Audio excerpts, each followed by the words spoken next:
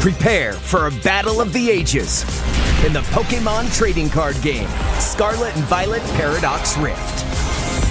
Available now. Each booster pack of 10 cards sold separately. Cards vary by pack.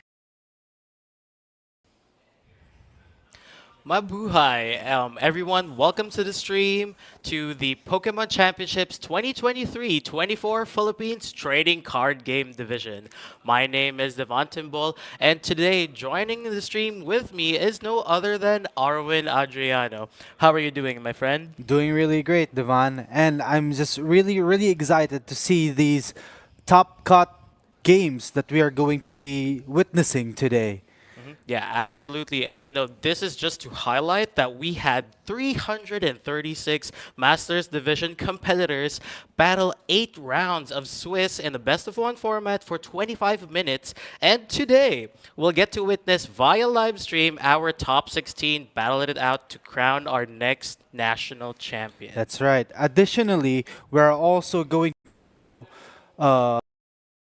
of the seniors and junior divisions who are currently battling it out in best of 1 25-minute matches. So what will be the format for today? Yeah, absolutely. So the format for today will be a Swiss round. So the players will compete in a format where the winner is determined by the number of wins they get by the end of all the rounds. And of course, this will be a best of 3. The player who wins the majority of up to 3 games for each round will emerge. And the time set for these matches will be at 55 minutes. So now let's go over the leaderboard so that we can showcase what our top 16 players are going to be playing. All right. So for our brackets for today, on the left side, our first match of the day is our number 1 seed, the only player with 0 losses from yesterday. That's 8-0 standing, Arnie Ollave, playing the Chien-Pao EX deck. And he's going against our 16th the Ancient Box deck. After that, we have our 8th and 9th place Derek and Mads, who are playing the Chien-Pao deck and the Dialga EX deck, which I think is a very interesting matchup. Absolutely. And then we have Bert and Kyle Vincent Imperial, our number 12 and 5th seeds respectively, both using the Lost Zone variants, but I think Bert is using just a Lost Box straight up and Lost Tina for Kyle Vincent Imperial. Now after that, we have Martin Camacho, our 13th place, also playing the Lost Box deck, going against the Charizard EX deck played by Lawrence, our Regional League Volume 1 champion, but he is now our 4th seed in our Nationals trading card game division today. Now on the right side of our bracket here, Devon, please. So yeah, so for our right side of the bracket, we have Glenn and Adrian Velasco. Glenn utilizing Chien-Pao, and Adrian will be playing no other than Gardevoir. And then followed by our 6th and 11th seed, Marvin and Jonathan, playing Gardevoir and Charizard respectively. And of course, the most interesting matches from our last 4 competitors, Carl, Sky, Ira, and Aki. All 4 players, of course, we'll be using no other than Charizard EX. So yeah, we do have an amazing set of matches. So totaling for 6 Charizard decks, 3 Chien-Pao, 2 Gardevoir, 2 Lost Box, 1 Lost Giratina, 1 Ancient Box, and 1 Dialga V-Star. Right, that is true. Again, we have a majority of Charizard EX decks in this top 16, but I think it's still a very interesting combination of decks here. What do you think, Devon? What deck do you think will go all the way here? Yeah, well, you know, a lot of friends that use different types of decks, but while I was competing, I was using no other than Charizard. I know I do have the Charmander pin right here. So Right. yeah, that is the Pokemon deck that I am vying for. How about you, Arwin? Yeah, Who do you although think has what it takes to take it all the way? Right. Although I have to agree, yes, the Charizard DX is very strong, and again, 6 players are playing that same archetype in our top 16. But I think I have to give it to our boy Chien-Pao EX here. I have been piloting the deck ever since it was released, and I think although it does have it times of bricking, I think Mhm. it's still a very consistent deck. So I have to give it to Chien-Pao, and I hope it does go all the way. Yeah, absolutely. And of course, not to discredit Gardevoir, our Lost Right. Box decks, The rest of the and of course, decks. our Dialga V-Star, which is the only Dialga V-Star that we have here for this tournament lineup. But we did witness, Dialga a couple of tournaments here and there, and it's performing pretty well. Right, because again, it does have a very hard. It's a very hard counter to one of the strong decks, which is Chien-Pao. Aside from that, it does because the Yalga V Stars V Star attack Star Chronos. I think that's just a very broken attack. I think. Yeah, absolutely. And of course, with Gardevoir, yes, we did lose the baby Gardevoir for Mm-hmm. this format, but then of course we have a lot of very strong alternatives that could possibly dish out a lot of unique combinations and attacks. So they're also single prize cards, and Exactly. which is it's going to prove a threat to all of our players Oh, here. yeah, there's so many alternate attackers to that deck. You have your Drifloon, you have your Screamtail, of course you still have your Gardevoir EX that could still dish out 180 damage with its attack, right? Yeah, absolutely. And of course, everybody knows how Lost Box and Lost Giratina decks perform. They can, dish out trickling damages here and there with Sableye, with Cramorant. Mm-hmm. And of course, for the other attackers that have direct counters against, Charizard's single prize card. To counter Charizard. And then we also have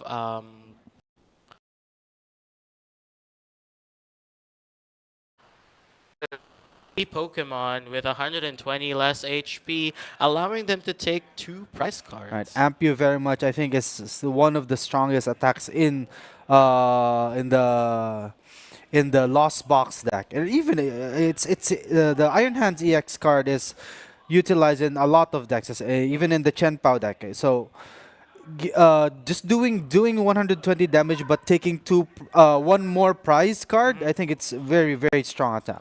Yeah, precisely. And of course, we should also get to highlight the Ancient Box deck.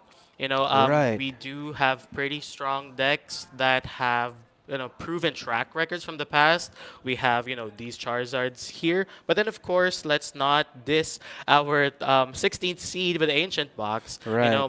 What's pretty good is at the stream later today, we hopefully get to see some of the cards that they planned out that may prove to be very advantageous when dealing with specific decks. A lot of our players here really thought hard Mm-hmm. about their matchups, and hopefully we get to see that in the matches later today. Right, exactly. So again, we should not count out because the Ancient Box deck, although it's a newer archetype, Mhm. right? With a lot or most of the cards from that you got from their latest set, the Temporal Forces set.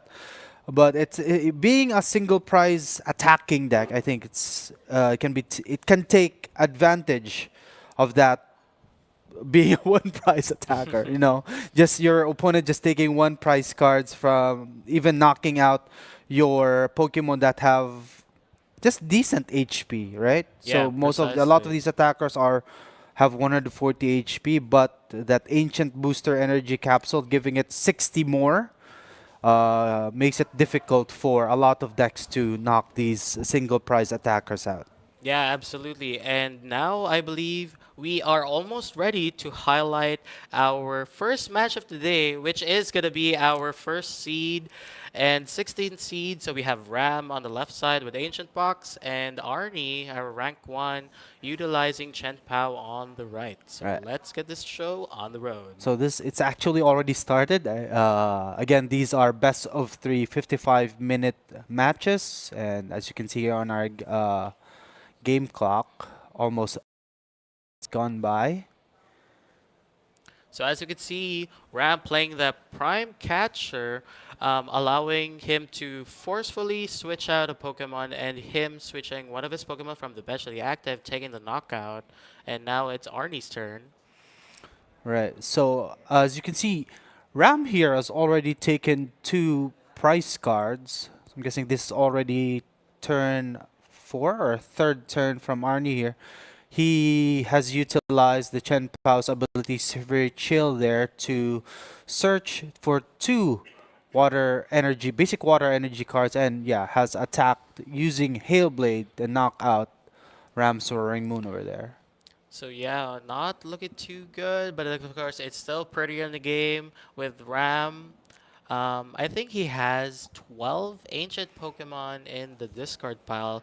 If ever we get to have a visual on the Roaring Moon's attack is called Vengeance Fleeting, which does 70 damage and does 10 more damage for each ancient card in your discard pile. So Right. of course you would need to confirm the number of ancient cards in this discard pile Mm-hmm. in order to knock out Chien-Pao, which has 220 HP. So let's see what strategies he has in mind to pull off that one-hit KO. Right. So we don't have a confirmation of how many ancient cards Ram has in his discard pile, but he will need at least 15 ancient cards to one-hit KO Arnie's. So it's dealing 110. So I believe that he has 4, right? 4 ancient cards in his discard pile. So now it's Arnie's turn. He has again utilized Shivery Chill. Let's see what Arnie does here. Hopefully he can develop his bench here.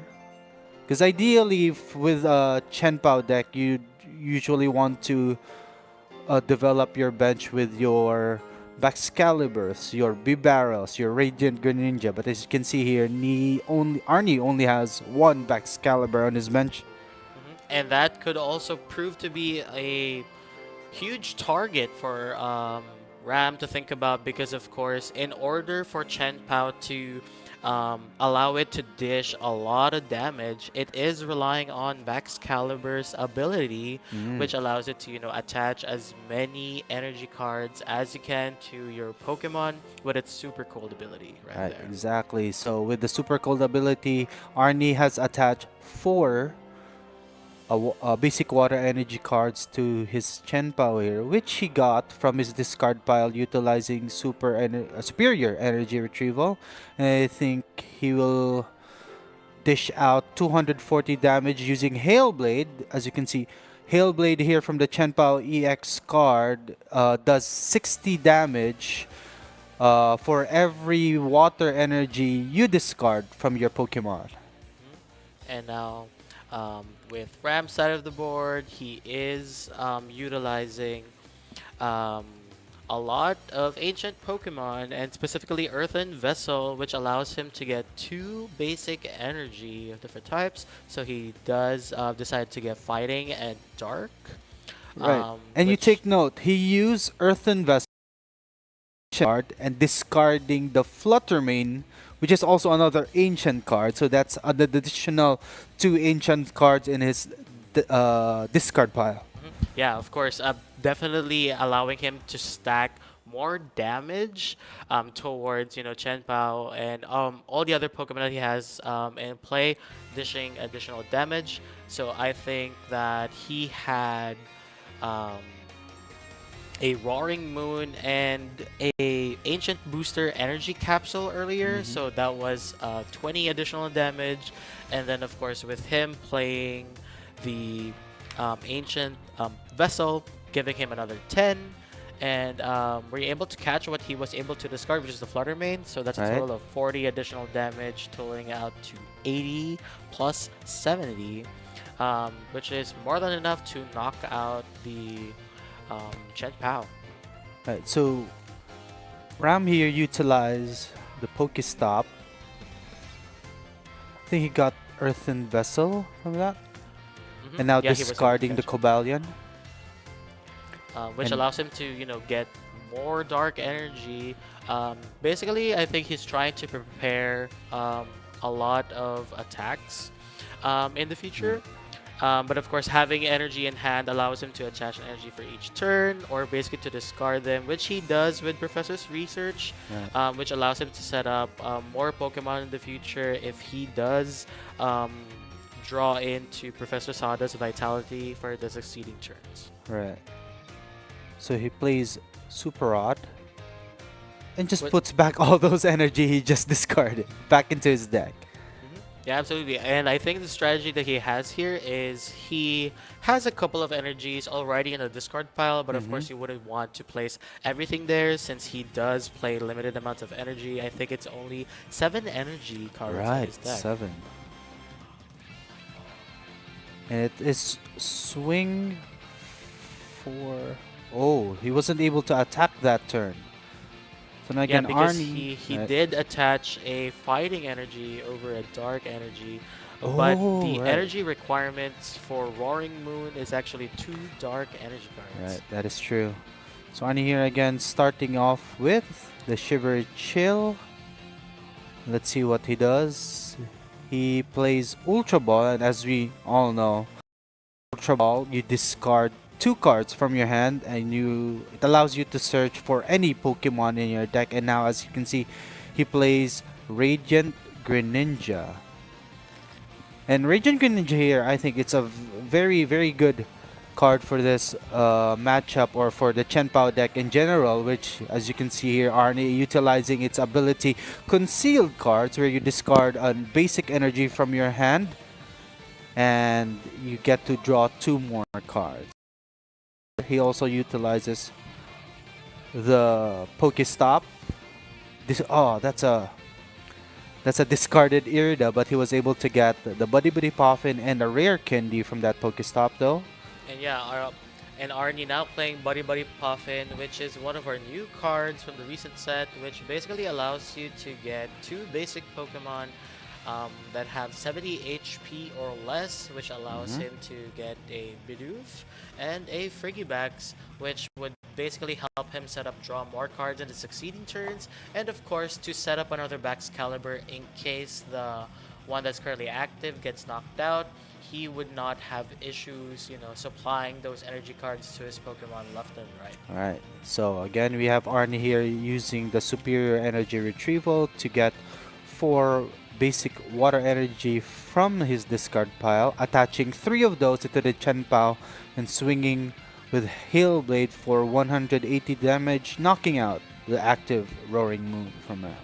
And now over here at Ram's side, with what we have guessed correctly, playing Sada's Professor Sada's Vitality. which allows him to attach 2 energy cards from the discard pile and draw an additional 3 cards. And of course, with a manual attachment for the dark energy, allowing Roaring Moon to finally use and dish out an attack to knock out that Chien-Pao, allowing him to get 2 more prize cards, which will get him ahead. But of course, he is thinking about for future turns and setups. He does need to set up another Roaring Moon so that he could dish out very, very big one-hit KO damages for Chien-Pao.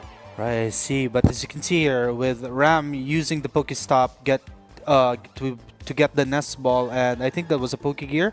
He used Nest Ball, but I think he does not have Roaring Moon in this deck anymore because he only got that Koraidon, which I don't think is the ideal attacker in this deck, but he was able to swing with the Roaring Moon, knocking out Arnie's Chien-Pao there and taking 2 prize cards.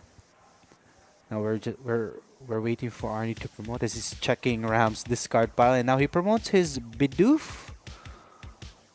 Let's see what he does here. He has not taken his card for turn. There you go. I think Yeah, ideally here he needs to develop another Chien-Pao EX, or that could be counterproductive as well, as you can see, because Ram only has 2 prize cards left, and dropping that Chien-Pao into your bench, it just becomes a target for Ram. yeah, absolutely. And of course, when we are currently analyzing the prize count, Arnie has 3 prize cards remaining while Ram has 2. So if he does promote a um, 2 prizer, it's going to be very difficult for Arnie to recover from this. But then he is thinking about utilizing Greninja, and I think he's about to pull off a prime catcher play, although I'm not certain if he has it in his hand, simply Right. because Burl is on the active spot. And I Right. think Arnie would be thinking about promoting that The Radiant Koraidon Greninja. without the energy attachment. Right, exactly. Oh, there we go. We see the prime catcher play. Taking the Radiant Greninja, or promoting the Radiant Greninja into this active and gusting over the Koraidon into Ram's active spot. Yeah, and of course, as we know, Prime Catcher is one of the new A-Spec cards that we have, which basically allows you to switch one of your opponent's bench Pokemon to the active Right. spot, and then you actually get to switch one of your Pokemon as well, Right. which is basically a Guzma from the old format. Right. It's a very strong card, but again, as an ace spec, you can only play 1 copy of the card in your decks. But we see here Arnie has played also one of the new cards from Temporal Forces, Cypher Maniac's Code Breaking, where he can search his deck for any 2 cards, shuffle his deck, and put those 2 cards on top of the deck. I didn't really see what he put on top there, but we'll see. I think he will just attack with Moonlight Shuriken, doing 90 damage to both the bench Pokemon on Ram's side. So yeah, an absolutely smart strategy for Arnie to use up, because basically Ram may be forced to attach a manual energy attachment to that Koraidon on top, and then attach another energy to dish out an attack. However, it doesn't deal a lot of damage because Koraidon is basically relying on his bench. Right. So unlike Roaring Moon, which basically relies on the number of ancient Pokemon on the discard pile, for Koraidon, it relies its damage based on the Pokemon, the ancient Pokemon rather, in his bench. Right. So as you see here, Ram has used Professor Sada's Vitality to attach Dark Energy to both his Koraidons, and has used Earthen Vessel here as well to get more Dark Energy from his deck. So he only does play 1 fighting energy, so he may be forced to retreat that very healthy Koraidon with 140 HP, and then he might probably either promote his Roaring Moon or a Koraidon, but I think it's going to be a Roaring Moon, of course, because he does want to knock out that Radiant Greninja. Exactly. So with Vengeance Fletching, it is, I think it is, I'm not sure how many ancient cards Ram has in his discard pile, but it's probably a 1-hit KO, but he has used Pokegear here to look at the top 7 cards of his deck. And, trying to find a supporter there, but I don't think he was able I to find don't a think he supporter. did as well. Yeah, but nonetheless, I think it's more than enough damage to deal 130. I'm pretty sure it's a little bit higher than that. So that is going to be a knockout for the Greninja. But then, of course, Ram would have to think about a strategy for the succeeding turns because he only has Koraidons left. Right. He might have all of the Roaring Moon in the discard pile. If not, he's going to be getting those in the prizes. Here's another Pokegear though, and he finds Boss's Orders from the top 7 cards of his deck. But I could also say the same for Arnie here. If Ram does knock out, and he probably will knock out this Radiant Greninja, Arnie doesn't really have viable attackers aside from the Excalibur, which could swing using, I think it's Buster Tail for 130 damage, but it does require 3 energy cards. Let's see. And right over there with Vengeance fletching, he was able to knock out the Radiant Greninja of Arnie. So Ram already has the boss's orders in hand. If one of his Pokemon gets knocked out by any of the attacks here, he could just simply do the boss's orders to the Frigibax if Arnie doesn't get to evolve that, which would be him first match. Right. So we do see here Arnie promoting the Frigibax instead of the what I thought would he would have promoted the Baxcalibur to swing with that Buster Tail. But let's see what he does here. He plays Super Rod. And I'm pretty sure Arnie is eyeing on that Radiant Greninja. Radiant probably Greninja, planning to right. set up another true prize knockout by knocking out the Boring Rhydon, which is going to be a tough spot for Ram. But let's see what other strategies that he might have in play. So let's see how Arnie plays this. Right, so this does make sense now. The Frigibax is easier to retreat compared to the Baxcalibur, but Baxcalibur does have 2 retreat costs, while this Frigibax also has 2 retreat costs. Yeah, so that is the I'm 70 so HP variant. This instead is of the the 70 60 HP variant. Yeah. So this, yeah, Frigibax does also have 2 retreat costs. Well, let's see here. So Arnie has played Irida here, which I guess he would take a Radiant Greninja. And did he? Okay, there we go. So that is the water Pokemon Water that he Pokemon. selected with Irida. So basically, if we have Irida on the screen, which is the supporter he's currently using, Arnie is able to get an item card and a water Pokemon. So he does decide to get Radiant Greninja and another Super Rod, which he is going to be playing. Which I think he'll be, of course, getting 3 basic water energy cards. I think he ran out of superior energy retrieval and is going to be relying on Bibarel for that draw power. I think Arnie has 3 cards in hand right now and trying to thin it even more by putting down an Iron Hands EX and attaching a basic water energy, which allows Arnie to draw 4 more cards if he decides to use Bibarel's Industrious Incisors ability. Right. If he does not have superior energy retrieval in his deck anymore, he needs all 4 of those cards to be water energy. Okay, let's see here. He needs 4 energy cards to retreat the Frigibax and be able to use Moonlight Shuriken. And attach 3 more energies, but of course he hasn't used the Concealed Cards ability yet. And Arnie's actually thinking about playing down an Iron Bundle just to thin his deck, but let's see what strategy that Arnie is thinking about. And of course he decides to play the Hyper Blower ability, so basically once during your turn, if Iron Bundle is on the bench, you can discard it and of course have your opponent forcefully promote one of his Pokemon. Right, and Arnie here has played Nest Ball. I think you just look at his deck. I don't think he has any more basic Pokemon in his deck, because what Nest Ball does, it allows you to search a basic Pokemon from your deck. And there we have it. There we So have the Arnie superior. going over the superior energy retrieval, Right. which allows him to get the lightning energy and 3 basic water energy, and which he does have the combination to knock out 2 of Ram's Pokemon.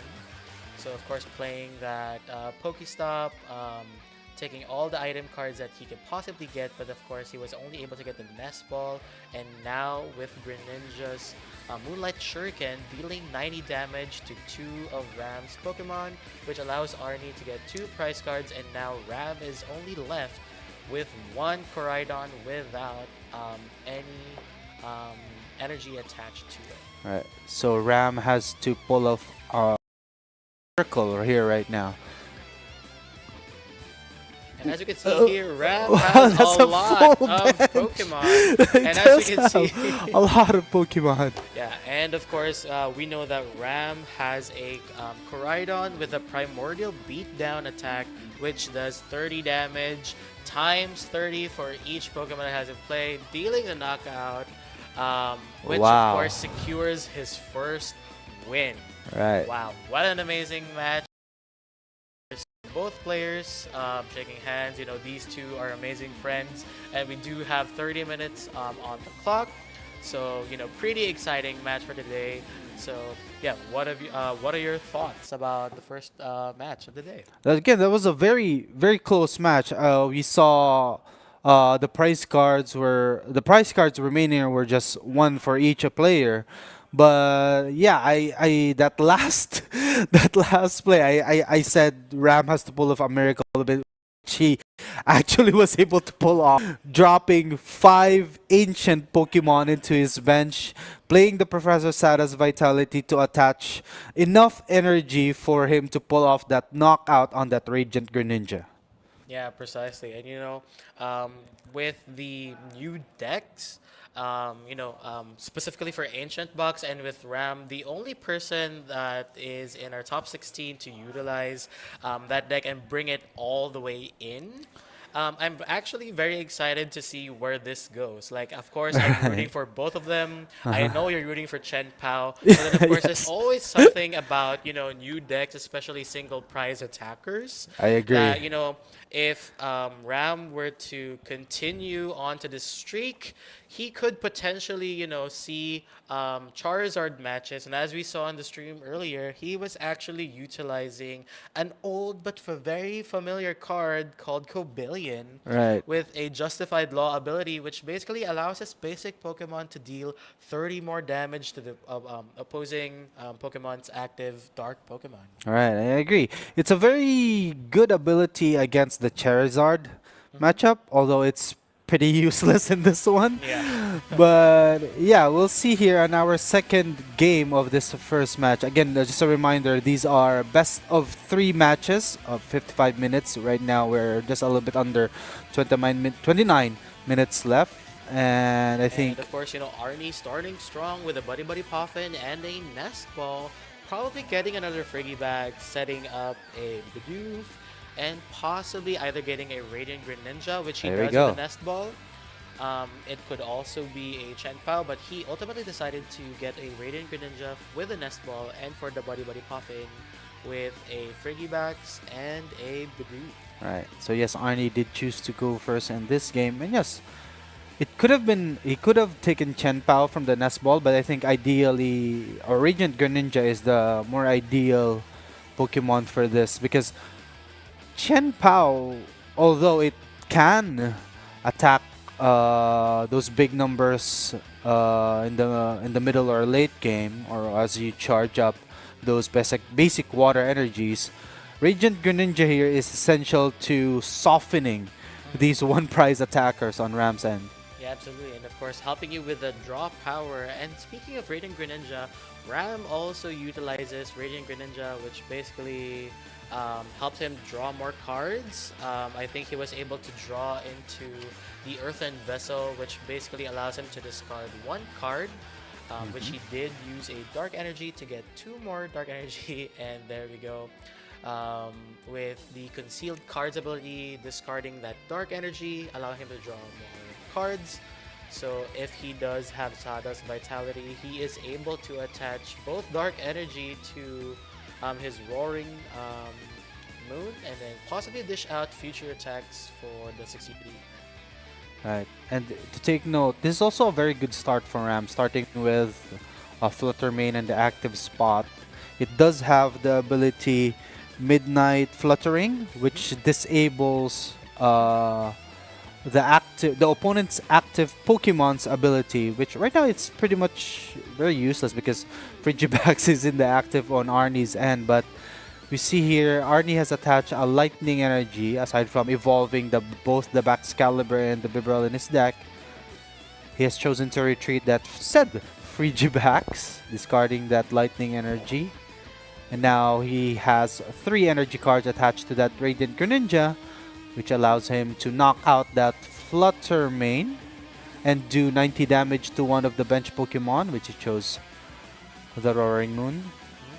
And of course, on Ram's side of the board, deciding to promoting a healthy Roaring Moon.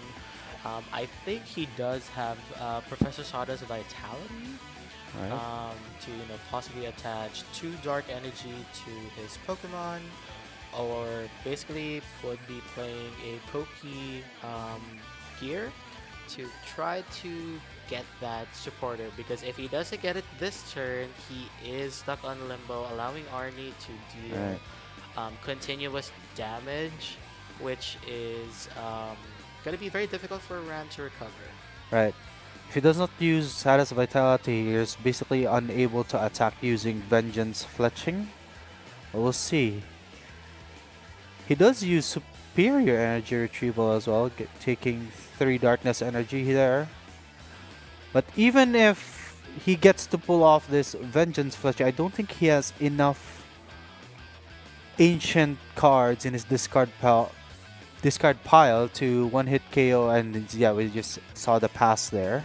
Yeah, a very unfortunate turn of events for Ram, but it basically, helps Arnie set up. So as you can see, he attached a Water Energy and a Lightning Energy card, so basically allowing him to deal another Moonlight Shuriken to 2 of his Pokemon. Arnie might be thinking about taking another prize card, or he might just deal 90 damage to the 2 healthy Roaring Moon to set up for future knockouts. Right. So some of you might be confused with why was Arnie able to attach 2 energies there, but yeah, it's the Super Cold ability from Excalibur that basically allows you to attach water energy to your Pokemon anytime And you want. Lightning Energy was the manual attachment. Exactly. The hard attached to the Radiant Greninja here, which does have enough energy now to use that Moonlight Shuriken, but I think Arnie has just developing his future turns there with the Cypher Maniac's code breaking again. With the Moonlight Shuriken knocking out the bench Roaring Moon and also doing 90 damage to the active one. So yeah, Arnie deciding to take on that route instead of trying to trickle damage around for future setups. I think Arnie is eyeing for as many prize cards as he can for the early turns, and as you can see, Ram attaching the Ancient Booster Energy Capsule, which basically allows you to gain 60 more HP. But then of course, Roaring Moon already has 9 damage counters on it. So regardless of this the circumstance, he won't be able to knock it out via Greninja. But Right. if Arnie decides to bring out the Iron Hands EX in play, which he does play in his deck, it would still constitute to a knockout, which allows Arnie to take 2 more prize cards. Alright, that's true. And unfortunately, we still don't have counters for the number of ancient cards from Ram's side, so I'm not sure if he's able to knock out this Radiant Greninja with 1 hit from Vengeance Fletching. But that is true. Using Counter Catcher on that Bibarel, and I think that has less HP, but we see here that the Roaring Moon has done 60 plus 5, that's 110. So I'm guessing, or that we can determine that Ram has 4 ancient cards in his discard pile. So now we say Arnie dropping or playing that, as you said, Devon, that ancient, or not the Iron Hands. The Iron Hands, Total different all way. 4 energy cards that he has, And the of Prime course with the Prime Catcher. Choosing to promote that Radiant Greninja. And I think that was a very smart play from Arnie, I agree. because that is the only source of draw power, as far as we know, on Ram's side of the board. Of course, And if of he course, doesn't have the Greninja- Professor Zeta Vitality. But yeah, that is true. And of course, as we know that Radiant Greninja having 130 HP, however, it does have Lightning weakness, which Right. allows, Iron Hands. Yeah, Iron Hands, sorry to about knock it that. out. Iron Hands to knock it out because he's dealing double damage, a total of 240 with that Amp You very much, which Right. allows him to get One one additional additional prize prize card. cards. So a total of So two. Arnie is down to 2, while Ram still had 6 prize cards, a very long way to go, and it's starting to look a little bit grim. So there is a possibility for us. Oh, and there as is you the can see, fist there bump. is a scoop. So we are gonna go down to our last match for this particular round in the Masters Division. Of course, plenty of time. We have 20 minutes on the clock. So a very, very intense match for our first and 16th seed, Arnie Right. and Ram. Both of them are good friends. They're also good friends of mine. Basically, they are battling it out to see who is gonna be an inch closer to be crowned as the 2023-24 national champion for the Masters division. Right, exactly, Divan. So, again, these players are the top 16. They're the best of the best in the nation, and these guys are playing for a spot for Worlds, an invite to Hawaii Hmm. coming August. So, it's not a surprise for these games to be this intense going through Hmm. the third game of this match. But as you can see there in the second game, I think Chien-Pao has definitely dominated that. Yeah.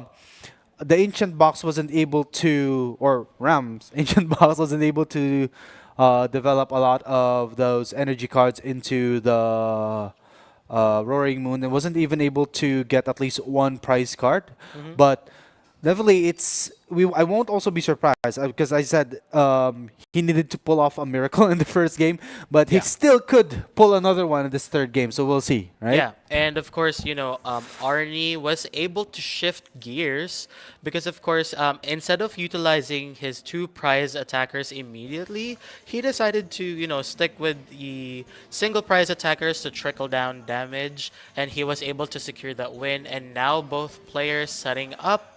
I believe that Ram has the option to go first or second. So let's see who does the setup first. So I have a And strong belief it is going to be it's Ram, gonna of be Ram, course. of course. So starting off with that Koraidon and then attaching the ancient um, booster capsule. So of course, allowing him to, basically set up future attackers, for allowing him to tank attacks, and then of course, placing on the bench more Roaring Moons, more ancient Pokemon, allowing him to, think about any possible attackers for any possible scenarios. So let's see where it goes. He does use the earthen vessel, allowing him to get a fighting energy and a dark energy, which shows a strong signal that there is a possibility for Koraidon to dish out attacks for the following turn. Right. And as you can see, Ram still deciding on what to play. He probably might find more Pokemon, which he does using an Ultra Ball. So basically, what the Ultra Ball does is you get to discard 2 cards from your hand and search for any Pokemon. And of course, you have to show it to your opponent and then shuffle your deck. But of course, he is running all basic Pokemon. So this is basically going to help Ram set up. And as you can see, he does have 2 Roaring Moon now in play.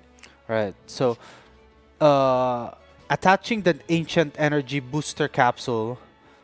Wait, is it Ancient Energy or whatever? The tool gives the ancient Pokemon 60 more HP. So this Koraidon now is very beefy with a total of 200 HP, and it makes it very difficult or more difficult for Arnie to knock it out with one hit.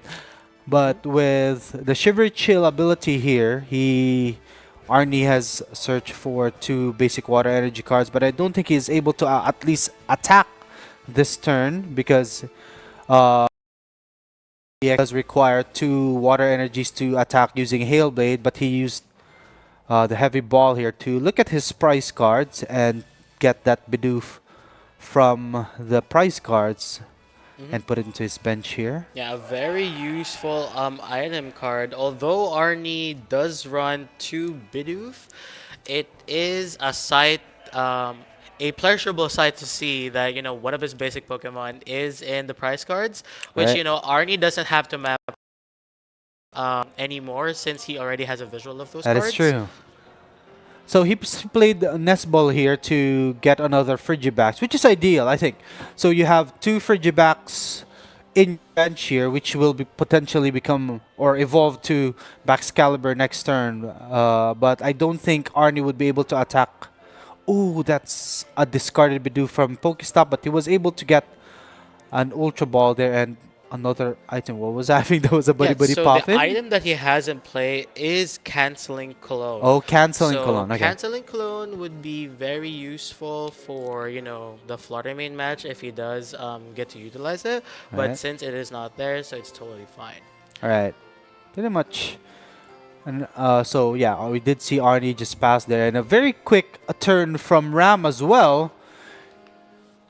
He attached an energy card to the Koraidon and just attacked using Primordial Beatdown and do 90 90 damage. damage, so that is 30 damage times 30 for each ancient Pokemon you have in your play. So he does have 3, so that does 90 damage. And of course, for Arnie, with the Shivering Chill ability, getting 2 more water energy cards and then attaching 1 to the active Pokemon. Let's see what Arnie does with the other water, and he does use an Ultra Ball, which Right. basically allows him to search for a Pokemon. It's either a Bibarel, or if he has Rare Candy in hand, it could Right. possibly be a Baxcalibur. Ah, right. I don't think he does have. I don't think he has that rare candy. So yeah, we do see the Bibarel here. I think he will be digging for that rare candy, or at least an Irida, to be able to get rare candy and Baxcalibur to evolve these Frigibax, and And hopefully knock out the Koraidon with a mhm. good Hailblade here. Yeah, and as you can see, he does use Iron Bundle with a Hyper Blower, which basically forces one of the Pokemon in front, and having uh, Chien-Pao deal 120 damage to The the Roaring Roaring Moon, right? Moon, which gives him 20 more HP. Was that the Pokestop from Ram's end? Just Mhm. 3 items. Yeah, I only absolutely. saw the Nest Ball, or I only noticed the Nest Ball. So okay, he does use the Nest Ball here to play another Roaring Moon into his bench. Mhm. Which the total of right now 120 damage if he is able to switch to the Koraidon, which is the viable play right now, because I don't think there are a lot of ancient cards in the discard pile allowing Roaring Moon to deal Mm-hmm. Vengeance Fletching. So we might see a retreat here, but let's see what Ram has in store. He might be able to discard enough just to knock out the Chien-Pao EX. Right, but it's gonna be a little bit more difficult though, because I don't see Professor Sada's Vitality from Ram's hand, so he will not be able to charge this active Roaring Moon to be able to retrieve. But he did play Ultra Ball there. Mhm. And okay, now we see all 4 copies of the Roaring Moon on play. Yeah, Let's see what and it does here. yeah, so I think that his Radiant Greninja is unfortunately prized. That's why he's not able There's to the use Sidus additional attacks. Vitality. But of course, there is Professor Sada's Vitality, allowing you to attach 2 basic energy cards from your discard pile to your ancient Pokemon, 1 for each, and then drawing 3 cards. So of course, he has the opportunity to either attack if he has enough energy, or he could possibly retreat it to Koraidon, which of course can deal 150 damage now that we have 5 ancient Pokemon in play. Right, so I don't think he has enough ancient cards in the discard pile yet. But now we see him utilize the Earthen Vessel to discard Explorer's Guidance, Mhm. which is an ancient. Okay, that's enough enough ancient cards in his discard pile to knock out the Chien-Pao. Right, so as you 4, can see there, 5, he is 6, counting. 7. 7 plus 70 is that's 140. Mhm. With Chien-Pao already had 90 90 damage, 90 damage on it. So that was a total of. Wait, what? Yeah, 70 that is a plus lot because 140 to with 90, 140. that is Right. enough to cover the 220 Sorry. HP Sometimes I'm that bad he in has. math. So that was 230. 230 damage total. So we see Arnie here promoting the Frigibax. This is the 60 HP variety. Only Yeah. one retreat cost. So if he chooses to utilize Moonlight Shuriken again, this Frigibax is a little bit more easier to retreat. Yeah, absolutely. And now Arnie played Irida, which basically allows him to get a water Pokemon and an item card. So he decides to get a Bax Caliber. No, Oh I think no, it was it is a another Frigibax. Frigibax. And then what was the item card that he Earthen was supposed to get? Vessel. Yeah, he was able to Earthen Vessel, which basically allows him to discard one card from his hand and then get two more energy.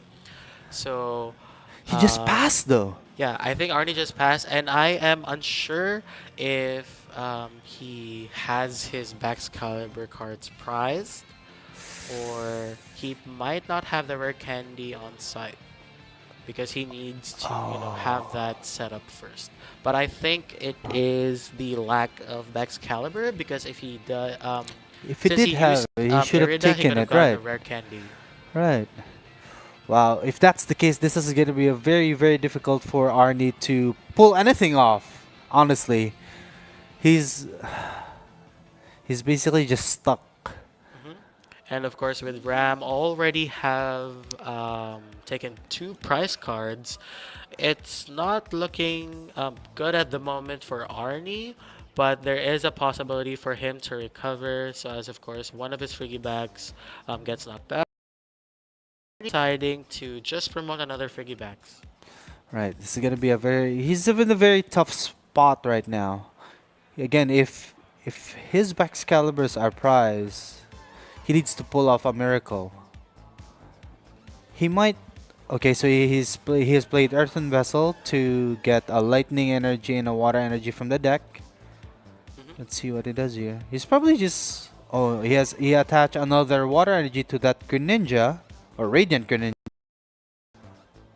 Yeah, so And- basically Arnie's strategy right now is just to attach water energy to Greninja so that he could utilize the Moonlight Shuriken ability, which basically allows him to knock out the current active Pokemon for the following turn, and of course deal 90 damage to one of the bench Pokemon right there.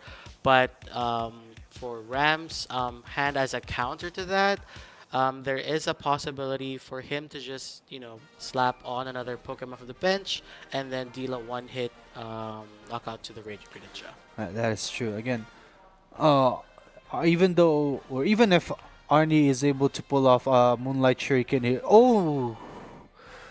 Ram has played the boss's orders to promote that Radiant Greninja, and Arnie just conceded. We do see here that two Excaliburs are prize, which made it very, very difficult for Arnie to do pretty much anything. Those Excaliburs are pertinent and essential for this basically deck to do anything or to work, Mhm. right? Yeah, so That's- as we know, Arnie was our first seed, and unfortunately is not going to be continuing on to the next round. But of course, we do congratulate Ram for that awesome win. Right. Definitely proving, that even if you're a 16th seed, you are definitely a threat, especially with this type of deck that he is using, which is Ancient Box, which we might get to see some of the other cards, get featured here, possibly Cobalion in future turns Right. for other deck counters, so that we could see that additional 30 damage on top of that HP boost. Right, exactly. So again, it was just very unfortunate for Arnie to prize both his Excaliburs, but still, I think he just tried to do his best there. But again, he was not able to win that last game or in the last match. So unfortunately, he is eliminated from moving on to the next bracket. And again, congratulations to Ram for moving on to the top 8. And yeah, I hope again we see the other strategies of this ancient box decks in Yeah. other matchups as well. And as we can see, Arnie was able to think about a strategy for, throughout the first, the second, and the third. That is the strategy, the optimum strategy to play. Have Radiant Greninja, attach the energies right there, try to deal as much damage as you can. All right. With possibly getting the Excalibur as a prize for future knockouts, but unfortunately Ram was just able to set up earlier Right. and then deal out massive damage Exactly. to the board state, getting prize cards for every single turn. And of course, the nail in the coffin there was, using boss's orders to knock out the Radiant Greninja, which basically shows a clear sign that there is a very difficult route for Arnie. So of course he does scoop, but of course basically massive and effective strategies for both players throughout yesterday and of course today. Right, exactly. So again, it was a very tough matchup for Excalibur, but again, congratulations to Ancient Box. We'll be moving on to our next match on our top 8, I think. So I'm yeah. excited now to see the other matchups. Yeah, Honestly, absolutely. Because for this bracket, the Ancient Box is getting an inch closer, and he does have a possibility of either battling Chien-Pao Chien-Pao again. with Derek or a Dialga matchup with Oh. Mark Angelo. Exactly. So it's either going to be an EX matchup or it's going to to be a V-Star V-Star matchup. It's very, for the two very, of them. very interesting either way. Right. So And, yeah, we'll see. Of course, we're still gonna find out who is gonna qualify through the next rounds. So as you know, we have Bert and KVI with Lost Box or Lost Giratina, and the other side is gonna be Martin and Lawrence with a Lost Box and a Charizard. So it's either we're gonna see another Lost match, or Lost it's match gonna again. be a Lost and a Charizard match. Exactly. And of course, on the other side of the leaderboard, we do have the other Chien-Pao going against Gardevoir. So that's Glenn and Adrian. And there is a possibility for us to see a Gardevoir versus Gardevoir matchup, a Chien-Pao versus Gardevoir matchup, Right. or a Chien-Pao versus Charizard matchup with And of Glenn, course, Adrian, Marvin, and Jonathan right there. Sword mirror matches Of course, on the and other side as well. for the bottom half of the right side, for Carl, Sky, Ira, and Aki, all of them are playing Charizard, my favorite deck. So there's no point in arguing there. Charizard would definitely be qualifying throughout this day. Exactly. Just another Charizard mirror there over on that bottom right side. So guess we're going to break. We're going to be right back. Do not change your channels. And we'll see you again here in our top 8 for the Pokemon TCG Championship Philippines 2023-24 Top Cut in the Pokemon Trading Card Game Division, Masters Division, sorry. Yeah, absolutely. So yeah, grab your popcorn and we will be right back. Learn how to play the Pokemon card game in just 9 minutes! I got my first pack of Pokemon cards. Thing is, I have no idea how to play the game. What did you say? You don't know how to play with your Pokemon cards. Huh? Who are you? I'm Kay, a Pokemon card scientist. But you can call me Professor Pokecard like everyone else here. Professor Pokecard? Let's see. Now that's a pretty nice deck you've got there. Just you wait. I'll make you into a Pokemon card master in no time. What? The Pokemon trading card game lets you battle using your favorite Pokemon. And the fastest way to learn is just by playing. You can battle me and I will teach you everything. Okay. You have a Sprigatito and Lucario EX deck. I will face you with my own Quaxly and Mimikyu EX deck. I won't lose! A deck is made up of 60 Pokemon cards, as you can see here. So that's what a deck is. After you finish shuffling your cards, place your deck here.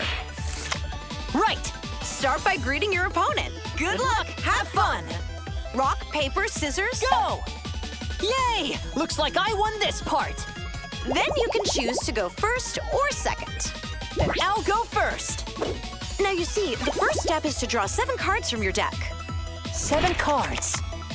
That will be your hand. Wow! Do you have any Pokemon that say basic? Basic. No. Place the first basic Pokemon you will battle with in the active spot. If you have any other basic Pokemon, place them face down on your bench. I'll put this Pokemon in the active spot, and this one on the bench. Next, take 6 cards from your deck and set them face down without looking at them. Put them in the space marked prize cards. Why do I have to lay 6 cards there? Every time you knock out an opponent's Pokemon, you take one of these cards as a prize, and then you can add it to your hand. Whoever takes all their prize cards first wins the game. Now I see. Let's go over the battle setup one more time.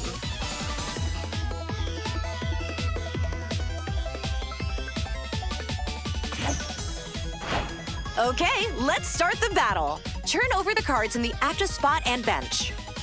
Right! Sprigatito, I choose you! I'm going with Zangoose. Fine then, because I'm gonna win! First, you must draw 1 card from your deck. Yes, it's Riolu! Riolu is a basic Pokemon, so you can put it on the bench. Right! Oh look, you have energy cards. What's energy? During your turn, you can attach just 1 energy card from your hand to one of your Pokemon. If a Pokemon has the right amount and type of energy attached to it, it can use its attacks. Why don't you attach energy to the active Sprigatito? All right then. I will attach 1 grass energy card to my Sprigatito. So does that mean my Sprigatito can attack now?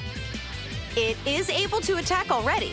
But when you go first, remember that you can't attack on the opening turn. That means your turn is over. Okay, I'm all done with my turn. Okay. I will start by drawing 1 card from my deck. I'll attach this psychic energy to Zangoose. This white mark means that any type of energy works for this attack. Now my Zangoose has all the energy it needs to attack. Oh, I will use the slash attack. That's 40 damage to Sprigatito. When your Pokemon takes damage, you place damage counters on it. This makes it easier to remember how much damage it's taken. oh man, only 30 HP is left. I finished attacking, so now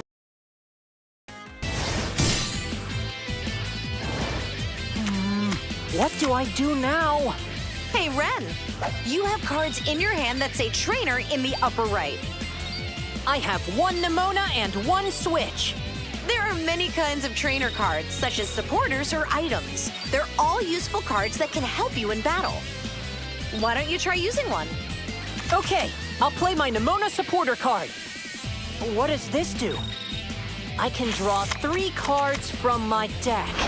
Once you've used a card, put it in your discard pile. Important to know, only 1 supporter card can be used per turn. And remember, the player who goes first is not allowed to use a supporter card on their opening turn. Right. I'm not done yet. By the way, you can also attach energy to your bench Pokemon. In that case, I'll attach a fighting energy to Riolu. Now I'll use Sprigatito Scratch Attack. That's 10 damage to Zangoose. That's the spirit. I attacked, so it looks like my turn is over. Here I go. First, I'll evolve Quaxly to Quaxwell. By playing Pokemon on top of each other, they evolve and will keep getting even stronger. Next, I'll attach 1 water energy card to my Quaxwell. I'll also use my Nest Ball item card. This allows me to choose 1 basic Pokemon Pokemon from my deck. By the way, you can use as many items from your hand as you like during your turn. The Pokemon I'll put into play is Mimikyu EX. It looks powerful. Professor, what does the EX in the name mean? Good question. This card is an especially strong one, and it's called a Pokemon EX. Pokemon's cards is a shortcut to victory. Pokemon EX? Wow, I want to try! Let's get back to the battle. Zangoose, use Slash. Sprigatito's HP fell to 0. When a Pokemon's HP drops to 0, it gets knocked out. Since I knocked out Sprigatito, I'll take 1 prize card. When the Pokemon in the active spot is knocked out, it gets discarded along with all the attached cards. Then you'll pick another from the bench and place it in the active spot. You're good. This time, I choose Riolu. Let's go over the rules once more.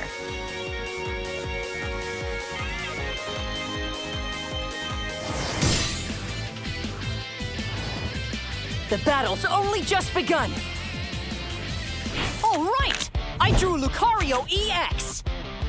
Lucario EX can evolve from Riolu. I'm going to evolve my active Riolu. Now I'll add fighting energy to Lucario EX. Wow! Lucario EX attacks with Low Sweep.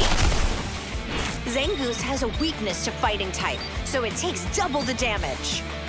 60 times 2. That means 120 damage. I knocked out Zangoose, so I'll take a prize card. Pokemon EX cards have powerful attacks and high HP. On the other hand, if one gets knocked out, they give up 2 prize cards. I get it.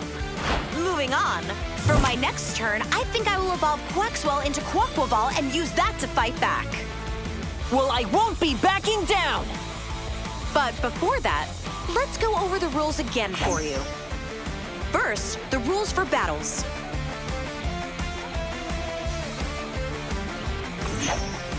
And this is how you win.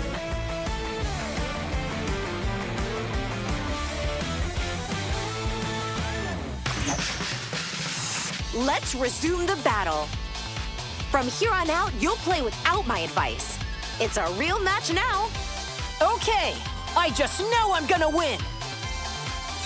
There's no better time than now to start playing the Pokémon trading card game.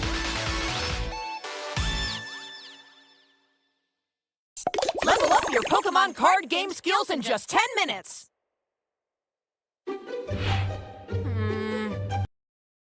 Sure how this card works.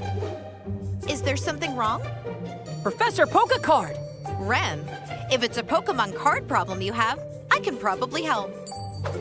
Since you were the one who taught me how to play the game, I've done a good job collecting cards, but cards like stadiums or Pokemon tools are still a bit confusing to me. How do they work? I see. Well, it sounds like it's time for you to learn more about rules and cards and get your Pokemon skills.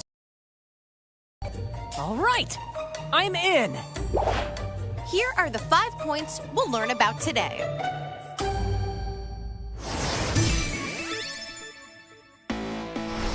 For starters, let me explain stadium cards for you. That would be great. You can play only 1 stadium card during your turn, but it stays in play while the game goes on.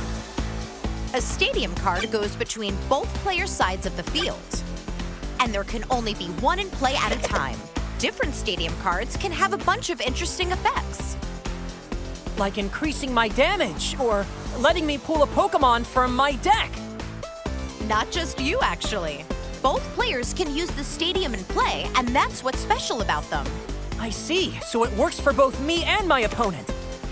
When a new stadium card is played, the previous one goes into the discard pile. By the way, you cannot play a stadium that has the same name as the one currently in play. That's an important detail. I'm gonna write that down.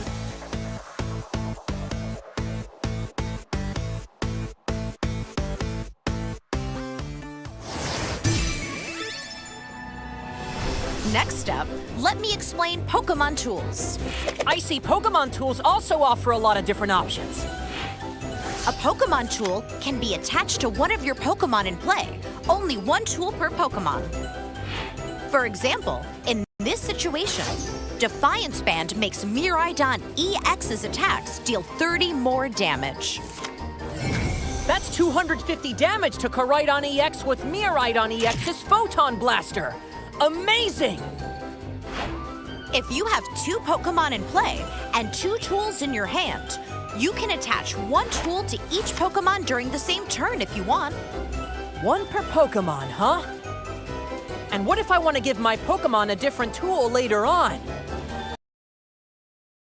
If it is attached to a Pokémon, it stays there and can't be moved. Okay, I see. In other words, you can't attach two tools to a single Pokémon or freely switch tools around after they've been attached. Oh, that makes sense.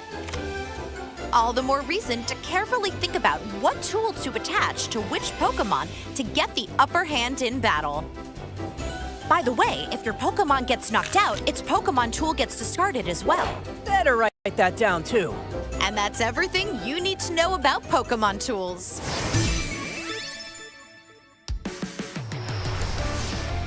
Let's keep going. Next, I'll teach you about retreating, a great way to deny your opponent prize cards. I guess that has to do with the retreat on the bottom right of Pokémon cards? Good guess. I knew you were paying attention. Each Pokémon has a retreat cost, which is how much energy it will need in order to retreat. Charmeleon says that it needs 2 energy to retreat. Once per turn, you can pay your active Pokémon retreat cost by discarding that much energy from it and switch it with one of your benched Pokémon. Now, what if your active Pokémon is this Cyclizar? Hey, wait! There's no energy next to the word retreat on this card. Indeed.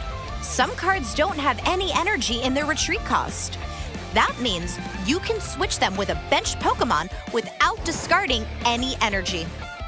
But tell me, how exactly do you decide which benched Pokémon to switch into when retreating? Good question.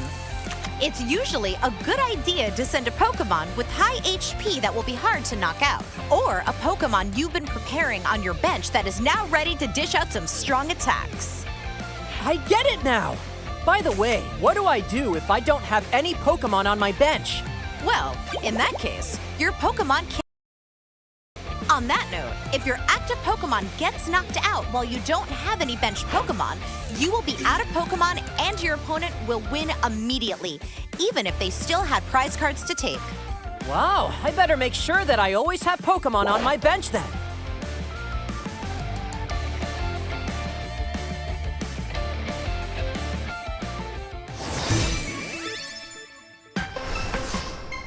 I've been wondering, what are those red abilities I sometimes see on Pokémon cards? Another great question. Let me tell you everything you need to know about abilities. Some Pokémon have an ability, and their effects vary widely from one Pokémon to another. How much energy do I need to use an ability? Abilities don't require any energy. You don't need energy? You don't need energy, and they're different from attacks, so using them doesn't end your turn. Wow, that's super important. And that's not all. Abilities are also different from attacks in that some of them can be used even when the Pokémon isn't in the active spot. What? Really? There are abilities that can be used either in the active spot or from the bench, abilities that activate when you take prize cards, or even abilities that work all the time just by having that Pokémon in play. The abilities text clearly says when and how its effect works, so make sure to read your Pokémon cards. Effects that work even outside of the active spot? So many possibilities! Oh, hey, Professor! My Arcanine EX card says Terra. Is that an ability too? Yet another good question. Terra effects are technically different from abilities. So abilities and Terra effects are two different things. Gotcha! Terra Pokémon have an effect that prevents all attack damage done to them while they're on the bench. It's always written near the Pokemon's name and HP, so you can't miss it. Let's take notes on this too.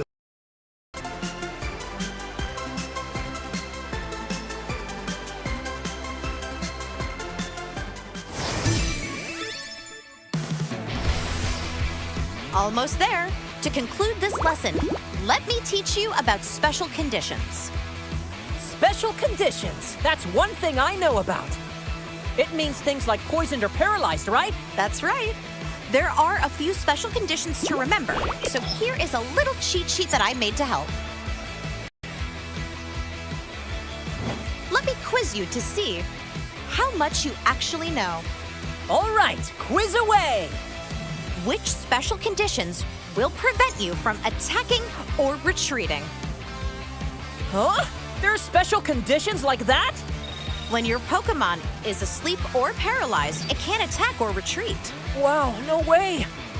Next, what about special conditions preventing you from using abilities? I think that's gotta be asleep and paralyze again. Gotcha! You can always use abilities even if your Pokemon is affected by a special condition. Not fair. That's a trick question. Well, that way you will remember. By the way, it says a Pokemon must be turned counterclockwise when it's asleep and clockwise when it's paralyzed. What if it's both at once? Ooh, that's a clever question. In fact, asleep, paralyzed, and confused do not stack. A Pokemon can only have one of those three. If a Pokemon that was already paralyzed is hit with an effect that makes it asleep, the new status condition replaces the previous one. Noted. Asleep, paralyzed, and confused do not stack. By the way, there are two ways to make your Pokemon recover from any special condition. Do you know how? I know a Pokemon recovers if it's moved to the bench, but what's the other one? A Pokemon also recovers from all special conditions when it evolves. Evolution, yeah! Well, Ren, now you're almost a Pokemon card game rules expert. Oh, that makes me want to play right now. Good idea! Let's put all you've learned into practice with a real battle. Okay, my new deck with stadiums and tools is ready. Let's go! Time to set up to play. First, are there any basic Pokemon in the 7 cards you drew as your starting hand? No, I don't see any basic Pokemon. If you don't have any basic Pokemon, reveal your hand to your opponent. Then shuffle it all back into your deck, then draw 7 cards once again. That's called a mulligan. Keep doing this until you get a hand with a basic Pokemon. Once your opponent is done setting up and has put down their prize cards, they can draw a card for each extra mulligan that you had to take. Oh, but if neither player has a basic Pokemon, no one draws an extra card for that mulligan. Oh man, still no basic Pokemon in sight. You, did remember to include basic Pokemon in your deck, right? Oh, I was so focused on adding all the learned about, I forgot to put in basic Pokemon. Your deck has to have at least one basic Pokemon. You're going to have a hard time starting the battle without one.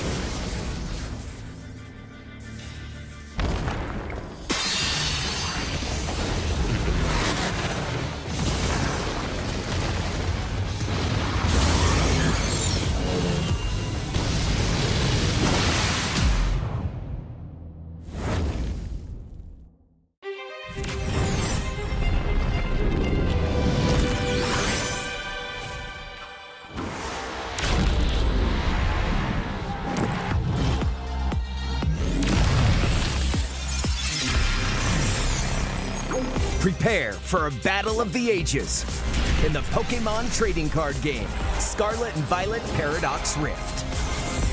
Available now. Each booster pack of 10 cards sold separately. Cards vary by pack.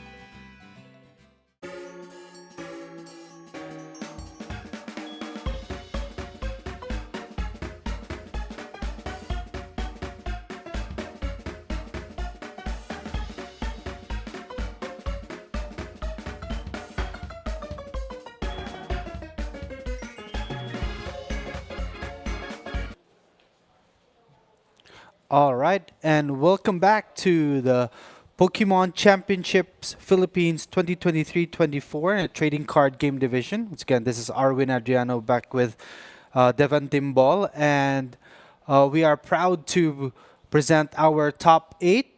We're going into our leaderboard. Yeah. For, as we just saw, Ram has won his match against Arnie Oliave with the Ancient Box deck. But we also have Mads winning his matchup with his Dialga deck. Now, aside from this matchup now with an Ancient Box and Dialga deck, we essentially have 3 mirror matches. So we have Kyle, Vincent, Imperial with Lost Box, also fighting Lost Box from Martin Camacho. On the right Wonder side, which deck would win there. exactly, right?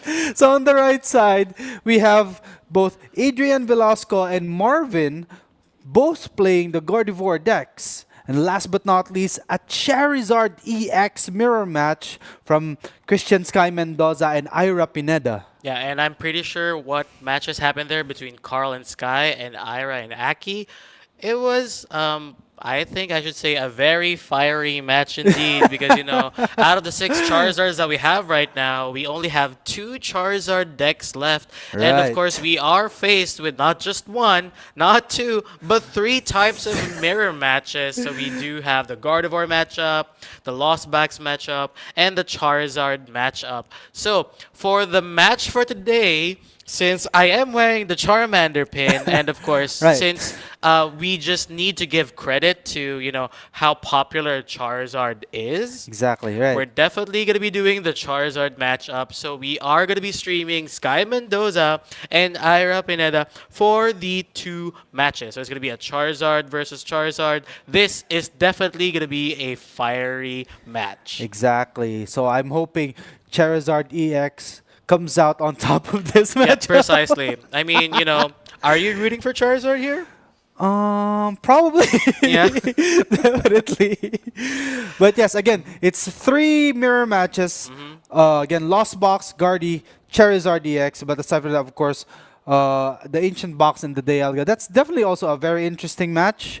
But I think the Charizard EX mirror match is the match up, or it's a match that everyone wants to see, right? Yeah, precisely. And we do have Sky Mendoza, who is the Regional League Volume 3 champion and was the former champion as well a couple years back. So Exactly, it's right. actually a very fresh sight to see. Sky is up here going through top 8 right now. And of course, we also have to give credit to Ira, which is going to be Sky's opponent, has been very not just this season, but in previous seasons as well. So will we see Sky reign supreme here, or will Ira be able to dominate this top 8 and then proceed to top 4? Right, exactly. So I think the players are still preparing for the matchup. We're waiting for the signal to see if they're already starting the match. But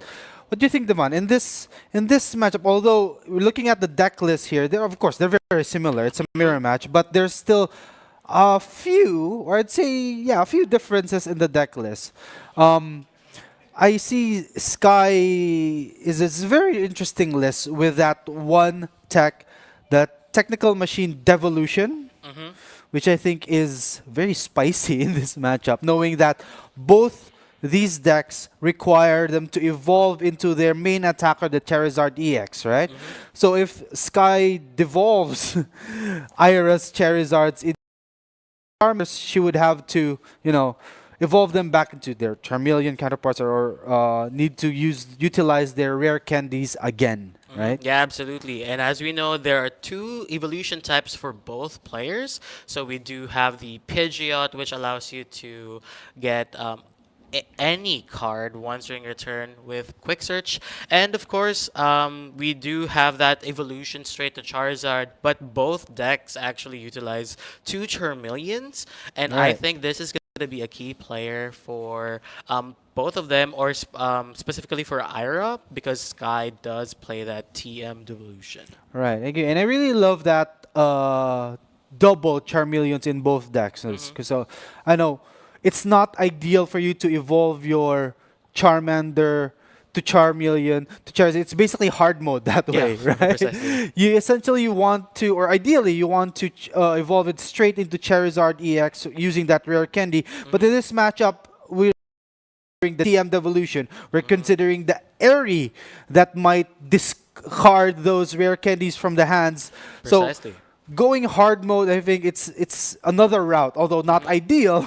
Yeah. It's still a good way to go to get that Charizard EX onto your board. And it is going to become a little bit more complex for both players because they basically need to think about what should they play. Like, who should play first, who should go second. Of course, Right. both of them play Arv, which basically allows you to get an item card and a tool card. You definitely need to set up strong here. You definitely need multiple Charmanders, the Bidoof, the Pidgey, to just make sure you have that constant stream of Charizards popping left and right. Because the Right. ideal setup here for either players is to have at least 2 Charmanders set up, and then we'll be able to see it from there. Right. So again, I guess as you just mentioned there, Devon, the key to both or either of these decks is set up, set up, set up. Right? You set up your Charmanders to evolve into Charizard. You set up your Pidgeots to become your Pidgeys to become To Pidgeots, Pidgeots. You need your draw supports. You need your Bibarels. You need your Rotom. So all of these are essential to be able to really take advantage of the Charizard EX deck. right? Absolutely. And the name of the game here is who gets to set up first. The most efficient setup, and of course, these two players are very experienced players. So we actually, this is a match that everybody else and I also am looking forward to because these players are, the best of the best. So Exactly. it's definitely a sight to see for players who are entering here for the first time, trying to figure out what Pokemon TCG is. And it's also for people who have experience in attending these competitions to actually see what these two masterful trainers can bring to the table, especially since we are dealing with mirror matches. Exactly. So talking about experience here, although Sky is one of the younger or youngest players in the Masters division, but he does have a lot of experience. As you mentioned earlier, he was the champion a couple of years back and actually went to him with him to London and played the World Championships. And so I know Sky does, even though he's very young, he does have a lot of experience and he's a very, very good player. That being said, Ira also has a lot of experience, right? Absolutely. She has been in top cuts of a lot of tournaments as well, and the matchup itself, it's I think it's just very interesting. Both players, very strong, very competitive players, playing I think arguably best deck in format. So it's definitely going to be a very interesting match to to watch and to stream. So I'm definitely looking forward to it. Both of them utilizing Charizard, my absolute favorite deck. Like I've been playing Charizard the moment that it came out. Right. And it's just time and time again has proven to be the #1 contender. Basically, all of our regional leagues, I believe, have been Charizards. Yeah. Right. So that's Sky, that's Lawrence, and also Rian. Rian actually Right. played Charizard, if I can That is remember, true. for Regional League 2 and was able to secure that win. So yeah, shout out to Rian for that awesome match. And now we see our players shuffle their decks, getting ready to set up. So yes, so yeah, with the both players are preparing now. So it's the start of our match, essentially. But now I've noticed here, at the bottom of the frame here on the table, that I think Sky is going second. You see that marker? So yeah, it's there. Oh no, it's Ira. Sorry, it's Ira. It's the right side going second. So Sky is going first in the first game. You do see the blinking arrow there on the top. So again, as we mentioned, Devan, the game is setting up. Who's going to set up first? And going first is very essential, very important in this matchup. So Sky currently, on paper, ideally has the advantage right now. Well, let's see. Let's see how this goes out. both are still Yeah, shuffling but, their decks. absolutely, it ultimately depends on your opening hand here. There is a possibility for us to, see who gets the upper hand here. Of course, we do know that going first has its advantages, but it ultimately depends on the opening hand. So we could possibly see, whoever goes second might actually, receive the upper hand here if it is possible for them to draw into Arvin. And as we know, there are multiple ways to get to that card, but we will find out. But absolutely Exactly. here, regardless of whoever wins here, we are all rooting for Charizard. Exactly. Charizard will definitely come out on top on this matchup. Anyway, so yes, we have. This is also a good opportunity for us to talk about how to play the game, right? As you know, if you watch that video during the break, it was talking about how we play this game, and we start by both players shuffling their deck and let your opponent cut your deck. And now you take the top 7 cards of your deck, which is basically hand, right? Let's see here. I So didn't as we can notice see here, we Ira's see hand. that Rotom V, we see, Sky trying to open that. Will definitely be opening his hand with Rotom V, and Ira still deciding, which Pokemon to play out, or it's probably gonna be a Mulligan. But no, actually, yeah, we see a She basic does Pokemon have that basic there Pokemon. being placed, but I'm not particularly sure which type of Pokemon. Pidgey, and you do have that energy attachment, or probably um, a Cleffa that allows you, to just draw cards, draw up to 7 cards. That is true. If you are going second, it is good. If you are going second in the matchup, it is good or kind of ideal to start with the Cleffa with that. What's the name of the attack? Blistering? Is it blistering draw? No. Grasping draw. Yeah, So absolutely, which allows you to draw up it's to a 7. doesn't have energy cost, and it allows you to draw up to 7 cards. Yeah, and definitely look at that alternate art. It's such an amazing art to Right. see right there. But I think Ira is starting off with a Pidgey, so it is going to be a Rotom V and a Pidgey. I think Ira is going to be gunning for that call for family for the succeeding turn. But let's start Right. with Sky. Definitely playing that Ultra Ball, discarding that Cleffa and Cleffa. Fire Energy, and starting his deck search. So of course, a hallmark of an amazing, excellent player is to really go through your deck first and look at the possible price that you have. So as you can see, Sky putting that Charizard up front, that Charmander rather. So we might see a Charmander getting being set to play here. And as we know, Sky does play 2 types of Charmanders.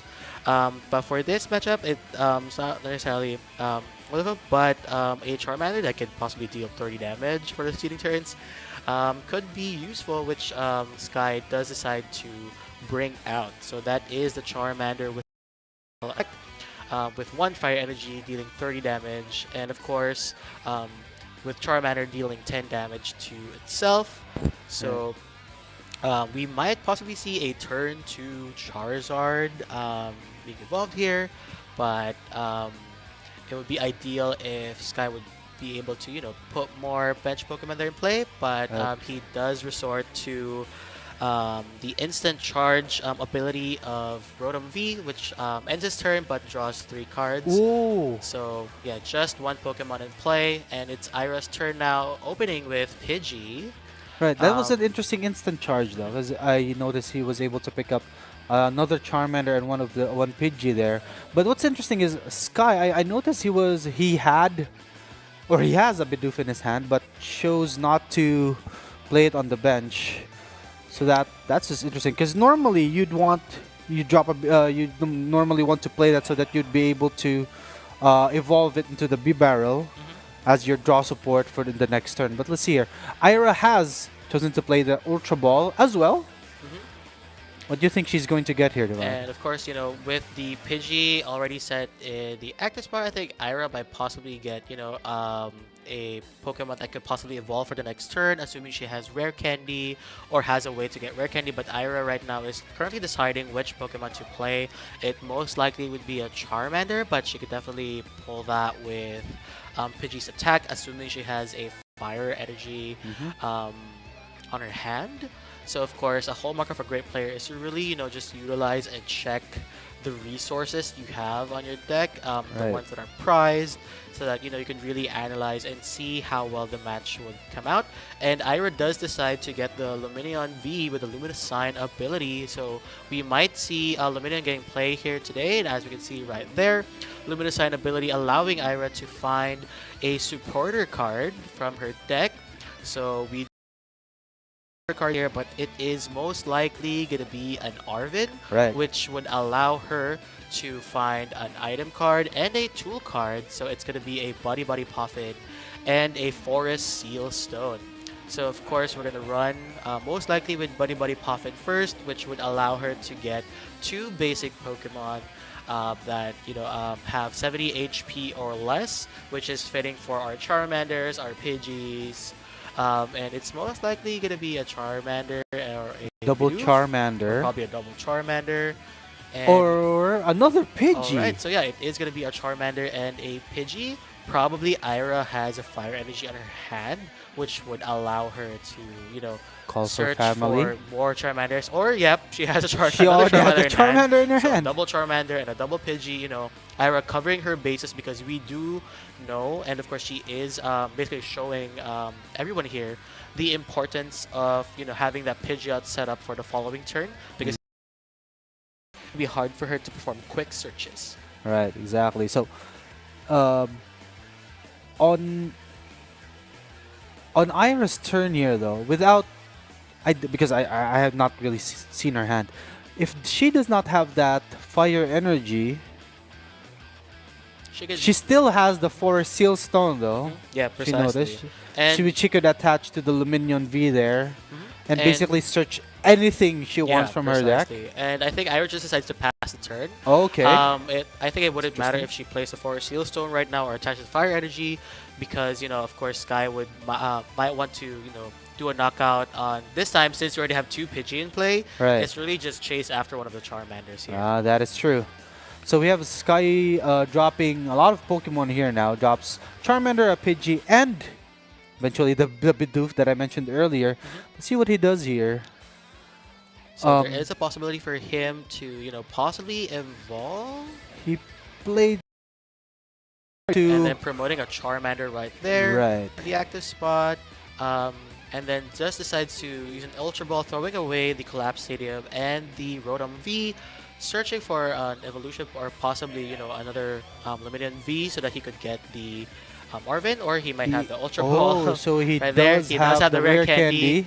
and evolves it to the Charizard, the special illustration rare Charizard right there, with the Infernal Rain ability, allowing him to search for 3 basic Fire Energy and attach it to his Pokemon any way he likes. All right. So again, that rare candy allows that Charmander, a basic Pokemon, to evolve straight to the Stage 2 Charizard EX Pokemon here and activating the Infernal Rain ability, and now swings for 180 damage to that lone Pidgey on the active spot for Ira. Yeah, with Burning Darkness dealing 180 damage, but of course, we do know that Burning Dark basically increases your attack power for the succeeding turns.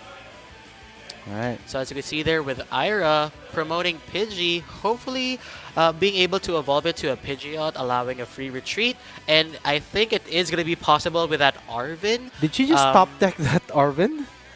I think it was either a top deck or she probably had in her hand previous turn, but regardless, it's such an amazing card, which basically allows you to search for a Pokemon tool card and an item card, so it's most likely going to be a rare candy and something to trickle a little bit more damage since she does have Forest Seal Stone on hand. Right, that is true.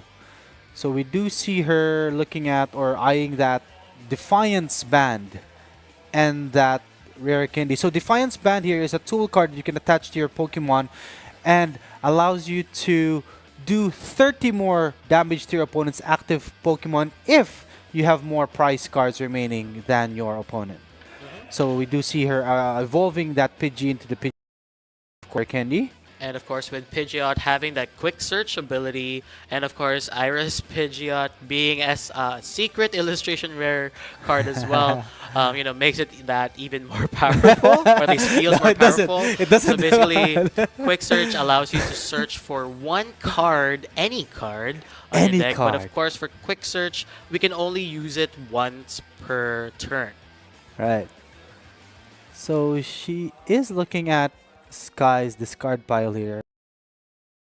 But what do you think here? I think she would probably get another rare candy, perhaps, or Charizard DX so that she could start swinging.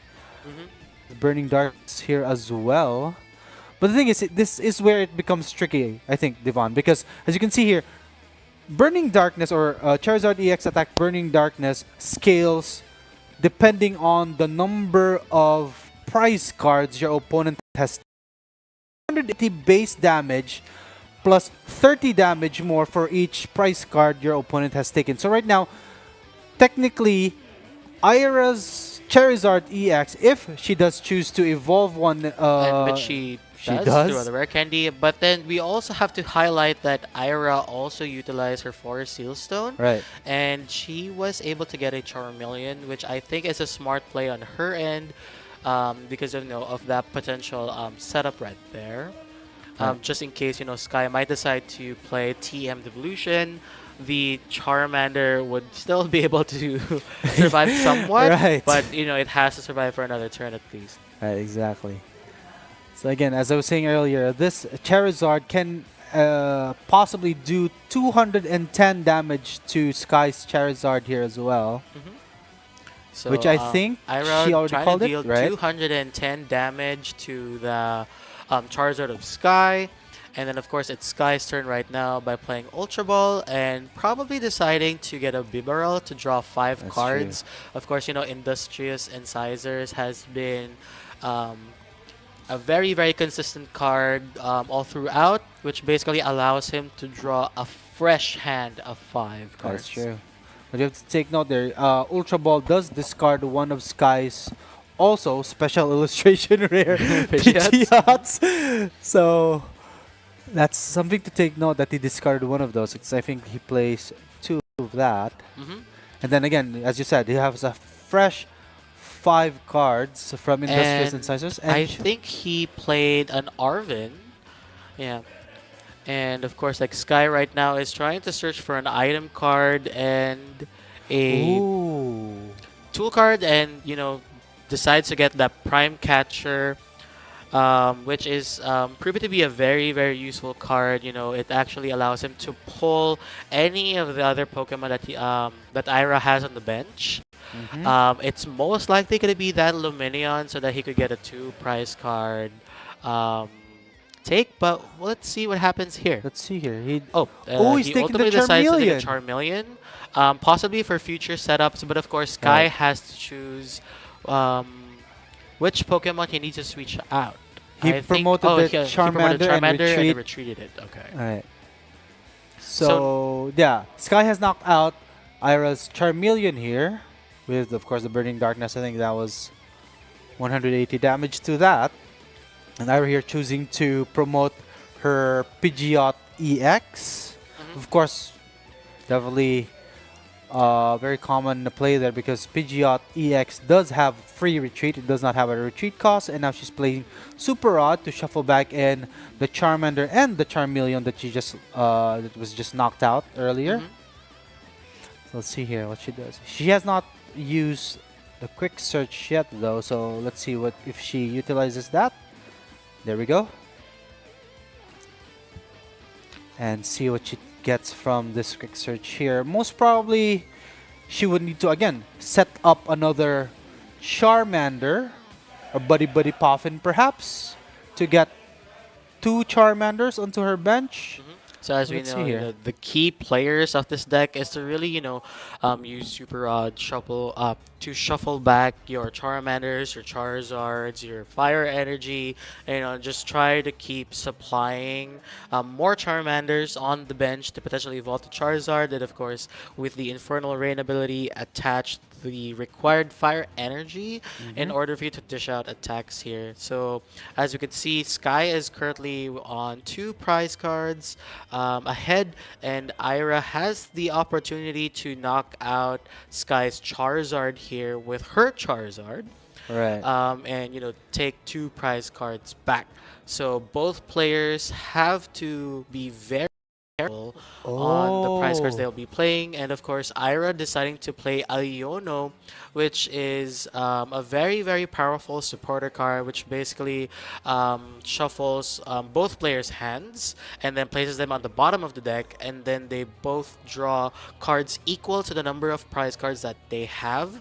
So Sky dwindling down to 4 cards, while Ira gets a fresh hands of 6, and then plays a Buddy Buddy Poffin, There we go. which buddy. she decides to grab a Charmander and a Bidoof. Right. So I think that was a very good play there from Ira. The Iono there, again, is one of the disruption cards that we talked about earlier.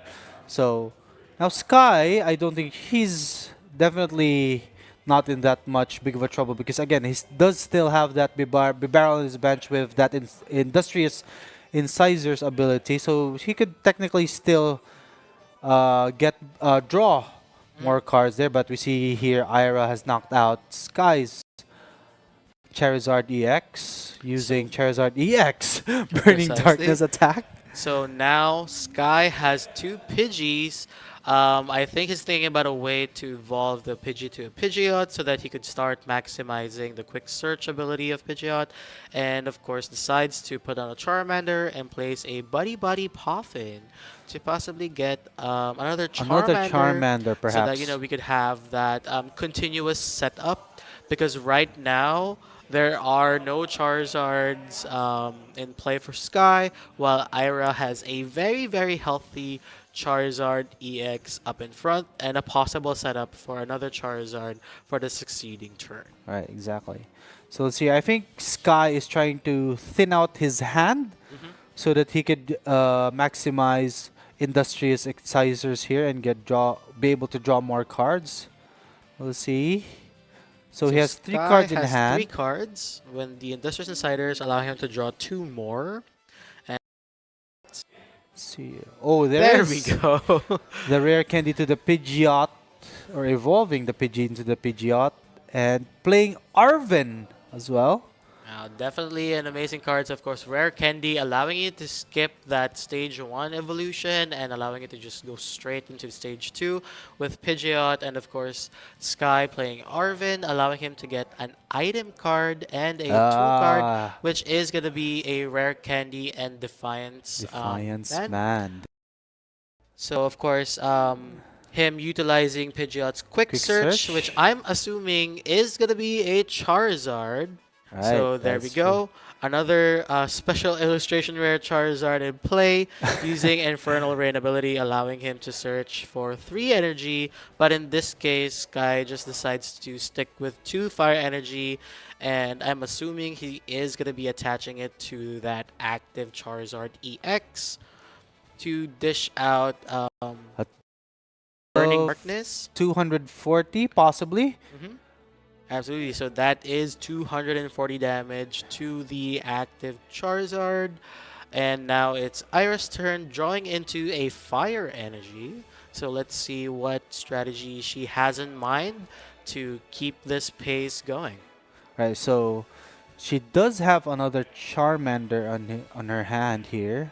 Let's see if she plays it down to the bench.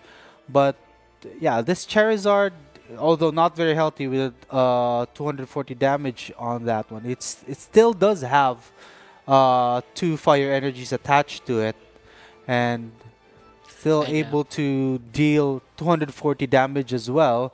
But again, setup is key here.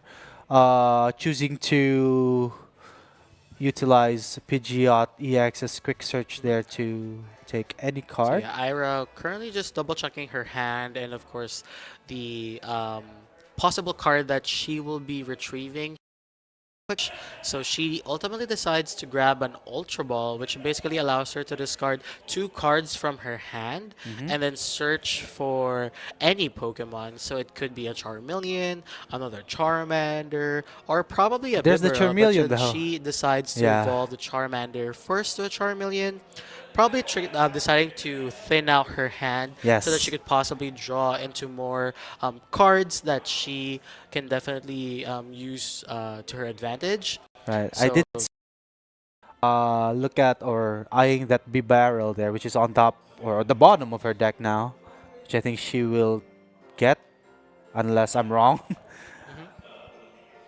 She's just looking through her deck as well, but I think she will definitely ultimately take that B barrel, the illustration rare B barrel, by the way. Yeah, of course, they don't necessarily provide additional effects, but it's Right. definitely They're very, they're very good nice to cards look to at. see. They're eye Yeah, candies. yeah, definitely makes you feel, a bit more special. Oh. Oh, okay, okay. I thought she was Yeah, gonna. I thought she was trying to decide to get a Radiant Charizard right there, but she ultimately decides to stick with Bibarel for that Industrious Incisors ability. But as we can see, Ira has about 5 cards on her hand, so she does have to thin out a little bit more so that she could start maximizing that draw power with Bibarel's Industrious Incisors ability. So Ira does have 4 cards. Okay, decides to play Professor Turo, discarding that Forest Sealstone and then jumping back the Luminium to the hand. And now decide to play Industrious Incisors, drawing a card. So let's Just see one? what would be the next strategy Right. that Ira has in mind. I think it would be a deal if she does have a Charmander on the bench, but ultimately decides to deal the same amount of damage to Sky's Charizard, so a total of 240 damage.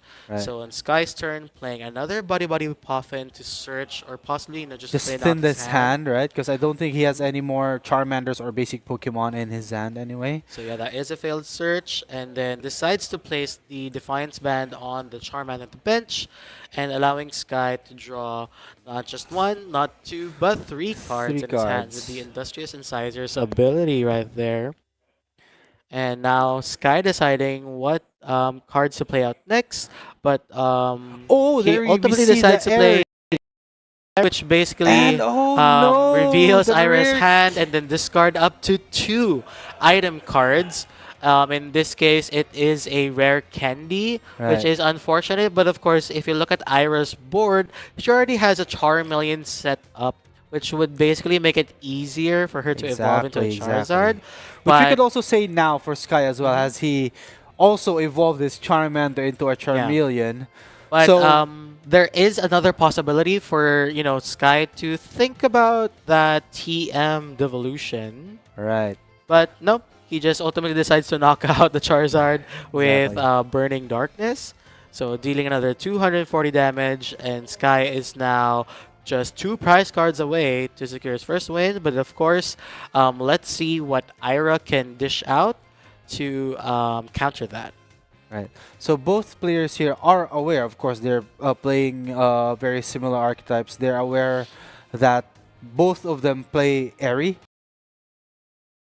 Both of them have chosen to evolve into Charmeleon. And let's see what Ira does here. She definitely has to find a way to evolve this Charmeleon into a Charizard so that she could, bounce back from that recent knockout there. So she could knock out this or Sky's Charizard here as well. I don't know. But she's definitely behind in terms of price cards right now. So basically, it's just a matter of evolving that Charmeleon into a Charizard so that she could even out the playing field. But then, of course, Okay, we there she do goes. know that there is another Charmeleon from Sky's bench. Mm-hmm. So, of course, Ira maximizing that Infernal Rain ability, looking for Fire Energy to attach, and decides to attach 1 Fire Energy to that Charizard EX that's on the bench. So now deals 300 damage. So if she has Tool, well, basically regardless of what attack that she decides to use it on which Pokemon, they get knockout because active Charizard already has a lot of damage on it. Right, that's true. Or she could choose to perhaps use boss's orders and target that Pidgeot on the bench. Or it could also be a possibility, but it is going to be a stretch towards a Charmeleon on the bench because it is a little bit threatening with that Defiance band. That is Although it wouldn't necessarily matter. It wouldn't matter because because if the Charizard evolves there, they would just have to look for boss orders and then knock out that Pidgeot for the following turn. that is true. If that's the case, that's why I think it would be good for Ira to target the Pidgeot so that Sky does not have uh such ability to search for that boss's orders. Mhm. Let's see here. Ira definitely has to set up more Charmanders here if she wants to. To basically continue the pace because she only has Aye. one Charizard at the moment. That is true. Yeah, so as you can see, Ira's moving some pieces, and there we go. There is another Charmander in play, and Ira using the quick search ability to, find an ideal card for her so that, she could potentially try to set up a win here. But let's see which card that she decides to, that she decided to select. Yeah. She put the card face down. I think that's. I didn't see what she took though, but we'll see here. So just a little bit of reorganizing just to make sure all the cards are in order. And she does decide to get the boss's order, so it's now on her decision and decides to just pull The out Bibarel! the Bibarel. So promoting that Charizard, swinging a lot of damage, taking one prize card. So like these are some of the tips that we have for all Charizard matchups is to basically, check what they could possibly do. Defiance Band isn't going to deal that much damage.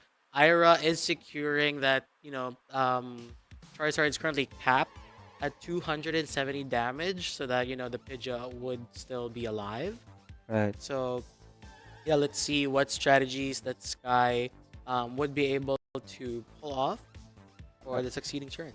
You have to take note here. This is just a visual error, perhaps. Ira still has 3 prize cards. She only was able to take 1 prize card from knocking out that Bibarel. So she's technically still behind in the prize race here. So Sky here promoting the Pidgeot EX and playing Decides to play Super Rod. Super Rod, and it's very wise for him to, have the fire energy shuffled back in which, if Sky finally evolves another Charizard, which he does, he is able to, reattach and, replenish the fire energies attached to his Charizard so that he could continuously dish out attacks, turn in and turn out. Right. So wait, So there we go with promoting the Charizard Sky EX. promoting the Charizard, the very healthy Charizard EX. Basically decides to, promote that and then deal damage, 270 damage to Ira's Charizard EX. So now over to Ira's side of the board. She's currently deciding what would be her next best move. But unfortunately, there is a possibility for us to see, just a 2-prizer knockout for this turn. But as of now, the favor is currently going towards Sky because he is down to his last 2 prize cards, and then Ira is down to 3. So I think the on paper, ideal attack or play here for Ira is to attack using that Radiant Charizard, right? Because it is a 1 prize attack. But no, she decided to drop Charmander and a Cleffa from this Buddy Poffin. Wait, I'm so confused. These are very good players, but I don't know what I don't know what plays are happening here. Because as you can see, Sky is down to his last 2 prize cards, which he could just knock out the active Charizard right now, or the Pidgeot EX there is definitely a viable target. But As I am looking at the list, Sky's deck list now, he does play a couple of bosses orders, but perhaps they're both prized. That is a possibility, but of course, it ultimately will depend. But of course, Ira is behind on prize cards, so if Sky does have that counter catcher, he won't be able to utilize it. Oh, And Iono. Ira ultimately deciding to play Iono. Basically, I think the reason why Ira decided to bench as many Pokemon as she can is because she wants to maximize the resources that she wants to draw out. Right. So, with her knocking out that Bibarel, it is going to be a very limiting factor for Sky. But he does have that quick search. Yeah, Let's this see still where it have goes. still has that quick search, so I don't know what's happening here. So Ira can only I'm thinking of possible place event, but I can only think of just her attacking with the Charizard, but it's definitely not that good as well because as you can see, it has a lot of damage on it. So she has to do something with the active Charizard. Or her active Charizard. Either retreat it or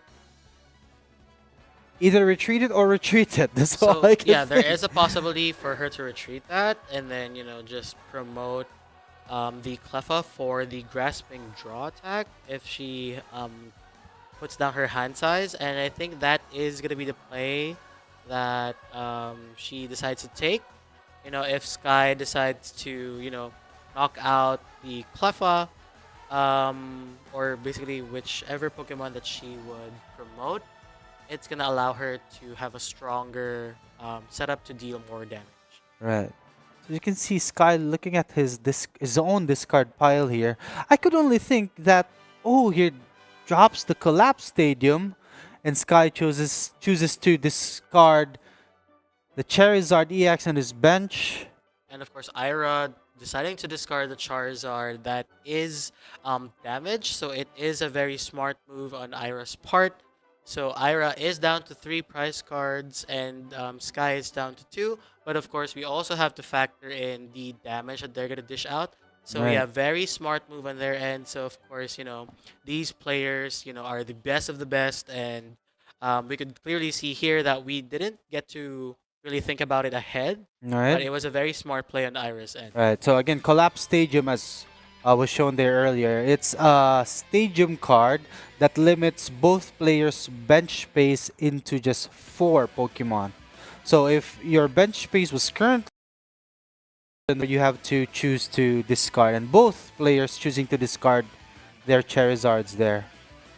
And because of course the Charizards are the main attackers, but then of course if they have damage on them, they ultimately become liabilities at the end. So both players deciding to part ways with their Charizards is a smart. Right. So definitely, I would definitely think here that Sky's bosses, both bosses orders are prized. Because if he did have one, you could just use quick search and oh no, is it? It's not enough damage on that Pidgeot Yeah, as because he's well. currently only dealing 270 damage, Mhm. and of course with Ira, dealing that 30 damage for a heat tackle, it opens it up to a one hit knockout because of course she's currently dealing enough damage to knock out 300, Charizard. I Yeah, think, to be exact. precisely. So Sky ultimately deciding to grab a Charizard and 2 Fire Energy with that Super Rod, and now is shuffling it. So let's see what would be the next move that Sky is going to be making. Because of course, if he does decide to knock out the Charmander, which he does, he is opening it to, a one-hit knockout. But if Ira Right. decides to do that as well, Sky would just be able to counter. So let's see what strategies Ira has in play to, secure the win for the match. So yeah, definitely intense. Mhm. A lot of moving parts and pieces, thinking about the prize cards, the number of prize cards, what type of cards you have, and of course Ira over there attaching a Defiance Band to Right. the Charmander, allowing it to deal 30 more damage. So let's see if it is gonna evolve and what strategies she has in play to, keep that Charizard alive.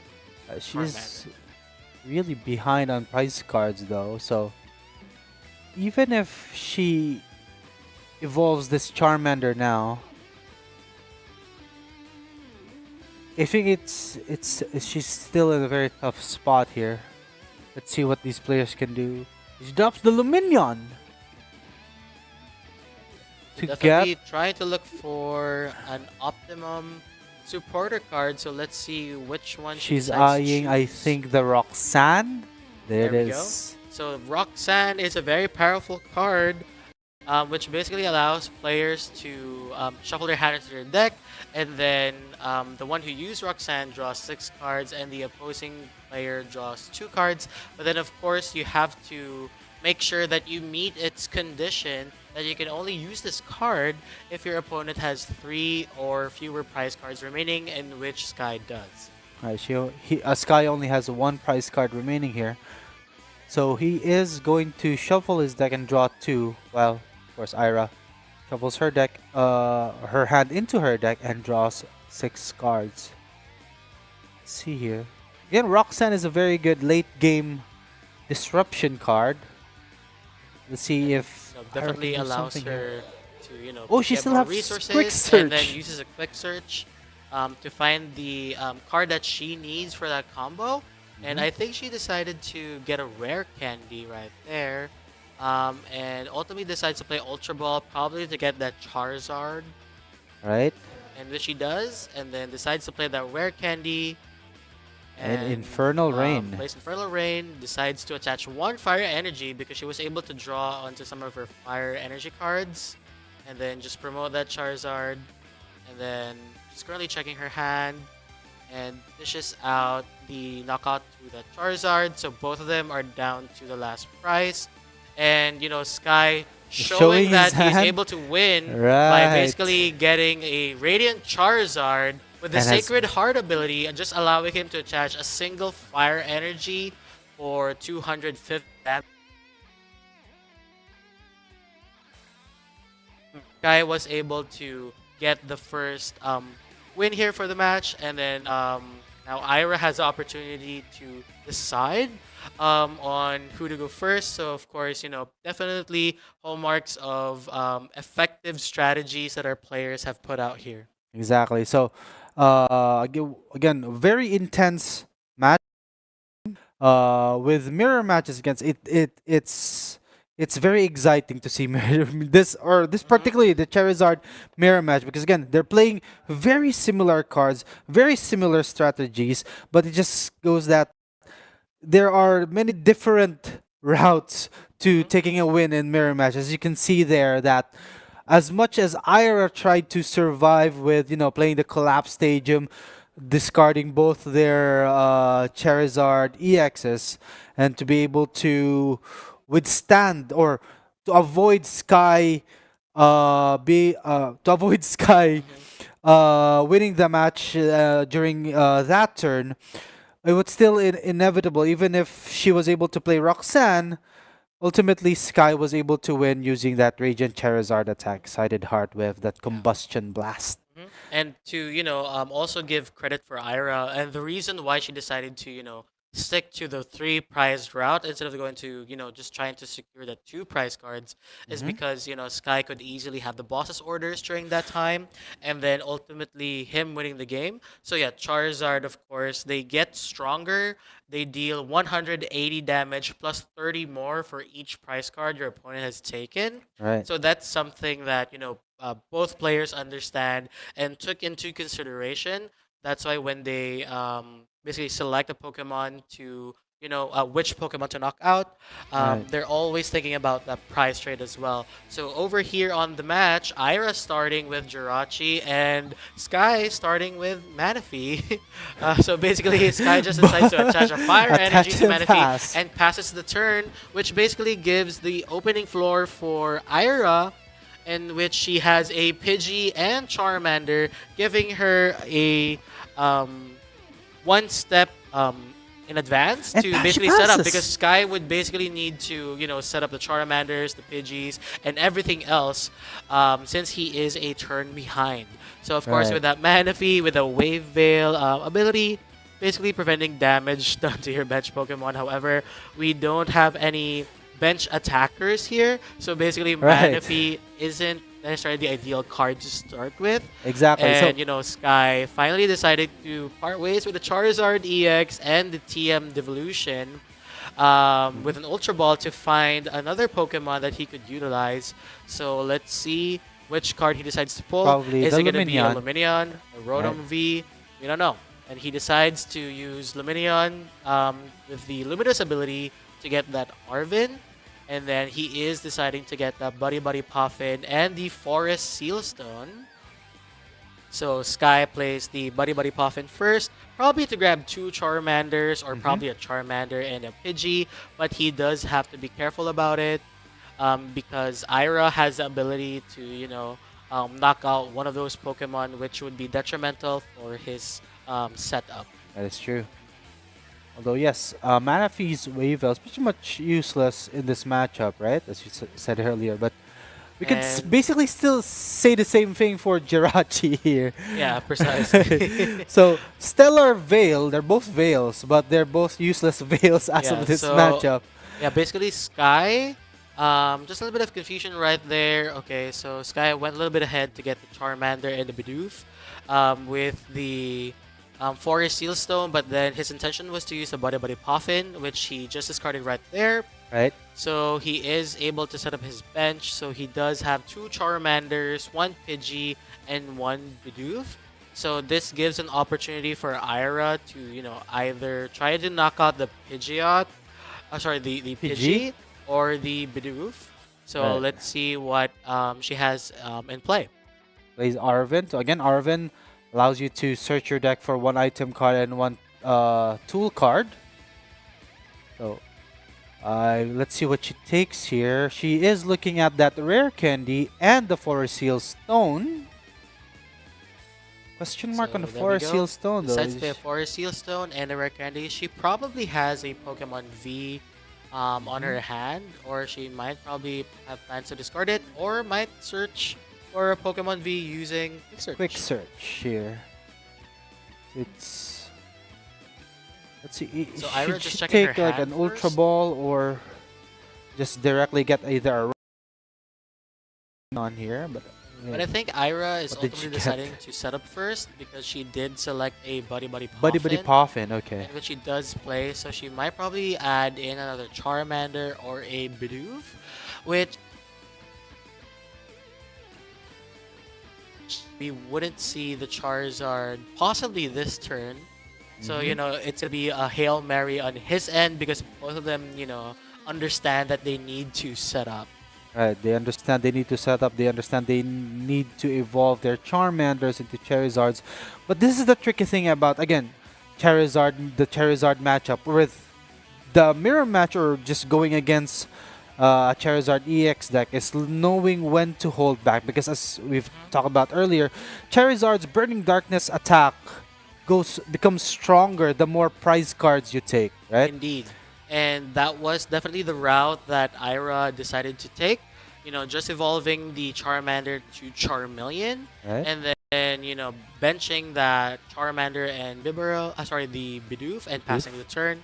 So now over the Sky evolves a Pidgey to a Pidgeot and decides to play a Iono, giving both players a fresh hand of 6 cards. And then Sky now deciding what would be the next move for him, which is to evolve the Charmander to a Charmeleon. So, both of them, really thinking about the setup because which person does the damage first Right. gets, Who gets swings one first? prize card. However, it opens them. It basically gives an opportunity for the opposing player to deal damage to the important Pokemon, which is the Charizard. Exactly. So we see here, Sky played Ultra Ball. Did he get A Charizard EX, and Okay. then I Sky didn't notice. played Quick Search for the Rare Candy to evolve that Charizard. So he now has an opportunity to look for 3 basic fire energy with the Infernal Rain ability. So attaching 2 fire energy to that Charizard EX. So I think he is planning to attack this turn. Um, and decides to play the Collapse Stadium to discard the Luminion V. A very smart And move. the primal And prime plays a Prime catcher Catcher to knock out that Charmeleon. Yeah, I think that was a very good play there. Very aggressive play from Sky, though. Well, it is a good idea. It was a good, definitely ideal play to knock out a Charmeleon, which I think it's the same play that it did in the previous game, right? Absolutely. And, you know, Ira right now with a Buddy Puffin, putting down 2 Charmanders. But of course, she's only allowed to play 1 because of that Collapse Stadium. So a very important stadium right there, which only limits the bench space to 4. Right. And we have to take note, Sky here is ahead in the match itself. This is 1-0. So Ira right now playing quick search of Pidgeot, searching for any one card. It's most likely going to be a way to evolve that Charmander to a Charizard or probably get that Bibarel. So it is a rare candy, and as we can see, that Charmander evolving to Charizard EX. So we are back at it again with the Infernal Rain ability. So Ira can decide to look for another fire energy and then attach it to a Charmander, which is the smart play. So as you can see there, 1 Charizard is fully set up, and then we have that Charmander for a potential setup for a future turn. It's either just going to be for a Heat Tackle, or it could also evolve into another Charizard EX at later turns to deal massive damage. Right. So, I think on paper here, Wait, so Sky has already taken 1 prize card. That makes Burning Darkness from Charizard EX be able to deal 210 damage. Yeah, damage, that's correct. which cannot really knock out this Sky's Charizard EX though, but she chose to play Iono, which basically gives her a fresh hand of 6, while Sky gets 5 cards. So allowing her to think about more strategies in play to, you know, set up for future attacks. And Ira decides to play an Ultra Ball, probably trying to decide to get a Bibarel so that she could maximize that Industrious Incisors ability to really, you know, get the resources that she needs for future turns. Yes, the illustration rare Bibarel, which So there we go. With the Industrious Incisors. Drawing 2 more cards. Right. Although it is illustration, it still allows you to draw up to 5, not up to 6, but still up to 5. Yeah. I hope it allowed you to draw up to 6, but there. Also, yes. Ira's Charizard EX Burning Darkness doing 210 damage to Sky's Charizard EX. So now over to Sky. Basically, you know, playing Ultra Ball to search for a card. I think it was a Bibarel that he now evolved into. So shuffling his deck and, you know, trying to plan out a strategy. So the best play here is to basically try to, you know, retrieve that Charizard or play Professor's Turo and then evolve that Charmeleon to a Charizard so that, you know, you could try to avoid getting that knockout and, you know, keeping your Pokemon alive and your prizes well for as long as possible. Right. So Sky playing quick search for the boss's orders. then just direct with that boss's orders decides to promote the Bibarel, understanding the importance of, you know, being able to draw 5 cards. Right. And just ultimately deciding to knock it out with Burning Darkness, which basically opens the floor for Ira for a possible knockout on that Charizard EX with her very own Charizard. So right now we're going to see that quick search. So truly basically the hallmark of an excellent player right there. Really maximize all the cards that you have instead of just going straight for that damage right there. Right, exactly. So we have to take note here. Sky has already taken 2 prize cards though. So Ira's Burning Darkness now can deal 240, but it's pretty much be able to knock out this active Charizard EX from Sky, which already has 210. So let's see what she does here. Again, the key here is to set up. So she could evolve this Charmander into, again, a Charmeleon, which she does. Okay. Right there. And she could just attack. Or, there, boss orders over Sky's B-Barrel and knocks it out as well. So yeah, basically taking a page out of Sky's playbook right there, or basically just, following the effective strategies that both players already know. B-Barrel is such a key card for the Charizard decks, especially when they are in a pinch. So, of course, Ira ultimately deciding to knock out the B-Barrel right there. So, Sky, similar to what Ira did, promoting that Pidgeot because of its free retreat, to really plan out the optimal strategy in play here, because both players are, very careful in deciding what Pokemon they need to play, which Pokemon to knock out, and of course factor in the prize cards that they have. Right. So yes, speaking of prize cards, we know Sky has 4 prize cards left, and it's not very clear on the bottom part of our stream there, but Ira does have 5 left. She only knocked out Sky's B-Barrel, so she was only able to take 1 prize card there. So Sky, with that quick search ability, searching for 1 card right there to play, and I think it is a Charizard, in which she does decide to play out, and is now searching for another Fire Energy with its Infernal Rain ability, allowing him to attach it there, which is the optimal play. So as we know, for Charizard decks, there is a limitation on the number of Fire Energy, and Sky has 5 on the board.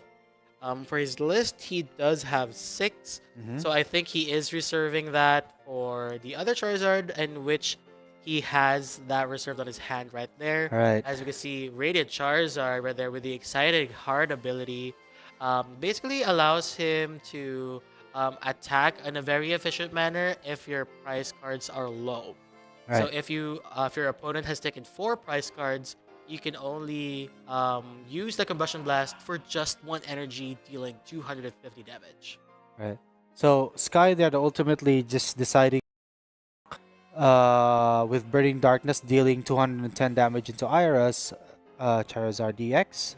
We see her now playing Nest Ball, also dropping her own Radiant Charizard, although different art though. This is Sky is using the one from Pokemon Go.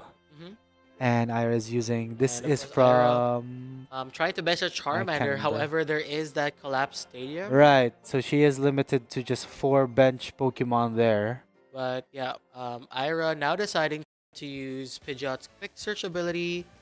Probably trying to get a Lost Vacuum, or probably trying to find a strategy, that would work best. And I think she decided to get a Buddy Buddy Poffin right there. Okay. Or was it a supporter card? I'm not too... Oh, okay. So Professor it was Professor Turo's Turo's scenario. So Professor Turo's scenario is such an effective card for Charizard. Both players have been using that, and I think a majority of the players are using it.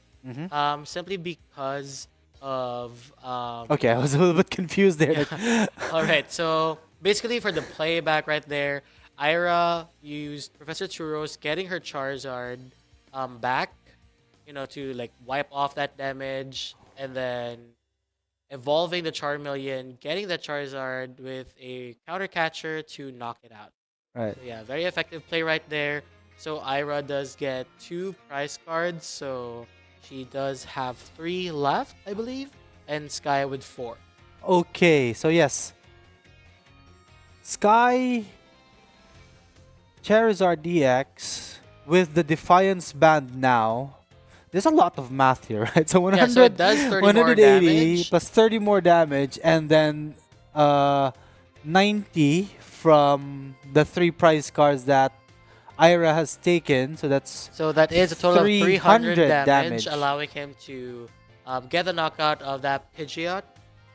Right. So it's barely enough So it's damage basically there. 180 damage plus 120 damage because of the 3 prize cards and the Defiance Right. band.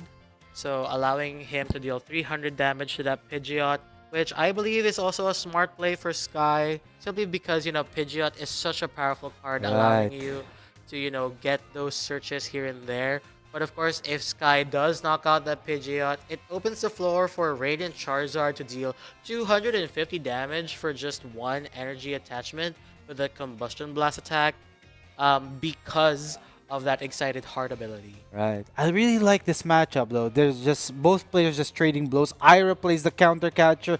Sky also countering with his own counter catcher to knock out that Pidgeot EX there. Now in Ira's turn, let's see what Pokemon she promotes here.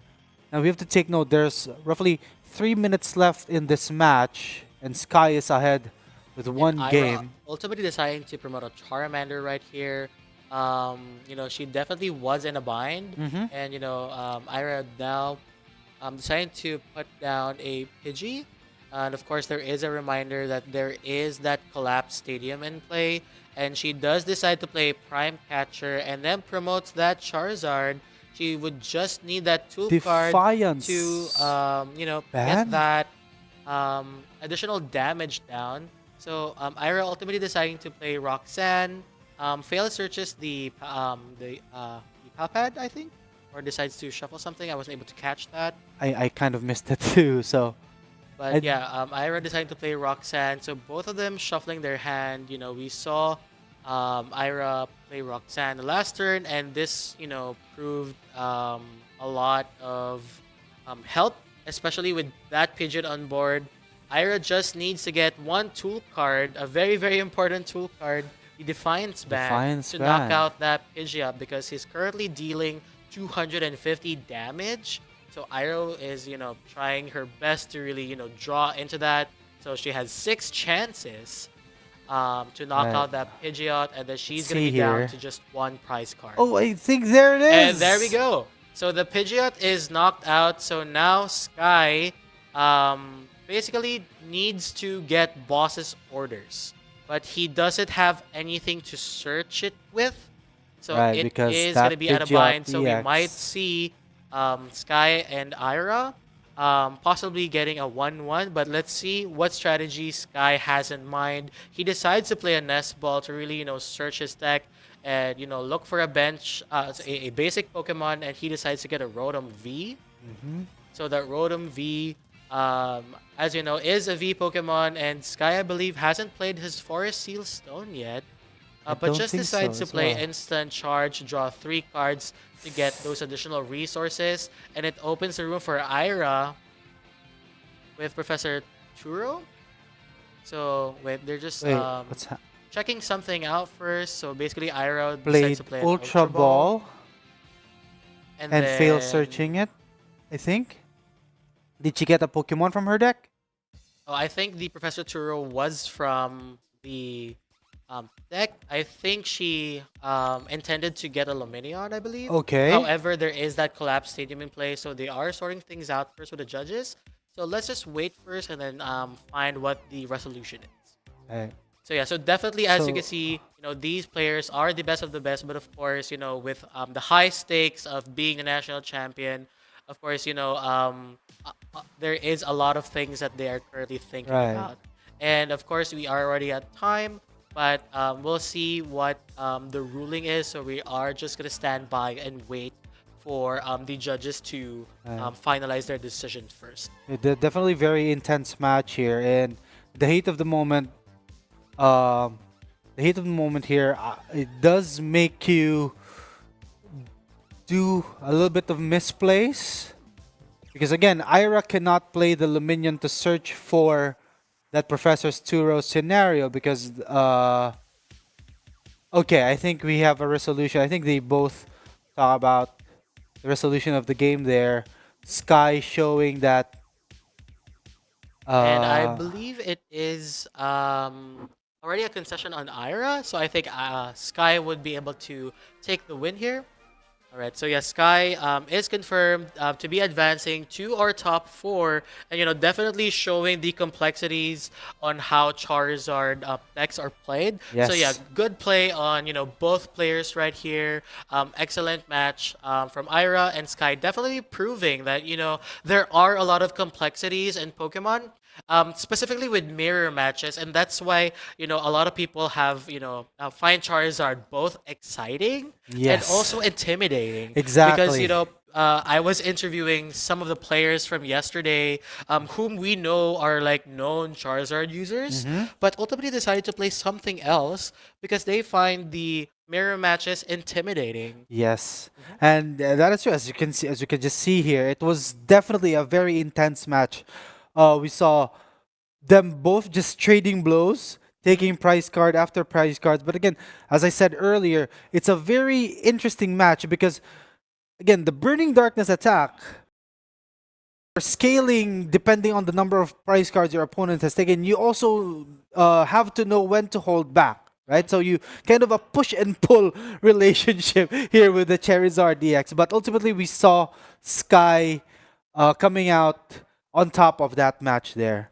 Mhm. So definitely very intense match, very good plays, a little bit of misplace there with the collapse stadium, but again, Charizard did come out on top of this Mhm. matchup, Divine, Yeah, right? of course, absolutely. And of course, the pressures of, trying to set up those Charmanders in play. But then, of course, the probably the um, unsung hero Mm-hmm. of, Sky's deck right here is the Collapse Stadium being placed in Yes. play. Because Yes. that really limited Ira's ability to place, more Charmanders on her bench, Mm-hmm. which basically just proves the point on how excellent these players are, the best strategies possible. I was actually hoping that Sky would be able to play the TM Devolution right here Right. at some point because it is meant for that purpose. But regardless, it just shows that even if you have a specific tech card, it doesn't necessarily apply to all matches. It ultimately Right. depends on how you play, what your current play is, what is the board state of your opponent, and then you have to think about the best solutions with the resources you have to pull out the most optimal play, in which Sky did beautifully. Right. Exactly. Yeah. Okay, I completely agree. Again, very similar decks, just a very few differences, as you said, the TM Devolution there. But as we saw on that matchup right there, that they employed similar strategies, Hmm. similar plays, and again, just trading blows back and forth, push and pull. But ultimately, Precisely. Charizard Charizard DX EX1. comes out And on top. speaking of like push and pull, yin and yang, I'm pretty sure most of our top eight players pulled off the same strategies because as we can see in the leaderboard right here, for our our lost box matches for Kyle Vincent Imperial and Martin Camacho, both of them use the same decks, in which this case it is gonna be Kyle Vincent Imperial who won that match. I'm pretty sure both of them applied the same because it is a mirror match after all. And same goes with Adrian Velasco and Marvin with the Gardevoir versus Gardevoir matchup. And in this case, Adrian Velasco taking the win right here with his Gardevoir. Right there. So definitely the same strategies. And the only thing that we weren't able to witness, but I'm pretty sure is a joy for people that are actually in the event right now, is the matchup with Ram and Mads right here. Right, So the it is the only ancient box. non-mirror match. Mhm. Right, so Precise. So it it was is the the ancient box versus Dialga V Star, right. and Dialga V Star proving that even if we have these cool EXs right here, Dialga still has what it takes. So yeah, so Dialga getting promoted to top four versus Lost Box for the next match, and then Adrian Velasco and Sky Mendoza with the Gardevoir and the Charizard. And Right. just to highlight on how high stakes this competition is, we have two world champions right there on the right side, Adrian Velasco and Sky Mendoza, through two former world champions, and then of World course we, competitors at least. sorry, world competitors, national Right. champions. Sorry about that. So yeah, we have two national champions from the Philippines, Adrian Velasco and Sky Mendoza, battling out for top four to see who is going to be on the finals. And on the other side of the leaderboard, we do have Mads and KVI right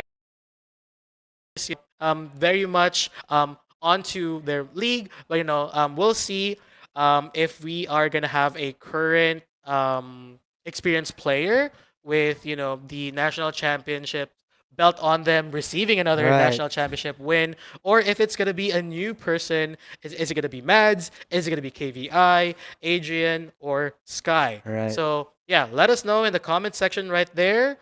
Which deck are you vying for? Is it Dialga V-Star, Lost Box, Gardevoir, or Charizard? Definitely very excited to see these matches proceed on our next round. So it is just very interesting. Dialga V-Star against the Lost Box. This is a very interesting matchup as well with Guardia and Charizard. Now, that also is a very interesting matchup. Looking at Guardi or Gardevoir EX having that darkness weakness against that Charizard DX. So that's also very interesting. Definitely an intense match in our next round as well. Yeah, So- absolutely. So yeah, this is gonna be an exciting top four. We have 4 different decks. We don't know which direction it is gonna go to. No more mirror but- matches. Yeah, no more mirror matches right here. Basically, 4 different decks. Okay, so All right, we'll be so- right back. We'll go into a break. See you guys after the break with this exciting and intense matches. Okay, Yeah, we'll be right definitely. back. Exhilarating matches. Card game in just 9 minutes. I got my first pack of Pokemon cards. Thing is, I have no idea how to. Have fun! Rock, paper, scissors? Go! Yay! Looks like I won this part. Then you can choose to go first or second. Then I'll go first. Now you see, the first step is to draw 7 cards from your deck. 7 cards. That will be your hand. Wow! Do you have any Pokemon that say basic? Basic Pokemon. I have 2. Place the first basic Pokemon you will battle with in the active spot. If you have any other basic Pokemon, place them face down on your bench.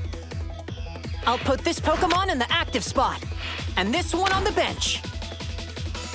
Next, take 6 cards from your deck and set them face down without looking at them. Put them in the space marked prize cards. Why do I have to lay 6 cards there?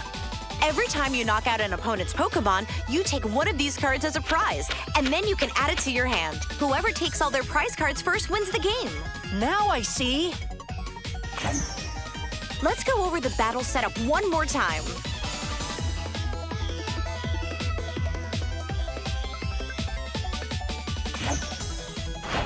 Okay, let's start the battle. Turn over the cards in the active spot and bench. Right! Sprigatito, I choose you! I'm going with Zangoose. I'm gonna win! First, you must draw 1 card from your deck. Yes, it's Riolu! Riolu is a basic Pokemon, so you can put it on the bench. Right! Oh look, you have energy cards. What's energy? During your turn, you can attach just 1 energy card from your hand to one of your Pokemon. If a Pokemon has the right amount and type of energy attached to it, it can use its attacks. Why don't you attach energy to the active Sprigatito? All right then. I will attach 1 grass energy card to my Sprigatito. So does that mean my Sprigatito can attack now? It is able to attack already. But when you go first, remember that you can't attack on the opening turn. That means your turn is over. Okay, I'm all done with my turn. Okay. I will start by drawing 1 card from my deck. I'll attach this psychic energy to Zangoose. This white mark means that any type of energy works for this attack. Now my Zangoose has all the energy it needs to attack. Ugh. I will use the slash attack. That's 40 damage to Sprigatito. When your Pokemon takes damage, you place damage counters on it. This makes it easier to remember how much damage it's taken. Oh man, only 30 HP is left. I finished attacking, so now my turn is over. What do I do now? Hey, Ren, you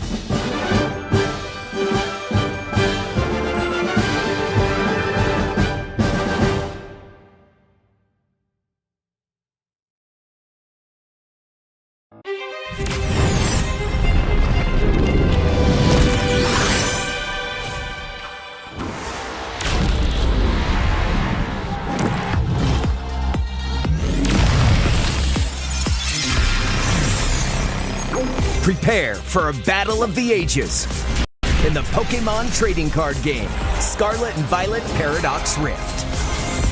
Available now. Each booster pack of 10 cards sold separately. Cards vary by pack. And welcome back to the 2023-2024 Championships Philippines. Right here at the Casters booth, a lot of conversation going down on our top four. We have two previous national champions on the right side of the leaderboard, and then we have two competitors who have their own credits, but of course, this might be their first national championships that they are able to secure. And of course, since this is a very unique matchup, or at least we haven't seen it in a while, Right. two legendary Pokemon from the Sinnoh region, by the way, which is my favorite region.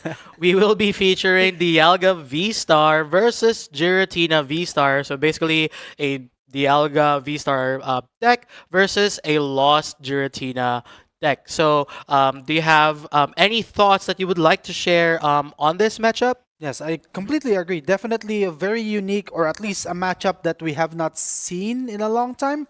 But looking at the deck list here, Kyle Vincent Imperial, or KVI, playing the Lost Box or Lost Tina deck looks pretty standard as a Lost Tina deck, but there's one additional interesting thing here from the Temporal Forces set. He Iron Leaves EX deck, or not deck card. It's a tech. It may not be very useful in this matchup though, but that rapid Vernier ability, allowing you to just drop that Iron Leaves EX card and promote it to your active spot, and move the energies from your Pokemon to that Iron Leaves EX is, I think, a very interesting mechanic. Looking at the Dialga V-Star deck though, it's I think pretty straightforward deck, but it is notorious for bricking. Yeah, that is true. It But it's I personally wanted to try. I have tried playing this in the Pokemon TCG Live, or tried building the deck myself, but I was not convinced. I'm not convinced about the deck, but seeing that it's in the top four, that I myself I'm wrong, right? It's still one of those stronger decks. Now we see here KVI on the left side and Mads with the Dialga V-Star deck on the right side of our screens. So as you can see here, Mad starting with a Buddy Buddy Puffin, trying to get the ideal setup by trying to set up two Beldum, because that is the only Pokemon that he has with 60 HP, and the goal is to evolve them to Metangs with the Metal Maker ability. Basically looking at the top four cards of your deck and attach as many Metal Energy as you find there, and then shuffle the rest and then place them on the bottom. So as you can see here, a hallmark of an excellent player right here. Just, checking which cards are in the prize cards, just to make sure that, you get to minimize or basically don't make any mistakes in the process. So that, you can play as optimal as possible. Right, So as you can see here, two Beldums, very, very cute and sturdy Beldums right there with Mew in front.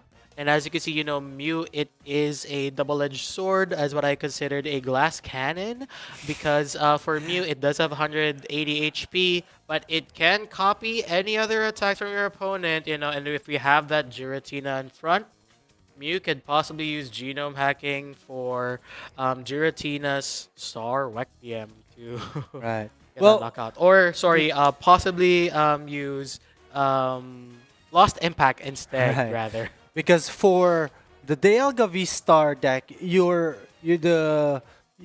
goal there is to be able to use the Star Chronos V-Star instead, Devon, right? Yeah, for So sure. Star Chronos, I think it's a very broken V-Star ability, although it does have its limiting factor, which is it needs 5 metal energies for it to be utilized. That's why Metang is the bread and butter of this deck. So you can just attach metal energies from your deck into your Well, primary attacker, your origin form Dialga V-Star.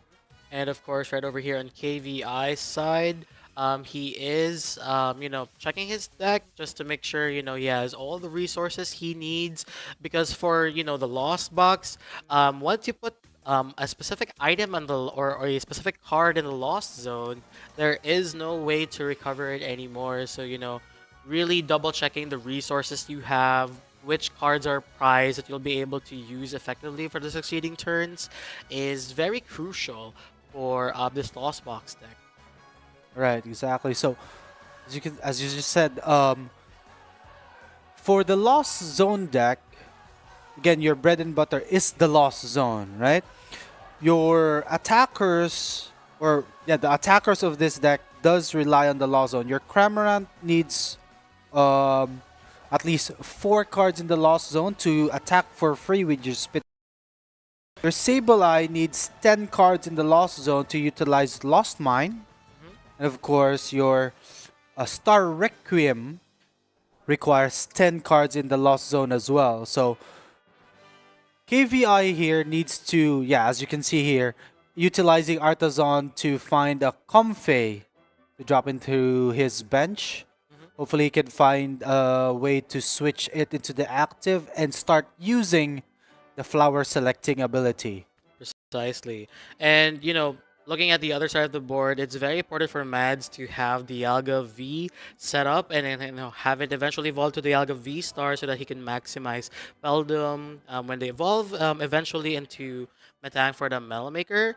Because, the strategy for, both decks are very much different. KVI really needs to focus on putting cards in the Lost Zone first and then trickling in damage as early as possible to, set up those wins. Because, of course, as we know, Metang has 100 HP and, KVI does have that Radiant Greninja that could possibly dish out a lot of damage. Right. And for Mads, his strategy is to really set up that Dialga so that he could have that Star Chronos V-Star attack to, take 2 prizes or more for the succeeding turns. Star Chronos does let you have, or that's let you take another turn after you attack. But we have to take note here, KVI has played or used Abyss Seeking attack from his Giratina V.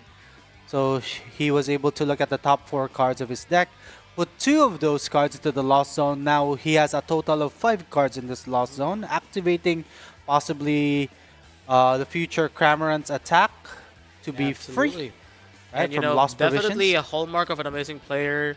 He was able to, put 5 in a single turn thanks to Comfey, thanks to Giratina, and, his Lost Vacuum right there. So looking over at Mad's side of the board, he did play a 3rd Beldum down. And is currently thinking about, using the Ultra Ball, discarding some of his cards. I think it's the Boss's Orders and the Pokegear, right. to possibly search for that Dialga. If not a Metang, so you could start, setting up. But I think the optimal play here is to, have that Dialga or probably a Radiant Greninja if he has energy in play. And he ultimately decides to play down Ancient Origin, which is, a Origin form. Origin form Dialga V. There we go. Which basically has the metal coating attack, which is a possibility of him using, unless he evolves it to, a couple of Metangs here, and, start using that metal coat ability to, possibly dish out 180 damage with Temporal Rupture. Not much going on Mad's turn though, but he chose to use there to draw 1 card, or basically draw cards until he has 3 in his hand. So he was able to draw 1 card there, and now he used, I think this is the Beldum's attack, Magnetic Lift. You search your deck for a card and shuffle your deck, then put that card on top of your deck. I believe, or I did see him getting a, was that a supporter card, I think? I kind of missed it a little bit, but definitely putting that card on top of the deck, and I think to turn over to KVI.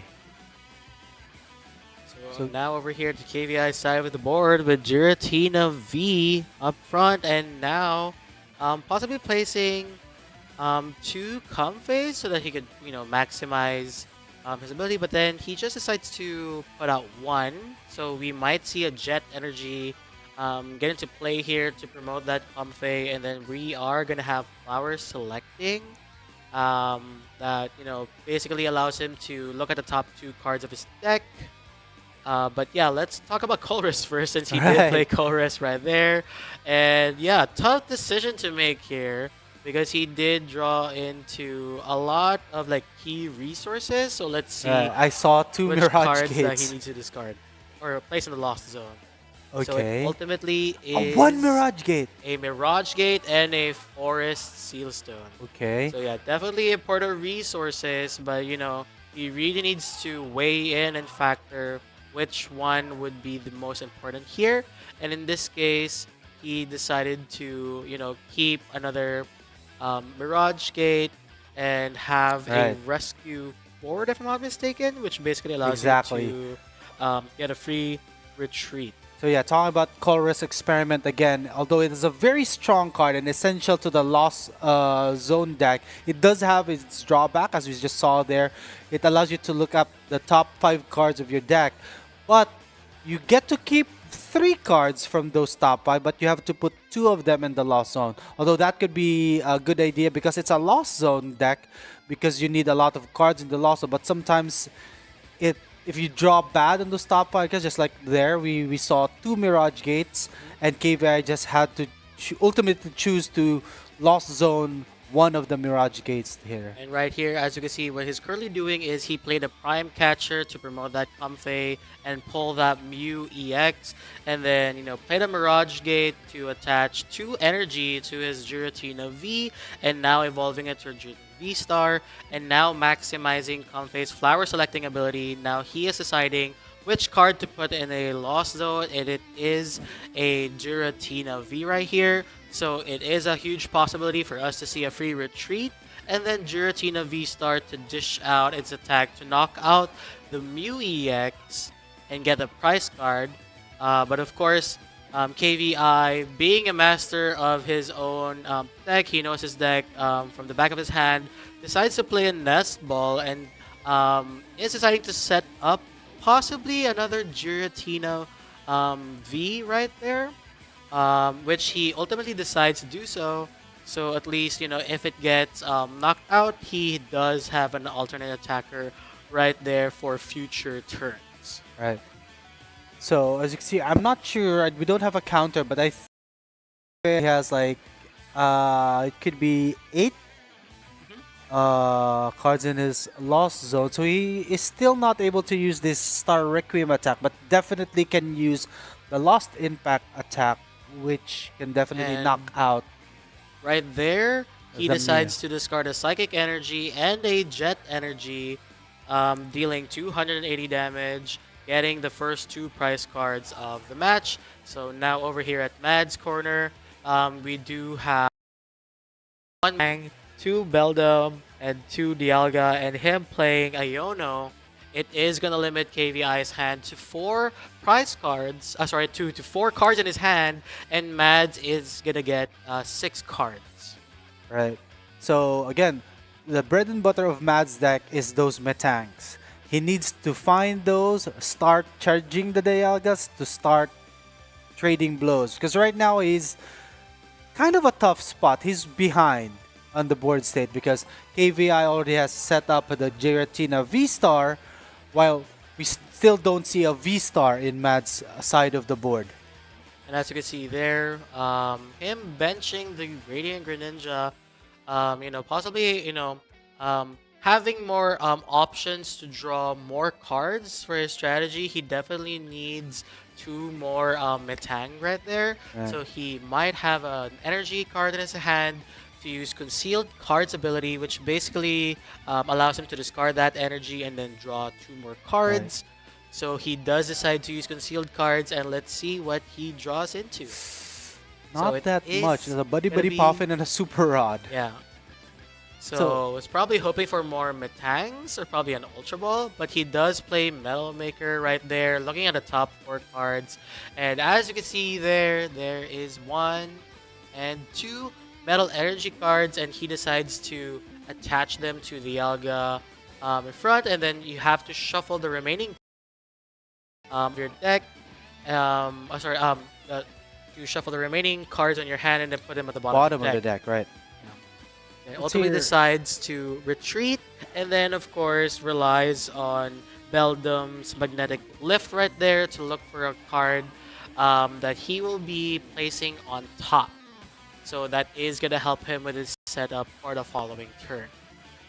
He's still definitely way behind. Now over to KVI's side of the board here. And as you can see there is that Giratina V-Star with 2 energy, and he already has 10 10 cards in the Lost Zone, allowing him to, attack with Star Requiem. And as you can see there, he already has the boss's orders right there, ready to pick a target. So, is he gonna pick the regular art Dialga, or is it gonna be the alternate? I'd definitely go for the alternate art. It's much stronger. So you need to take care of get rid of the stronger Pokemon, right? Yeah, precisely. I mean, he could set it up for this turn, or, possibly think about other strategies for succeeding turns. But yeah, he ultimately decides to pick the special illustration right there, and then already has 10 cards in the Lost Zone, and is probably going to be using just waiting his for him to flip his V-Star marker attack right there. Ooh, decides to attach a Grass Energy in front, and he actually might use Lost Impact instead. Okay. In which he does, discarding 2 Grass Energy. No, not discard, but to put 2 Grass Energy in the Lost Zone there. And then, getting that 2 prize cards. So there it is. We see the Dialga, the Origin form Dialga V-Star finally evolved. So yeah, Mads definitely needs to set up those Metangs so that he could start attaching energy, because this is going to be a big turn for him if he is able to attach 5 energies and, start using that Star Chronos. Right. Star Chronos is still not knocking out this Giratina V-Star, though. It only does 220 damage. But it does let Mads take another turn after that. So let's see what he does here. He could perhaps play Boss's Orders after he charges the Origin form Dialga V-Star, though. Yeah. As you can see here, he is shuffling 3 Metal Energy, which is because he did get the Ordinary Rod. The Super Rod, rather. Sorry, I'm mistaking my rods right here. Definitely, signs of aging. Signs of aging, But yeah, Super Rod basically allowing you to shuffle 3 in any combination of Pokemon or basic energy. So, of course, Mads deciding to shuffle the Metal Energy so that he can maximize Metal Maker. But then, of course, Mads deciding to... So clearly, Mads is... still way digging behind in for terms them. of price cards, trying to get it set up, and KVI was able to have a beautiful setup right there. But let's see where it goes, because Iono is such a powerful supporter card, basically limiting the player's hands.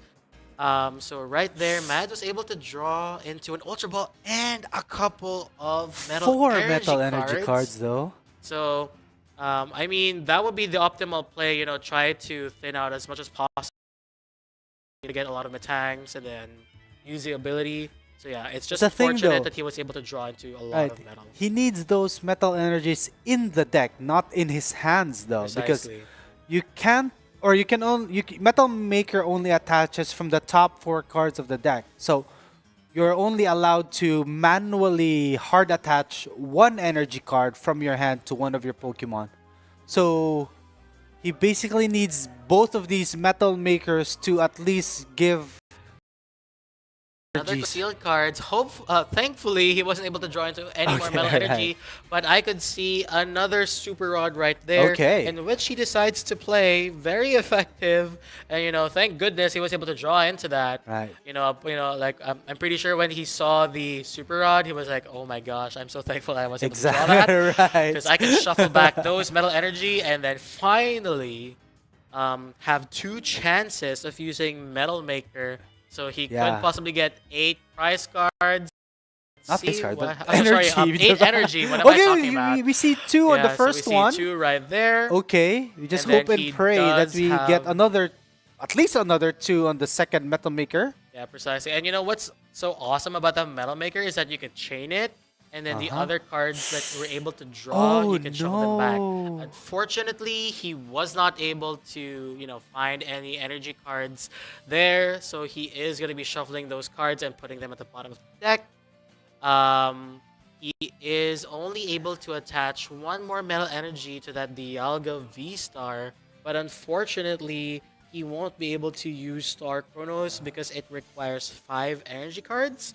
So we might just see a Metal Blast we right just did. here, but it isn't looking too good because KVI just needs to attach an energy card to finally use his V-Star, the Star Requiem attack, to knock out that Dialga V-Star and securing the first match. Right.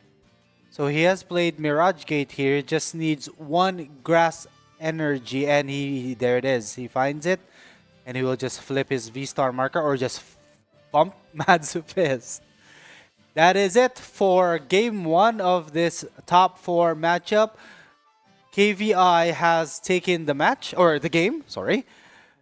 So, of course, we have a lot of time, and of course, Dialga V-Star having another opportunity to have that set up. So, as you can see, it's very important for Mads to make sure all the Beldums are in play, to have that Dialga V in play as early as possible, to make sure that, they get to attach energies and then attack as early as possible, preferably with a Star Chronos against a Giratina V for that 2 prize cards, and then take another turn. But then, of course, for KVI, as we saw, masterfully setting up his field right there, making sure to have and prioritize cards in the loss, that Giratina out as early as possible to knock out that Dialga. Right. And which unfortunately wasn't able to set up as early as possible. Right. Definitely KVI there just went all out. Well, not all out, but definitely very aggressive during that game. Again, just accelerating energy cards into the Giratina V-Stars. Very fast on putting cards in the lost zone. And we couldn't really there. He was not able to drop Dialga V on his first turn, which is definitely essential in this matchup. Also, kind of late when it comes to evolving into the Metangs. I only saw him use Metal Maker. I think that was just 3 times in total, right? Which is definitely not what you want. You want to be able to use Metal Maker as much as you want and be able to charge up your Dialga V-Star there so that it could use its Star Chronos as soon as possible, which was not the case. But yeah, so definitely we still have a lot of time, and Mads has the opportunity to make a comeback. So, which of the Sinnoh legendaries are you rooting for? Is it going to be Dialga or Giratina? Let's find out. Okay, so right now we're going back into the game, and we see Mads going first this time. Did he go first? Last game, I can't remember anymore. Signs of aging. I can't remember anymore. Yeah, I believe it was KVI that went first. Okay. Yeah. So right over here, we already see Beldum, our favorite Pokemon from Gen 3 right there. Okay. And then, of course, wow, such an amazing setup right there. A lot That is of what I'm talking about. 2 Pokemon. Nest Balls and a Buddy Buddy Puffin. So, of course, Mads right now checking the prized cards. Right. Trying to make sure that he gets to set up everything correctly. Hopefully, none of the Metangs or the Dialga V-Star are probably just the right amount. And, Exactly. he does run 15 metal energy cards right here. giving him ample opportunities once he has the Metang set up. So the first choice is to use the 2 nest balls, basically searching for any basic Pokemon and put him on the bench. Decides to get a Radiant Greninja and a Dialga V. An origin form, Dialga V right there. And of course, the Buddy Buddy Pop. The only option right there is going to be the 2 Beldum that he has at his deck. If he has the 2, If okay. he has the 2. He has and them there. which he does. So there we go. We already have 3 Beldum, 1 Dialga, and 1 Greninja. Okay, definitely a better start for Mads in this game compared to the last one. So hopefully he could bounce back. Right now we are at 1-0. Again, this is a best of 3 match with And there is over like 30 minutes on the clock, so there are a lot of chances for things to go in different directions right here. So Mads playing a Greninja with a concealed cards ability, discarding a Mel Energy card and drawing 2 cards. It was an Ultra Ball and a Dialga, and he decides to bench an Origin Form Dialga V right there. Definitely an ideal setup for him, so that is a good turn indeed. And now we're over here at KVI's corner, starting with a Manaphy. right. It's pretty much useless because even though Mads does have that Radiant Greninja, he does not play any water energy. So Precisely. So we wouldn't see, the Moonlight Shuriken attack right there. So of course, him playing Artisan, now looking through his deck and possibly, might search for a Comfey for future turns. definitely a Comfey. But of course, he is checking his resources right now, Right. which is very important. Definitely a hallmark of our players right there. So, yeah, we are going to find out what is going to be his optimal strategies for the next turn. Right.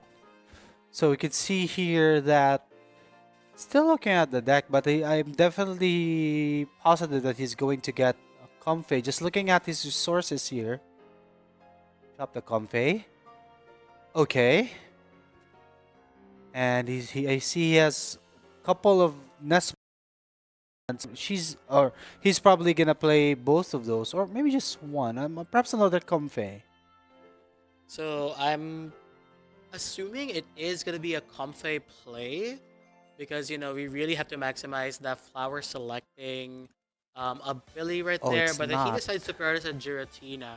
So he might probably have something to retreat with and, use Giratina's first attack, which is the Abyss Seeking, allowing him to, look at the top 4 cards of his deck, choose 2 to keep, and then the other 2 to be placed in the Lost Zone. But yeah, Okay. too early to tell, but I think There it is, that okay. is a strategy that he is going to be going with. There we go, playing Switch card, basically switching the active Pokemon, choosing one of your bench and then switching it. If your active Pokemon has damage counters, you can heal up to 3, but not necessarily in this case. So now he did use Abyss Seeking. Now he is deciding to choose 2 cards to let go, which is Roxanne and Water Energy, going straight into the Lost Zone. Right. So this is why I personally don't like playing the Lost Zone deck or the Lost Box. Box. There's a lot of very difficult decision making that you need to do with putting cards into the Lost Zone that you will not have access anymore for the whole game. And for me, I think it's definitely difficult decision. It would take me at least 5 minutes for every, Abyss Seeking, every flower selecting, every Colress experiment. So yeah. Absolutely. And, over here on Mad's side, took a while to decide on which 2 cards to discard with the Ultra Ball. Deciding to part ways with a Pokegear and a Mew EX. And fetching a Dialga V-Star, an Origin Form Dialga V-Star. And he does have another Ultra Ball and Prime Catcher. Prime Catcher. Ultimately decides to, get that Giratina right there without the energy. And wow, plays Professor's Research. I think this is the first time of us seeing in the stream that is gonna get played. Right. Basically, discard your hand and draw 7 cards. Oh, he finds. Oh, that's a you can't evolve a Beldum into a Into Beldum, Beldum. Mads. Yeah, but There's a definitely Metang look at there. it right there. He was able to evolve 1. So this is his shot, his opportunity to get those metal energies.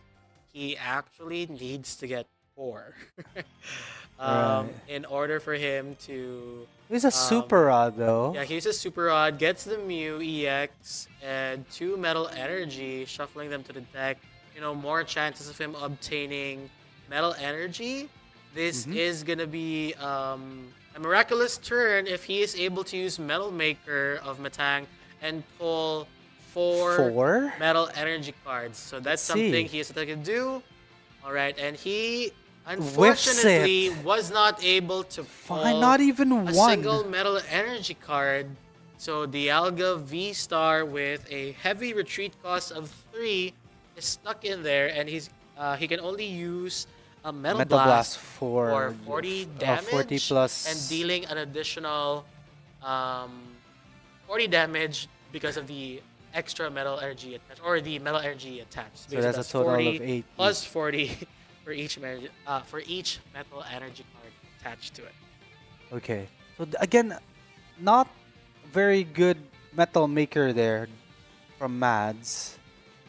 So let's look over to KVI's side of the board here. He ultimately chose to play that second nest ball from your hand from the previous turn. He also dropped, I think he top decked this Comfey. And yeah, ultimately dropping the Radiant Greninja into the board from that nest ball.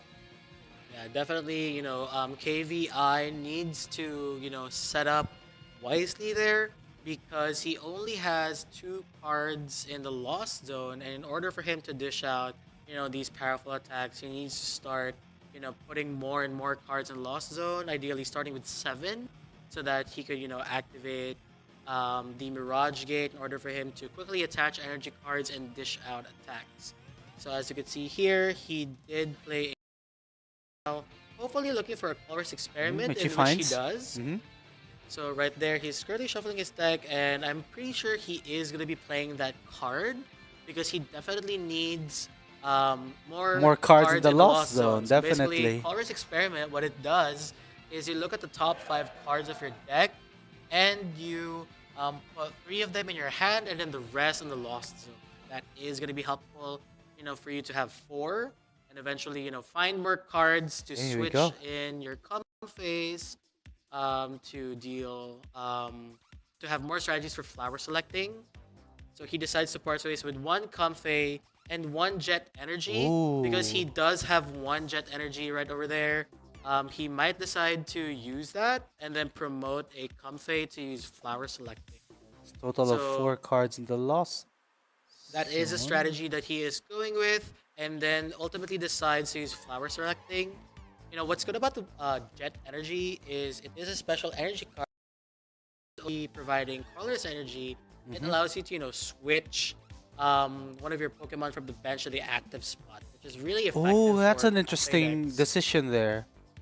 So he, from flower selecting, he chose to put Cramorant into the Lost Zone. Now he's retreated his own Comfey, and is that the V-Star? It's a Giratina. It's the alternate art. Yeah, that is a very, very beautiful card to see right there.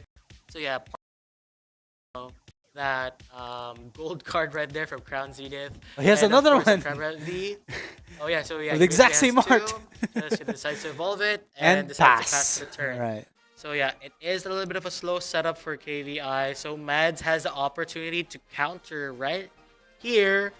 Starts with a Greninja with a concealed cards Concealed ability, drawing cards. 2 cards, getting a Professor's Research and a Boss's Orders right here. He also has a Super Rod right there to possibly shuffle back the Metal Energy. But he Okay, ultimately another decides to Metal use the Maker. first. Oh, okay. At least we see 1. All right, so yeah, unfortunately that was only 1 energy, but he does have a huge opportunity, to possibly draw more.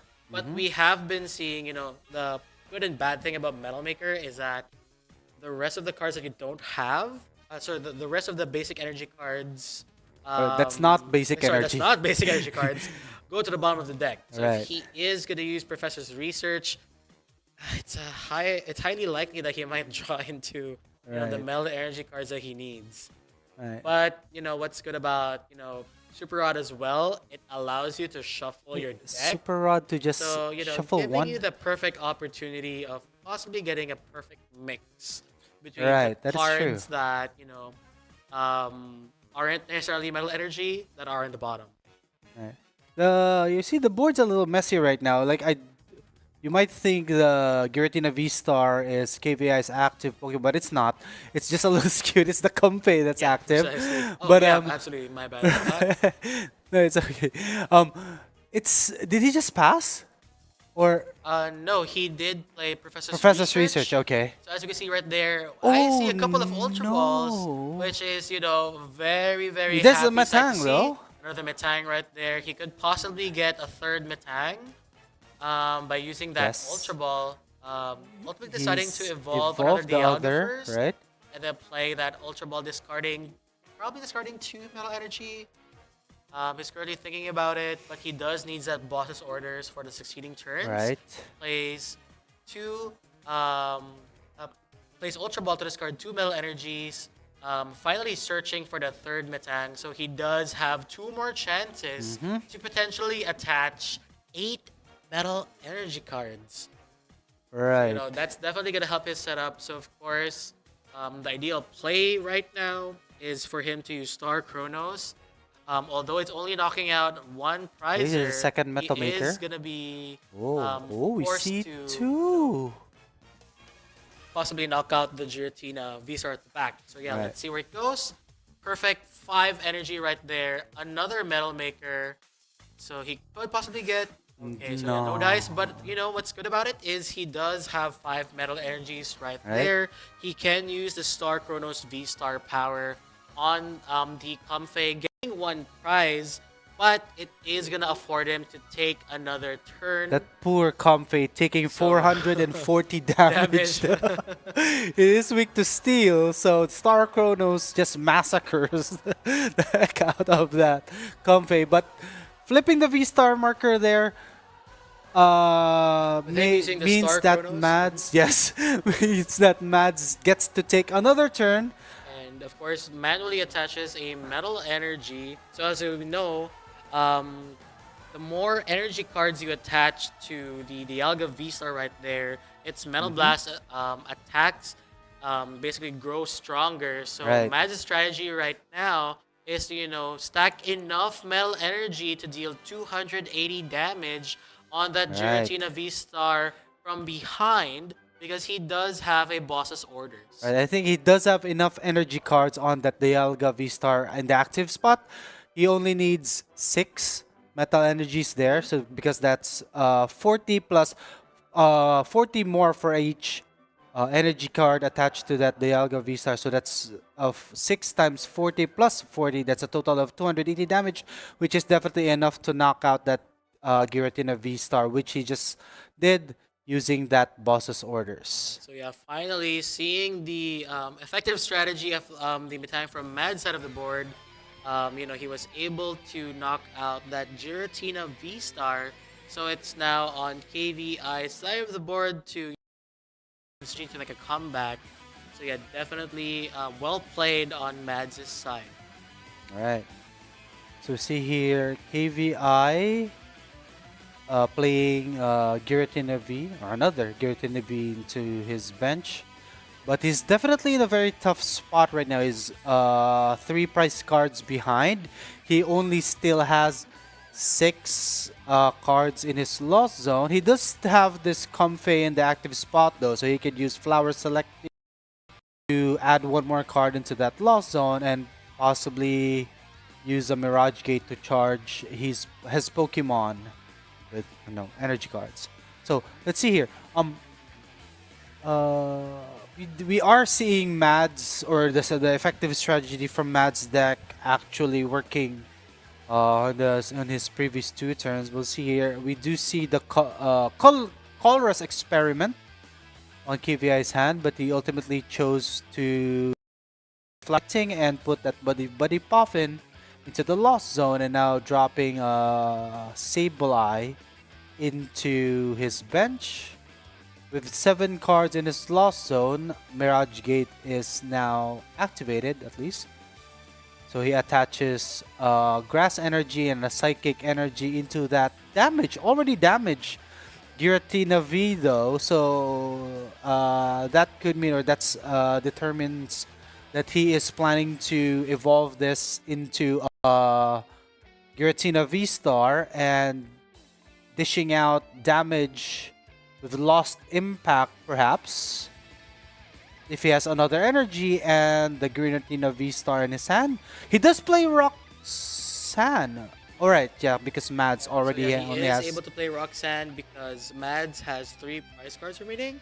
So of course we've seen this time and time again in previous matches. Basically both players shuffle each other's decks, and then the one who used the Roxanne,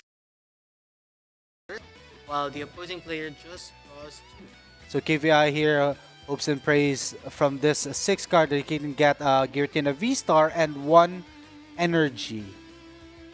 Right, As we see there he's is found the it. Giratina V-Star and probably a Mirage Gate Orb. There we go. Okay, this decides to discard the Psychic Energy, use concealed cards to draw 2 more cards. Okay. And let's see what he has. Oh, he does have another Psychic Energy right there. He could possibly use to attach to deal 280 damage with It is Lost Impact. enough, right? The Dialga V-Star does only have 280 HP as well. And one thing to note over here, like, yeah, Mads does have a lot of Metal Energy cards, but you know, a lot of them were attached to that previous Dialga. So it's him using the Nest Ball right now, possibly just double checking the count on the Metal Energy he has.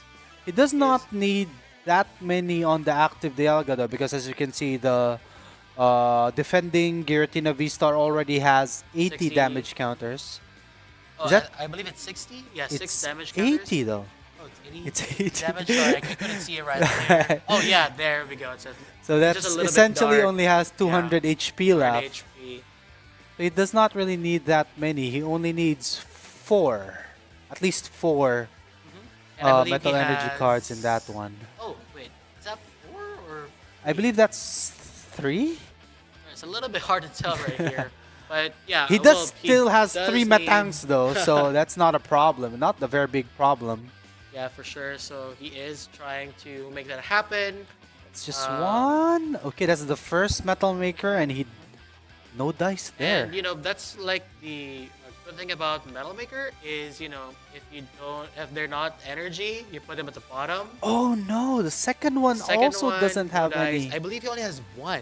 So this is his last opportunity to find that last Metal Energy he Okay.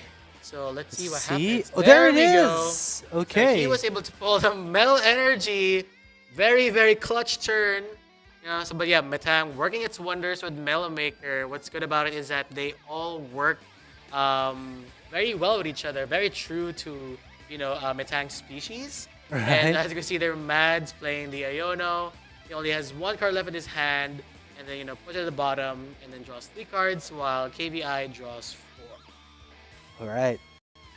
So that is enough. we have to 200 note though, damage all for the knockout. Metal Energy that Mads plays is just, it's out there. He doesn't have any left in his deck.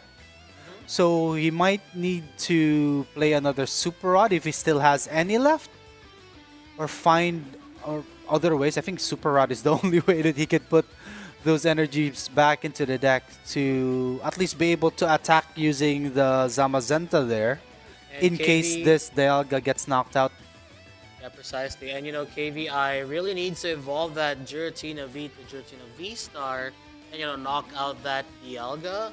Otherwise, he's going to have a hard time with, you know, trying to set up another attacker because KVI does have another attacker there from behind. Right. It is the Zamazenta. We haven't seen it in a while, but it does have the Metal Shield ability, which takes 3 less damage if it has any energy attached. But the important thing there is to look at the Retaliate attack, Right. which basically 120 if one of his Pokemon was knocked out previously. So Right. with KVI having Giratina set up and knocking out the Dialga, it's basically gonna create wonders for him. Well, he's But played he does Prime have another Catcher. strategy in mind by promoting the Metang, because Metang does have two retreat costs. And I think KVI knows like he doesn't have any energies, and he's just trying to sprinkle down damage counters with Sableye, Right. which he effectively does by knocking out one of the Metang right there from the bench. Right. So KVR essentially has 10 or more cards now in his Lost Zone. Activating Lost Mine, he was able to use it to knock out one of the Metangs in the bench and adding 2 more counters to one of the other Metangs. Now Mads here has played Pokegear. I think he needs to find a way to retreat or switch over this Metang and promote this Dialga V-Star for game. And as you can see, his deck is looking thin, and he does have a Super Rod. So I think he is just gonna play, Professor's Research, or basically try to, He does have one limit down energy card in to his hand. 7. So yeah, attaches a Metal Energy right there, and plays the Professor's Research, discarding his whole hand, drawing 7 cards. He just needs that Super Rod, and then use Metal Maker twice. There's to 2 retreat. Super Rods! Right there. Okay. So yeah, perfect 6 energy. And so yeah, they Mads we taking have the win fist right bump. there.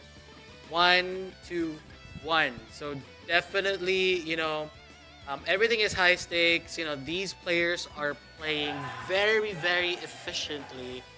We saw the Dialga brick on the first turn, like what you mentioned in the first Right. game, and then right now performing very, very smoothly, which is an amazing sight to Right. see. So yeah, basically just going over the play that they did.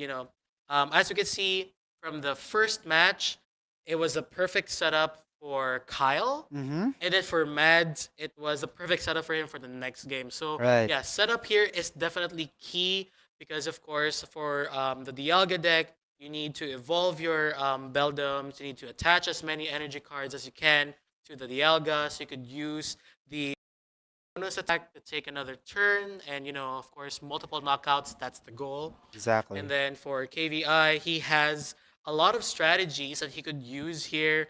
Like as you can see, for the first strategy, he heavily invested on his Giratina Vs and V-Stars to knock out those Dialgas, to take those big prize knockouts. And then for the second match, he did try to limit the opponent by promoting that Metang right there, because he did. There's no more Mel energies basically, but then of course he does run 4 4 copies Super of Rods. Super Rod, Right. which gave him an advantage right there. So yeah, lots of strategies that the players could think of. So yeah, hands down to the both of them. Definitely. So in this game, it's just definitely a 180-degree turn from the first game, which, as you said, as you mentioned, Devon, Mads was able to set up his strategy to be able to use Star Chronos. But in this next game, we have to take note that KVI is going first this time. So for both of these decks, again, the key is setting up. Yeah, and speaking of setting up right there, Mads has the Mew EX in front, has the free retreat and the restart ability, which he could maximize later on. We both see players have the Buddy Buddy Puffin, Right. and KVI is using it right now to possibly get more Comphase, and for Mads, for his following turn to set up Beldoms. But yeah, focusing on KVI right here. Still, checking the cards that he has, making sure that, if there's anything important to prize cards, he doesn't waste the resource. And he's currently counting his Colress experiments right there. I believe he has all 4 copies, and he places energy cards there on the side, so he does need to make well afterwards, Right. so that he gets these optimal draws. Right. So yeah, him thinking about which two cards he will be, which two Pokemon he'll be selecting with the Buddy Buddy Poffin. Now we have to take note though, on the game clock we only have a little bit over 8 minutes left. Essentially, time management is also very important in this final game. Now he has used flower selecting, and was that a Colress and the Giratina V star? And now another flower selecting. Decides to discard the Super Rod right there. Oh, that's And a then very quick there's a switch card. 3 to cards use with the lost third, zone. Comfey right there. And plays a Nest Ball. So he does have 3 cards in the lost zone right now. And decides to play a Nest Ball to put down a Giratina V. So, he could start swinging and, taking knockouts for the succeeding turns. Right. So I don't think there's much he can do. He can still... No, he already attached the grass energy to retreat the previous Comfey. So I think he believes, or I believe he has passed his turn. Let's go over to Mad's side of the board here. Let's see if he has the same or similar setup. He does have the Buddy Buddy Poffin, as you mentioned. But I am not seeing anything to get a Dialga or possibly Dialgas in play. So it might be a little bit limiting on Mad's side here. But let's see what strategies he'll be able to pull off here. Right, so at least he does have the Buddy Buddy Poffin to drop 2 Beldums into his bench here. But yes, I agree. I couldn't really see anything on Mad's hand that would allow him to search for that Dialga V, or anything to exhaust his hand, to at least maybe use Restart to draw anything or something from his deck. So perhaps it's only just the Poffin. Yeah, over there with a Buddy Buddy Poffin deciding to take... Oh, there is a Nest Ball. Never mind. We stand corrected. There is a Nest Ball, Your Honor. Oh, and he has the alternate art. Origin form, Dialga V right there. So yeah, he is able to, somewhat have a good setup. But then, of course, another area of concern is that KVI already has 3 cards in the Lost Zone. And I'm pretty sure he has a Colress Experiments. So Yes. he's able to, possibly have 7 for the succeeding turn. But wow, such an amazing setup there on his end. Playing Professor's Research for Mads, allowing him Right. to get a fresh 7 cards, and drawing that Greninja too, and playing it, basically allows him to, possibly get more cards. But then, of course, we already noticed that he attached a Metal Energy to the Beldum right there.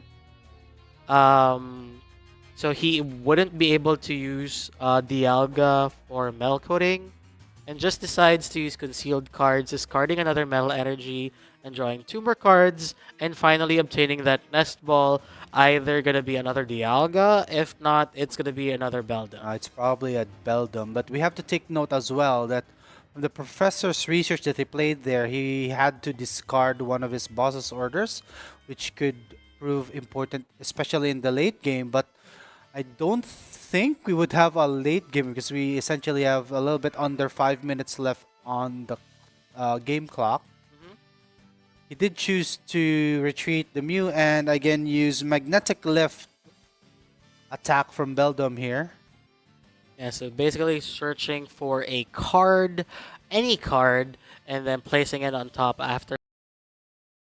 So I wonder what is it gonna be? Is it gonna be I missed it actually. It's gonna be probably Metangs or a Dialga V-Star? Ultra Ball. Probably. Another Professor's Research. Well, let's So, see yeah. here. Going over here to KVI side with 4 Immediately minutes playing on the clock.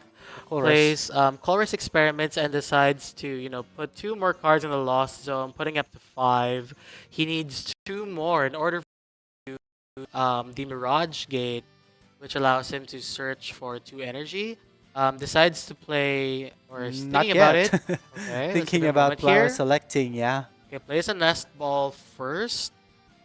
Try to thin out his deck first. Probably another Giratina. Or basically any other Or a Cramorant. He could attacker. attack with Cramorant.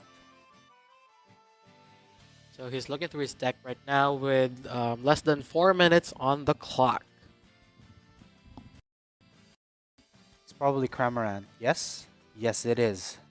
There we go. We see Cramorant right there with its amazing ability. Lost Provisions. Lost Provisions, which basically if you have 4 or more cards in your lost zone, you're able to, use his attacks for free. And basically has the attack called Spit Innocently, dealing 110 damage. More than enough to knock out that Beldum if he decides to do so. Right, he has chosen to attach a Jet Energy there to the other Comfey and play another Flower Selecting, essentially adding another card into the Lost Zone. I think he has 7 now? Yeah, he does have 7, and that was an easy decision because he wouldn't need to utilize Iron Leaves EX. Like, this card is best suited for a potential Charizard matchup. Right. Possibly on the other corner, but we're not too sure on the status there yet. He's played 2 Mirage. So as we can see, he is getting ready to dish out powerful attacks for the succeeding turns. Decides to play 2 first, deciding to attach 2. He just attached 3 energies into that. 3 energies. I think those are 2 water energy and 1 grass.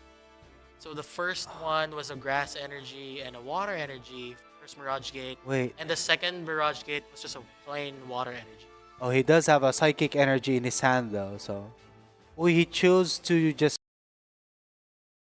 Innocently to knock out that Beldum.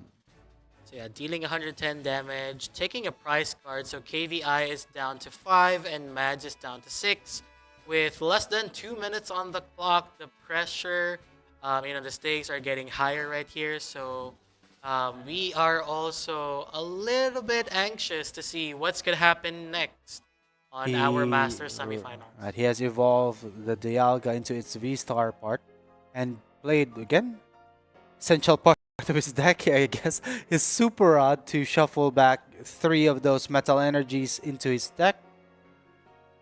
And let's see what he does here. We have to take note though, we are just right under 1 minute left into the clock. And has played Prime Catcher. This is a very ballsy move, I think. He's basically saying that he could just... 2 cards. Right. He has the Iono. Decides to play the Iono. Such a powerful draw right there, has more chances of getting another Metang, but he also has a lot of chances to, draw into those energy cards. Which, he has a couple of Metangs. And he has a lot of energy cards as well. Oh, okay. So decides Not to too play bad, Metal Maker though. first. Okay, on He the has 4, 2 he on has that 2, one. 3. So he has 3 Metal Energy. Oh no, he has 2 Metal Energy right there. Right. And he has 1 more chance of using another Metal Maker.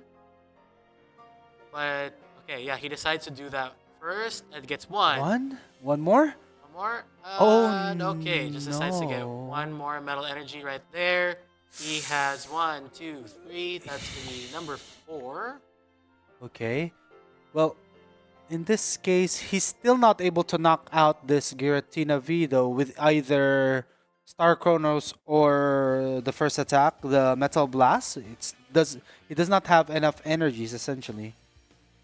That's if he uses Metal Blast, that's only a total of 200 damage. He's short 1 energy. He does have a lot of those energy cards in his hand. But again, he already... Oh, there is the handshake.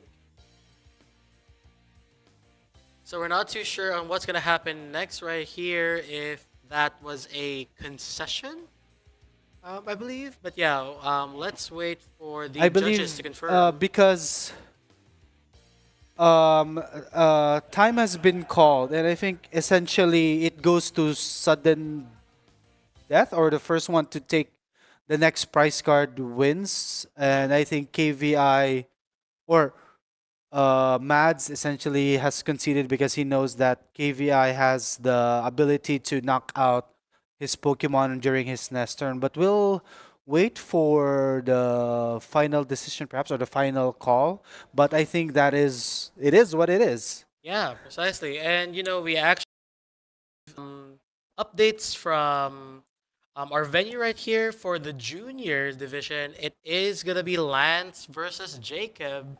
Wow, so yeah, this is definitely gonna be a wonderful match for our juniors finals that we will be definitely streaming in the next couple of minutes. So we are still finalizing things here. Oh, sorry, we are gonna go with seniors first. So we are gonna have a couple of announcements in the next few minutes. But yeah, let's talk about the current match between Mads and KVI. Right, we just received confirmation that KVI actually won that, and I think yeah, that's what I said. Mads conceded because he knew it was very close though, as you can have seen there. If Mads just had one more energy attached to that Dialga V-Star, he could have definitely won that match.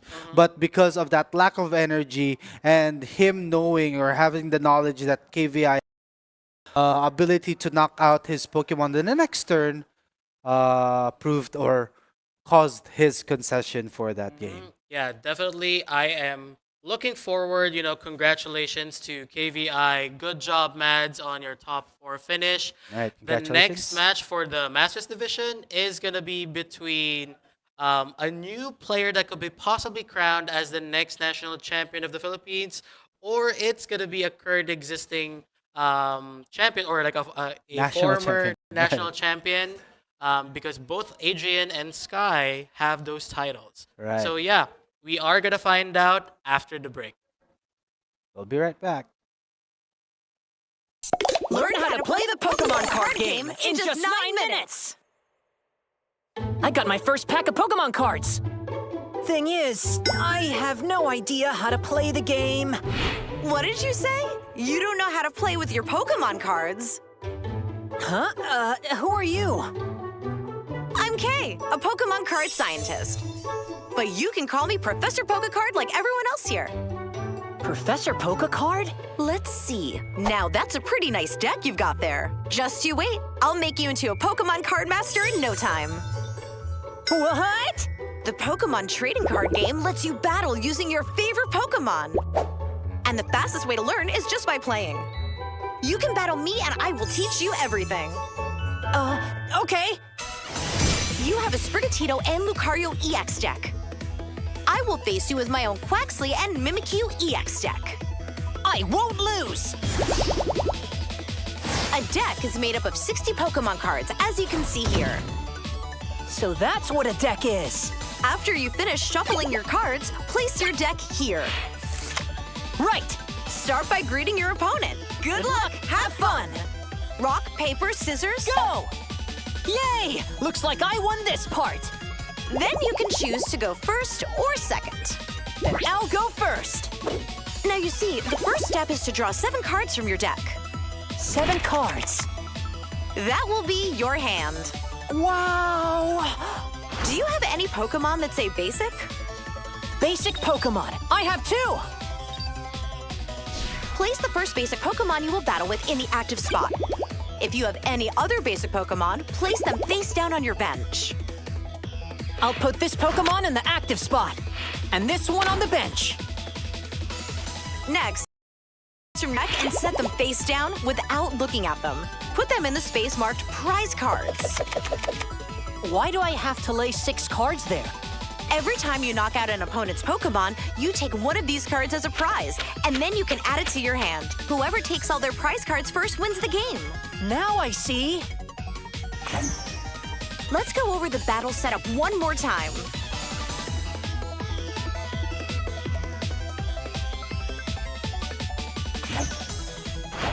Okay, let's start the battle. Turn over the cards in the active spot and bench. Right!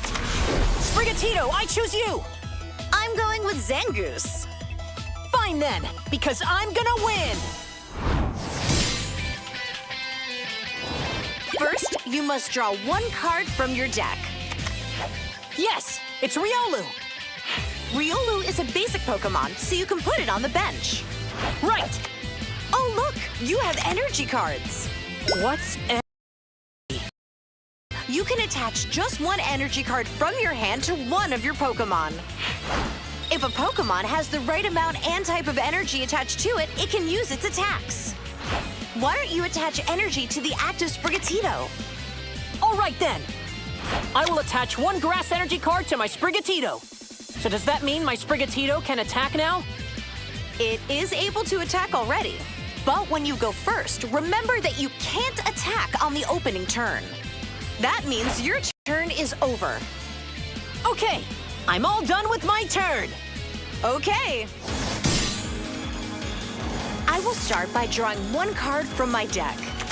I'll attach this psychic energy to Zangoose. This white mark means that any type of energy works for this attack. Now my Zangoose has all the energy it needs to attack. Oh, I will use the slash attack. That's 40 damage to Sprigatito. When your Pokémon damage counters on it, this makes it easier to remember how much damage it's taken. oh man, only 30 HP is left. I finished attacking, so now my turn is over. What do I do now? Hey, Ren, you have cards in your hand that say Trainer in the upper right. I have one Nemona and one Switch. There are many kinds of trainer cards, such as supporters or items. They're all cards that help you in battle. Why don't you try using one? Okay, I'll play my Nemona supporter card. What does this do? I can draw 3 cards from my deck. Once you've used a card, put it in your discard pile. Important to know, only one supporter card can be used per turn. And remember, the player who goes first is not allowed to use a supporter card on their opening turn. Right. I'm not done yet. By the way, you can also attach energy to your bench Pokémon. In that case, I'll attach a fighting energy to Riolu. Now I'll use Sprigatito's Scratch Attack. That's 10 damage to Zangoose. That's the spirit. I attacked, so it looks like my turn is over. Here I go. First, I'll evolve Quaxly to Quaxwell. By playing Pokémon on top of each other, they evolve and will keep getting. Next, I'll attach one water energy card to my Quaxwell. I'll also use my Nest Ball item card. This allows me to choose one basic Pokémon from my deck. By the way, you can use as many items from your hand as you like during your turn. The Pokémon I'll put into play is Mimikyu EX. It looks powerful. Professor, what does the EX in the name mean? Good question. This card is an especially strong one, and it's called a Pokémon EX. Knowing how to use Pokémon EX cards is a shortcut to victory. Pokémon EX?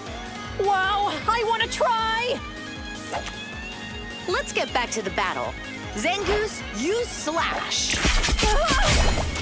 Sprigatito's HP fell to 0. When a Pokémon's HP drops to 0, it gets knocked out. Since I knocked out Sprigatito, I'll take one prize card.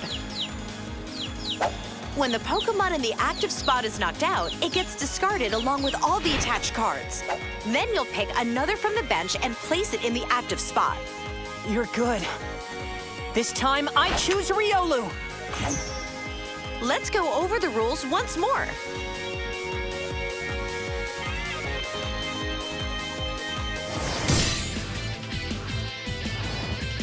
The battle's only just begun. All right, I drew Lucario EX. Lucario EX can evolve from Riolu. I'm going to evolve my active Riolu. Now I'll add fighting energy to Lucario EX. Wow! Lucario EX attacks with low sweep. Zangoose has a weakness to fighting type, so it takes double the damage. 60 times 2. That means 120 damage. I knocked out Zangoose, so I'll take a... Pokemon EX cards have powerful attacks and high HP. On the other hand, if one gets knocked out, they give up 2 prize cards. I get it. Moving on, for my next turn, I think I will evolve Quaxwell into Quaquaval and use that to fight back. Well, I won't be backing down. But before that, let's go over the rules again for you. First, the rules for battles.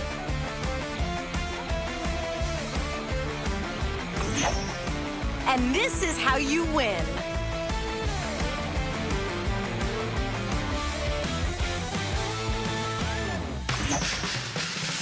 Let's resume the battle.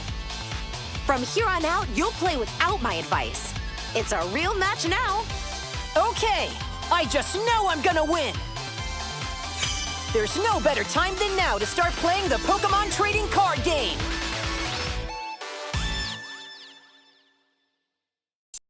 Level up your Pokemon card game skills in just 10 minutes. I'm not sure how this card works. Is there something wrong? Professor Pokécard! Ren, if it's a Pokemon card problem you have, I can probably help. Since you were the one who taught me how to play the game, I've done a good job collecting cards, but cards like stadiums or Pokemon tools are still a bit confusing to me. How do they work? Well, it sounds like it's time for you to learn more about rules and cards and get your Pokemon skills to the next level. All right, I'm in. Here are the 5 points we'll learn about today.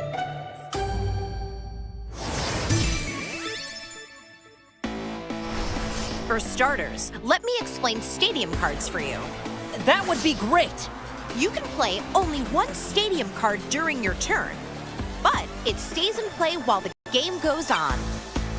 A stadium card goes between both player sides of the field, and there can only be one in play at a time. Different stadium cards can have a bunch of interesting effects. Like increasing my damage or letting me pull a Pokemon from my deck. Not just you, actually. Both players can use the stadium in play, and that's what's special about them. I see, so it works for both me and my opponent. When a new stadium card is played, the previous one goes into the discard pile. By the way, you cannot play a stadium that has the same name as the one currently in play. That's an important detail. I'm gonna write that down.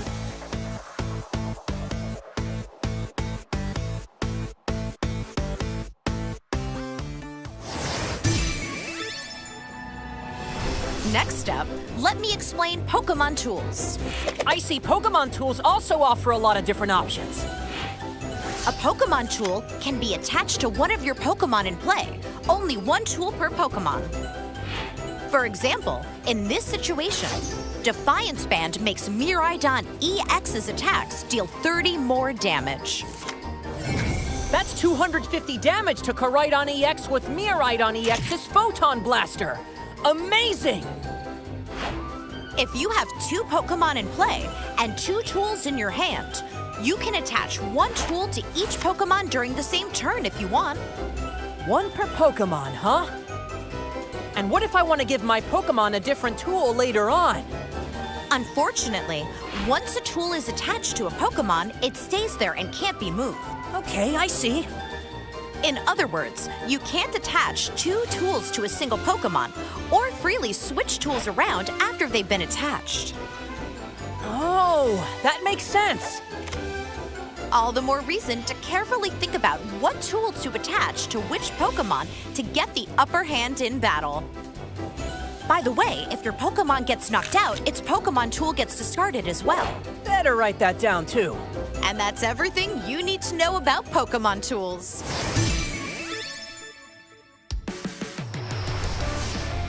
Let's keep going. Next, I'll teach you about retreating, a great way to deny your opponent prize cards. I guess that has to do with the retreat on the bottom right of Pokemon cards? Good guess. I knew you were paying attention. Each Pokemon has a retreat cost, which is how much energy it will need in order to retreat. Charmeleon says that it needs 2 energy to retreat. Once per turn, you can pay your active Pokémon retreat cost by discarding that much energy from it and switch it with one of your benched Pokémon. Now, what if your active Pokémon is this Cyclizar? Hey, wait! There's no energy next to the word retreat on this card. Indeed. Some cards don't have any energy in their retreat cost. That means you can switch them with a benched Pokémon without discarding any energy. But tell me, how exactly do you decide which benched Pokémon to switch into when retreating? Good question. It's usually a good idea to send a Pokémon with high HP that will be hard to knock out, or a Pokémon you've been preparing on your bench that is now ready to dish out some strong attacks. I get it now! By the way, what do I do if I don't have any Pokémon on my bench? Your Pokémon can't retreat. On that note, if your active Pokémon gets knocked out while you don't have any benched Pokémon, you will be out of Pokémon and your opponent will win immediately, even if they still had prize cards to take. Wow, I better make sure that I always have Pokémon on my bench then.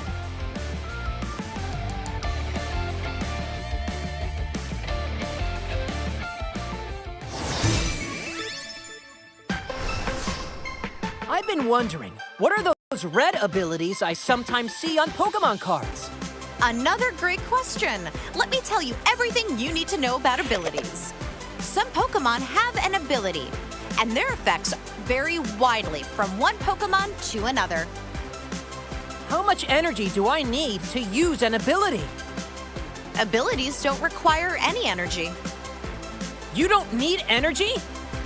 You don't need energy, and they're different from attacks, so using them doesn't end your turn. Wow, that's super important to know. And that's not all. Abilities are also different from attacks in that some of them can be used even when the Pokémon isn't in the active spot. What? Really?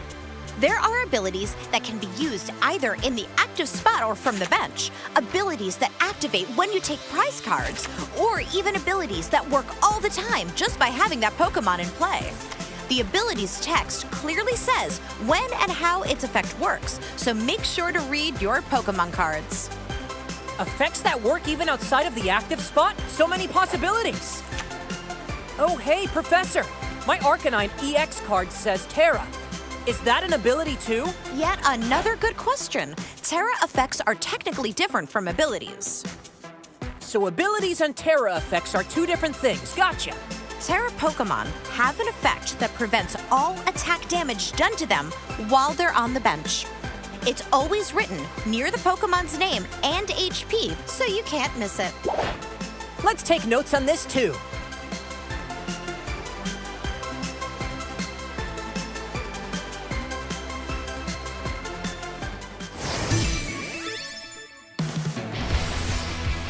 Almost there. To conclude this lesson, let me teach you about special conditions. Special conditions. That's one thing I know about. It means things like poisoned or paralyzed, right? That's right. There are a few special conditions to remember, so here is a little cheat sheet that I made to help. Let me quiz you to see how much you actually know. All right, quiz away! Which special conditions will prevent you from attacking or retreating? Huh? There are special conditions like that? When your Pokémon is asleep or paralyzed, it can't attack or retreat. Wow, no way! Next, what about special conditions preventing you from using abilities? I think that's gotta be asleep and paralyzed. Gotcha! You can always use abilities even if your Pokémon is affected by a special condition. Not fair! That's a trick question! Well, that way you will remember. By the way, it says a Pokémon must be turned counterclockwise when it's asleep and clockwise when it's paralyzed. What if it's both at once? Ooh, that's a clever question. In fact, asleep, paralyzed, and confused do not stack. A Pokémon can only have one of those three. If a Pokémon that was already paralyzed is hit with an effect that makes it asleep, the new status is the previous one. Noted. Asleep, paralyzed, and confused do not stack. By the way, there are two ways to make your Pokémon recover from any special condition. Do you know how? I know a Pokemon recovers if it's moved to the bench, but what's the other one? A Pokemon also recovers from all special conditions when it evolves. Evolution, yeah! Well, Ren, now you're almost a Pokemon card game rules expert. Oh, that makes me want to play right now. Good idea! Let's put all you've learned into practice with a real battle.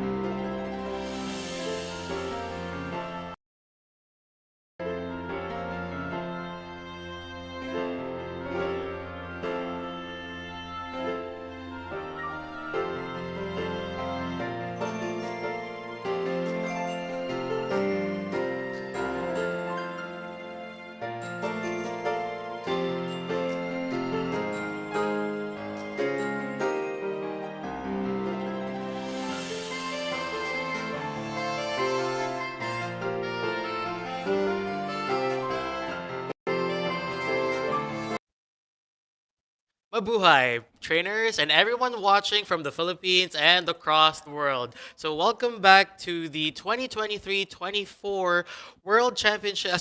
National Championships Philippines. I don't know why I'm saying worlds. I'm just super excited for Hawaii, I guess. Exactly, yeah. But yeah, so we do have a couple of announcements here. So, our senior division is ready for their finals. They are going to be exhibiting a best of one match here for 25 minutes. So it is going to be between Lance and Jacob, which we will show the leaderboard in a little bit. As we saw in our previous match, it was between KVI and sorry. Mats. Hats, Mats and KVI. with the Dialga and the Yeah. Giratina, and of course KVI winning here. And then for the other side, it was a match between Gardevoir and Sky, between two previous national champions in the Philippines. So Sky was able to bag the win. Charizard versus Giratina for the Masters. While here on the seniors, which we will be streaming next, it is going to be no other than. We have Lance playing the OG Fire Dragon, Charizard. Charizard, I love it. and Jacob playing Dundons and Dragons. Yeah, Dunduns and Dragons, meaning the Dunsparce, and Roaring Moon. Yeah, Right. it's going to be a very exciting match since trainers have been actively competing throughout the season, and it's going to be exciting to see which of them is going to be crowned our champion for the Philippines for 2023-24. Right. So in this matchup, Lance is already known to bag multiple titles in the past, but he is playing with a deck that I know he has been playing for a little while now. Again, Charizard EX. Um, it does have a few, or looking at the deck list, it does have a few cards from the new set, the Temporal Forces set. Now on Jacob's side, though, this is, I would say, a relatively newer archetype. I would say Dungeons and Dragons with the Dunsparce runaway draw, where you actually basically shuffle back the Dunsparce into your deck, or you draw three cards first, and then shuffle back your the Dunsparce back into the deck, which is definitely a very strong draw support for this archetype. Where you just draw a lot of cards and attack with your Roaring Moons. Yeah, precisely. And there are two different types of roaring moons that he utilizes. One is the baby roaring moon with the vengeance fletching attack, as what we saw on our first match with Ram, the 16th seed. Incredible performance. And of course, we do have the roaring moon EX gouging attack. It deals 200 damage to itself, but it instantly knocks out the opposing player's Pokemon. And of course, we know that Right. Lance is going to be playing Charizard EX with 330 HP. It's a high number to reach, but with Roaring Moon EX, he could easily knock it out. But Right. then of course, there are other cards that Lance can also utilize to his advantage. So as we know, the two senior division trainers are currently preparing, but for Lance's deck, he actually utilizes Mist Energy, Right. which has a very interesting effect. Would you like to go over the details? Right. So basically, he does run just one mist energy, but I think it's very essential. It basically blocks any effects of the opposing or the attacking Pokemon's attack. So basically, if I think the play that we're watching for is if Lance has a mist energy attached to his, for example, an active Charizard EX, Jacob will not be able to use this Roaring Moon EX's frenzied gouging. Well, he can technically he can use it. I think. Correct me if I'm Yes. wrong. Frenzied Gouging will do 200 damage to the Roaring Moon, but it will not knock out the defending Charizard EX if it does have the Mist Energy attached to it. So I think that would be interesting if we could see that in the match happening or not. Yeah, absolutely. And both players are basically ready. So yeah, We are excited as much as you are, so we do have 25 minutes on the clock here. Right, but- And Jacob is on the right side, featuring the awesome new sleeves right there. And going first, starting with a Dunsparce. We actually have to, remind our viewers here. This is the senior finals, and it does have a different format from our masters division. In the seniors finals, it's only a best of one. This is do or die, 25 minutes on the clock, right? Yeah, absolutely. And for here we have Dunsparce in the acting spot. And what's good about Dunsparce is has a free retreat cost. So if ever Jacob wants to pivot to a different Pokemon for the following turn, he could do so absolutely for free. So of course, playing with a Test Ball, he decides to get a baby Roaring Moon right there, and we also have a Radiant Greninja. So now Jacob play. I think he's planning to.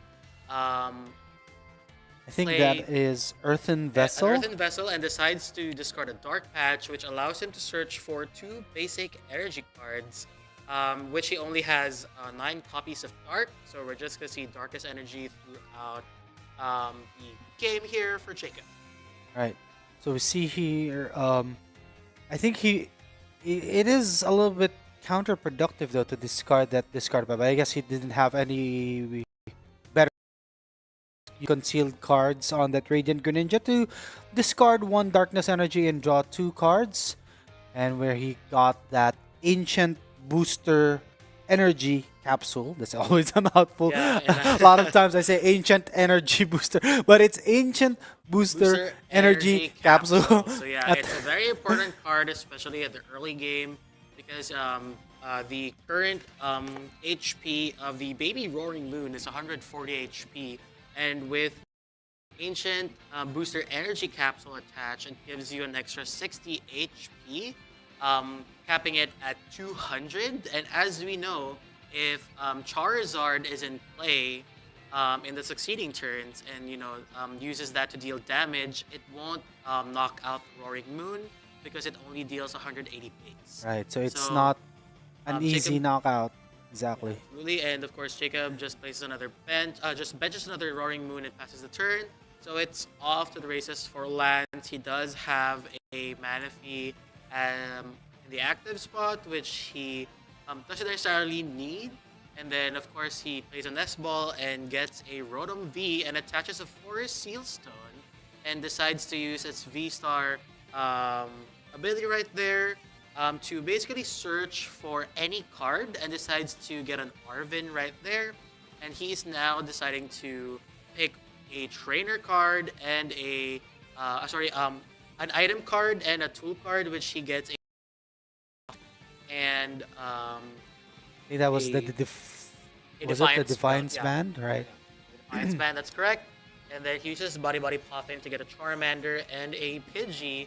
And just to highlight right there, that is the Elite Trainer Hawk. Right, this is a very interesting art. Charmander, and of course the shiny Pidgey from Paldean Fates right there. And he does have 2 Charmanders, and ultimately decides to end the turn by using Rotom V's ability Instant Charge by drawing 3 cards. Okay, so over here now on Jacob's side, see what does here. He can definitely now attack by attaching an energy card to that baby, not Rotom, Roaring Moon, and attack with Vengeance Fletching. I'm not sure if he has enough ancient. I think he has now ancient cards in his deck or in his discard pile. With that Professor Sada's Vitality now accelerating that those energies, allowing him to draw 3 more cards. And as you know, what he did was he used Greninja's ability to discard a Darkest Energy, draw a couple cards, and then use Sada's Vitality right there, attaching 2 energy, 1 of each for each of the baby Roaring Moons, and then drawing 3 cards. And as you can see here, he was able to grab the Dunsparce. So this is now the formation of the Duns and Dragons. Duns and Dragons. So the Dunsparce with an amazing ability. Once during your turn, you may draw 3 cards, and if you do, you basically have to shuffle the Dunsparce and all cards attached to it into your deck. So I think that's going to be the strategy that Jacob will play. Mainly because number one, he won't be able to use Land Crush, and of course he has a retreat cost of 3, and I'm pretty sure he wants to take a knockout as quick as possible. So he's just finalizing everything in his deck. Decides to use the Runaway Draw ability, promotes that baby Roaring Moon to take the first knockout. However, he did promote, mind you, the Roaring Moon with the tool card attachment that allows both of it them have to tool cards now, though. Yeah, so both of them have tool cards. However, they are capped at 200. Right. So if he does take that knockout and the Charizard and the Charmander evolves to a Charizard for the following turn, since a prize card has been taken, that's gonna be 210 knockout, damage. 210 So damage from a instant Charizard. knockouts Right. left and right. Let's see here. Now, Jacob has played another nest ball here, or played a nest ball to get another basic Pokemon from his deck into his bench. And guessing it's gonna be another Dunsparce, perhaps, or another Okay, so baby it's gonna be Roaring another Moon. baby Roaring Moon right there. We do have to verify the count of the number of ancient Pokemon that he has, but then of course the Manaphy only has 70 HP, which the Doesn't base need that damage many. already covers. Well, yeah. So let's see here. Jacob still has that. Yeah, I was about to say he has that dark patch from his hand and has played it to attach another energy card from the discard pile to the third Roaring Moon that he played, and he has used Vengeance Fletchling to knock out that Manaphy. Now over to Lance's side. It's a rare candy and evolves the Charmander to a Charizard EX. Decides to get 3 basic fire energy from the deck with its ability Infernal Rain, and then attaching 2 energy to the active Charizard EX and 1 to the Charmander for a future setup. And decides to evolve it to a Charmeleon, the regular Charmander, evolving into a shiny Charmeleon. Shiny Charmeleon, right. It's a very, very cool card. And then decides to attack using Burning Darkness for 210 damage. So both players now are at 5 prize cards. So over to Jacob's turn, decides to basically discard a Darkness Energy using Greninja to draw 2 more cards, and is now thinking on his next move. Right. There's something interesting though, just a fun fact. This shiny Charmeleon also has that Flare Veil ability, so basically in case just it does have that similar effect to Mist Energy. So if Jacob he has chosen to drop the Roaring Moon EX here, if he does choose to frenzied gouging this Charmeleon, he also will not be able to knock it out. But I don't think we would see that play anywhere here. Of course, because Charmeleon has 90 HP, but it is another possibility for that attack. So yeah, basically Jacob really has to play smart on how he wants to utilize the Roaring Moon EX here, because of course the Charizard with the mighty 330 HP is standing high and mighty there. So of course, it's really up to Jacob to navigate the ins and outs in order to successfully take those prize cards. But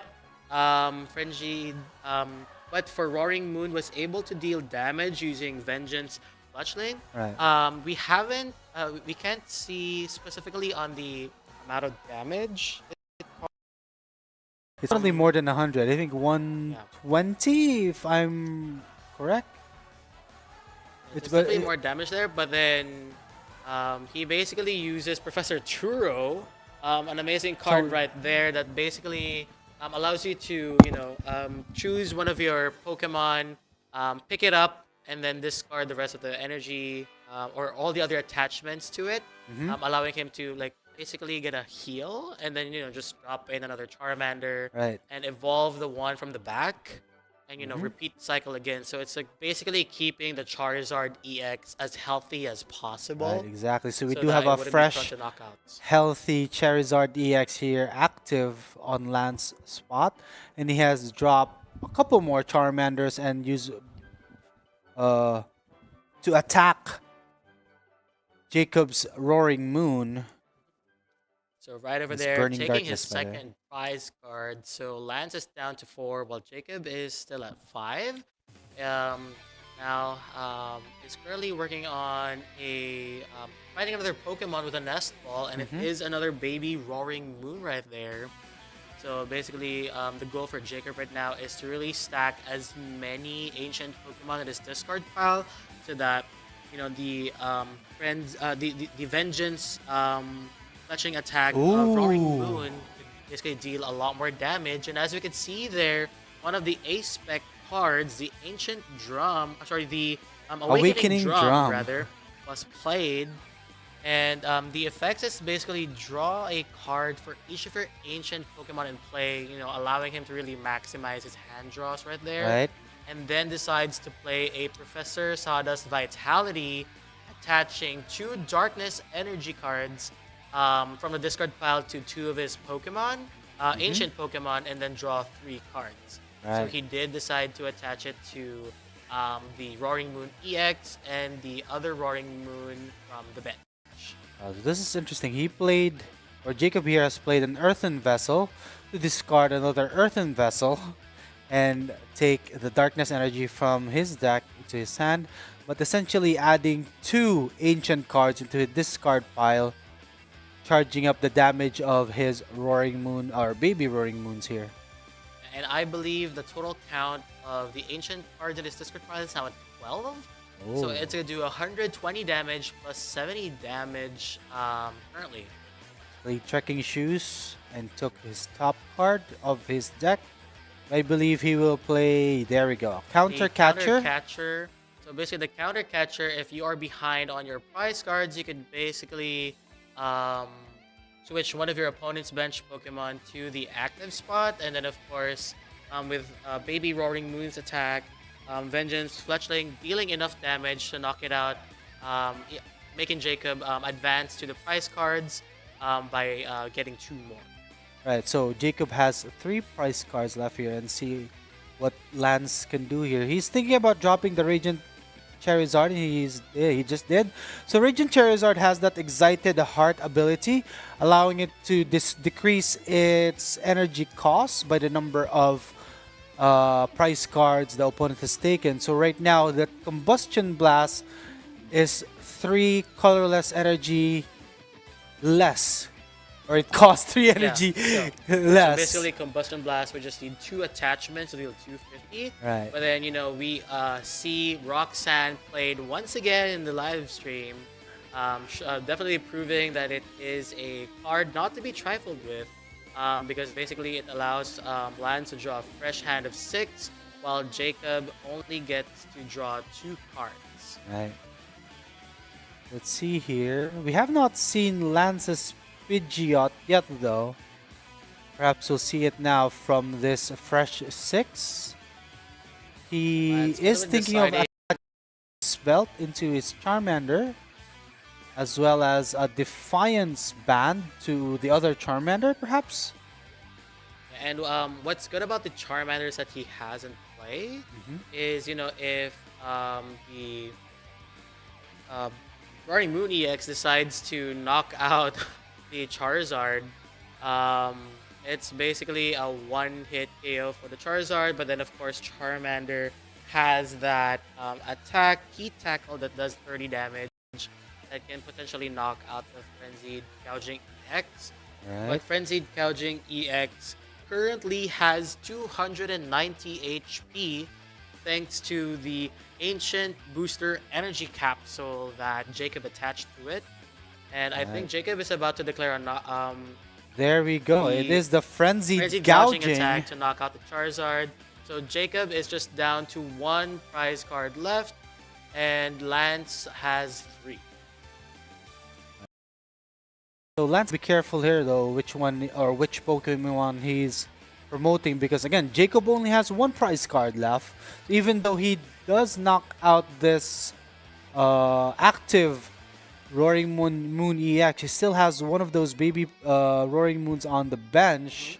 So technically Lance is in a very tight spot here. Yeah, and as you can see, Lance is just double checking everything just to make sure the numbers add up. Because please take note to our viewers, it is only best of one. So whoever wins this match is gonna be crowned the senior champion for the 2023-24 Philippines. Exactly. So it is Lance's turn, and he decides to promote the Radiant Charizard with 160 HP. So the Excited Heart ability is at its peak.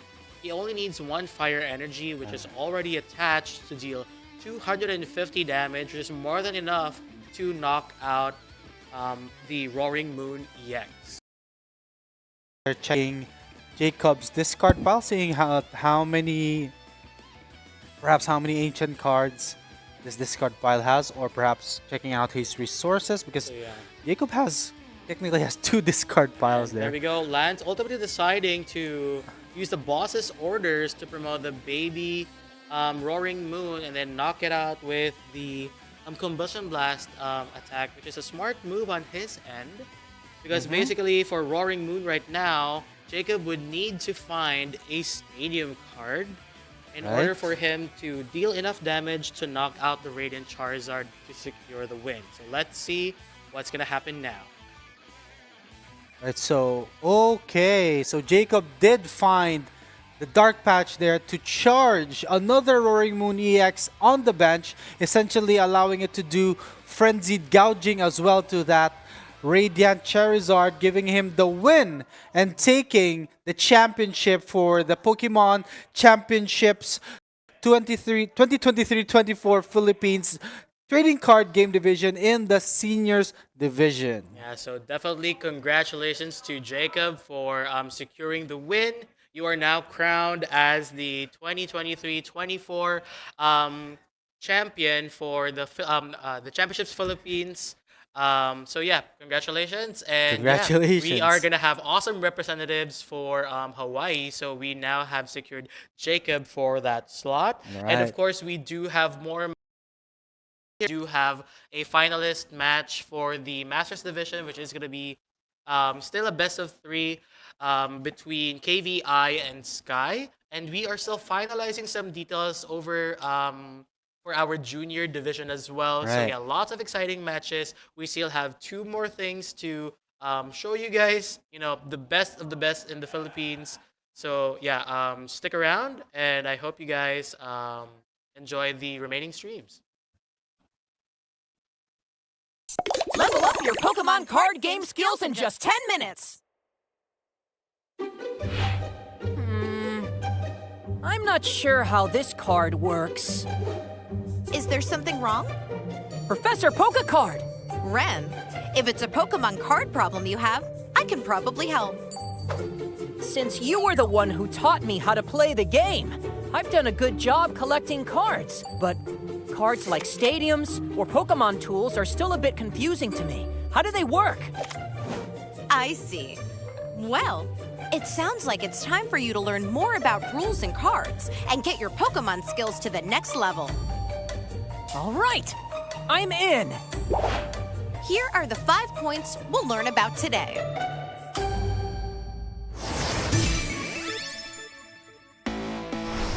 For starters, let me explain Stadium cards for you. That would be great. You can play only 1 Stadium card during your turn, but it stays in play while the game goes on. A Stadium card goes between both player sides of the field, and there can only be 1 in play at a time. Different Stadium cards can have a bunch of interesting effects. Like increasing my damage, or letting me pull a Pokemon from my deck. Not just you, actually. Both players can use the Stadium in play, and that's what's special about them. I see, so it works for both me and my opponent. When a new Stadium card is played, the previous one goes into the card pile. By the way, you cannot play a Stadium that has the same name as the one currently in play. That's an important detail. I'm gonna write that down.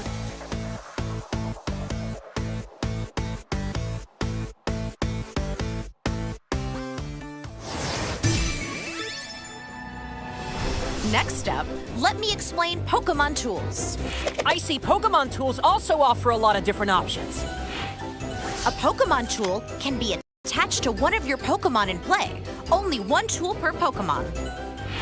For example, in this situation, Defiance Band makes Miraidon EX's attacks deal 30 more damage. That's 250 damage to Koraidon EX with Miraidon EX's Photon Blaster. Amazing!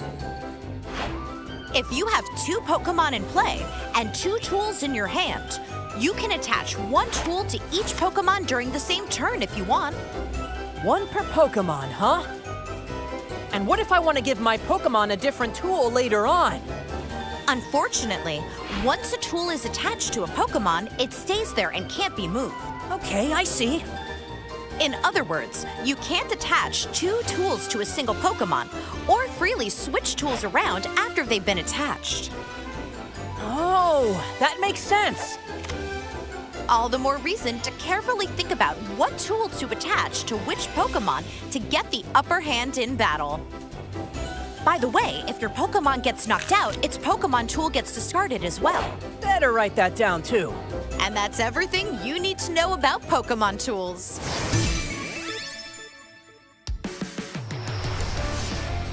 Let's keep going.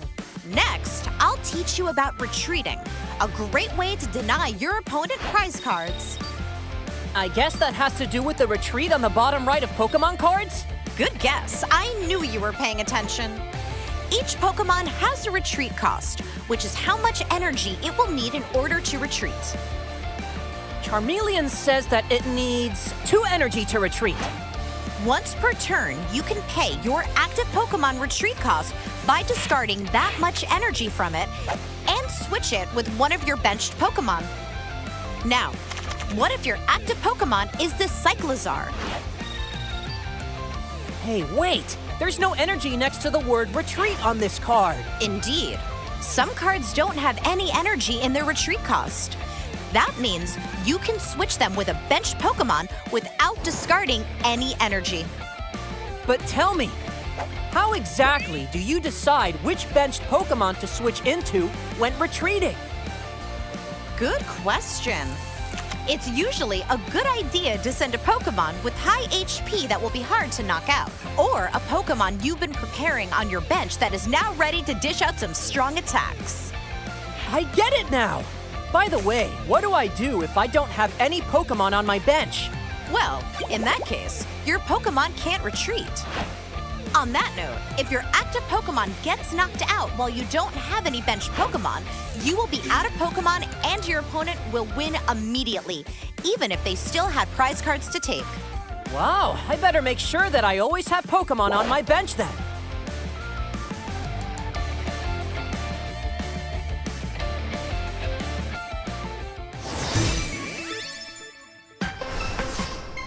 I've been wondering, what are those red abilities I sometimes see on Pokémon cards? Another great question. Let me tell you everything you need to know about abilities. Some Pokémon have an ability, and their effects vary widely from one Pokémon to another. How much energy do I need to use an ability? Abilities don't require any energy. You don't need energy? You don't need energy, and they're different from attacks, so using them doesn't end your turn. Wow, that's super important to know. And that's not all. Abilities are also different from attacks in that some of them can be used even when the Pokémon isn't in the active spot. What? Really? There are abilities that can be used either in the active spot or from the bench, abilities that activate when you take prize cards, or even abilities that work all the time just by having that Pokémon in play. The abilities text clearly says when and how its effect works, so make sure to read your Pokémon cards. Effects that work even outside of the active spot? So many possibilities! Oh, hey, Professor! My Arcanine EX card says Terra. Is that an ability too? Yet another good question. Terra effects are technically different from abilities. So abilities and Terra effects are two different things. Gotcha! Terra Pokémon have an effect that prevents all attack damage done to them while they're on the bench. It's always written near the Pokemon's name and HP, so you can't miss it. Let's take notes on this too.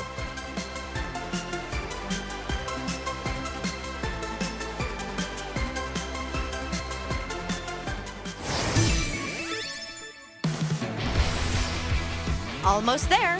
To conclude this lesson, let me teach you about special conditions. Special conditions. That's one thing I know about.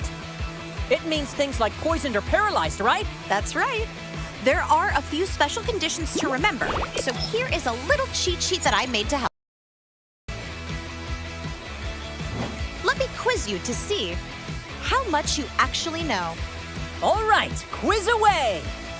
Which special conditions will prevent you from attacking or retreating? Huh? There are special conditions like that?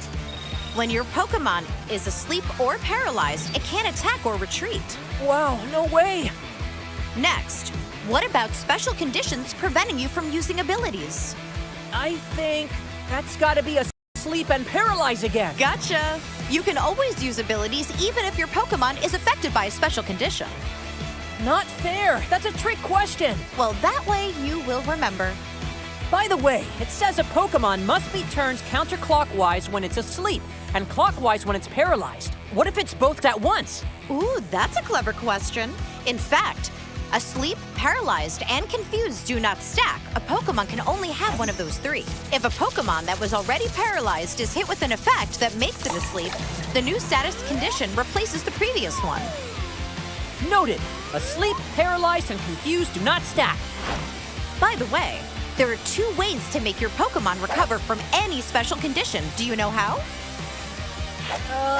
I know a Pokemon recovers if it's moved to the bench, but what's the other one? A Pokemon also recovers from all special conditions when it evolves. Evolution, yeah! Well, Ren, now you're almost a Pokemon card game rules expert. Oh, that makes me want to play right now. Good idea! Let's put all you've learned into practice with a real battle. Okay, my new deck with stadiums and tools is ready. Let's go! Time to set up to play. First, are there any basic Pokemon in the 7 cards you drew as your starting hand? No, I don't see any basic Pokemon. If you don't have any basic Pokemon, reveal your hand to your opponent. Then shuffle it all back into your deck, then draw 7 cards once again. That's called a doing this until you get a hand with the basic Pokemon.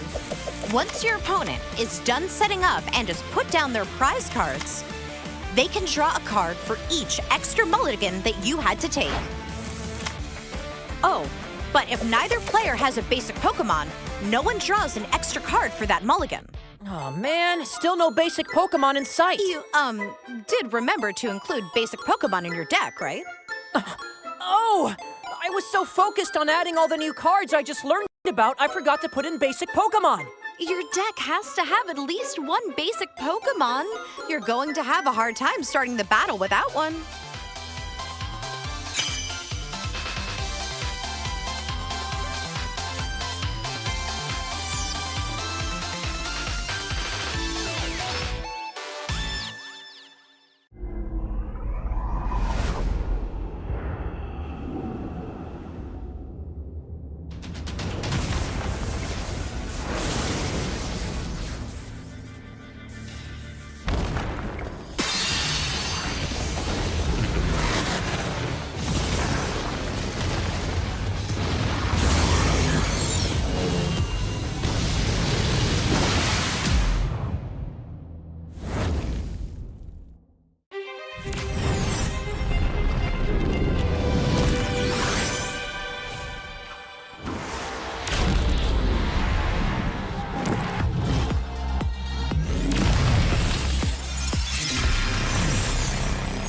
Prepare for a battle of the ages in the Pokémon trading card game, Scarlet and Violet Paradox Rift. Available now. Each booster pack of 10 cards sold separately. Cards vary by pack.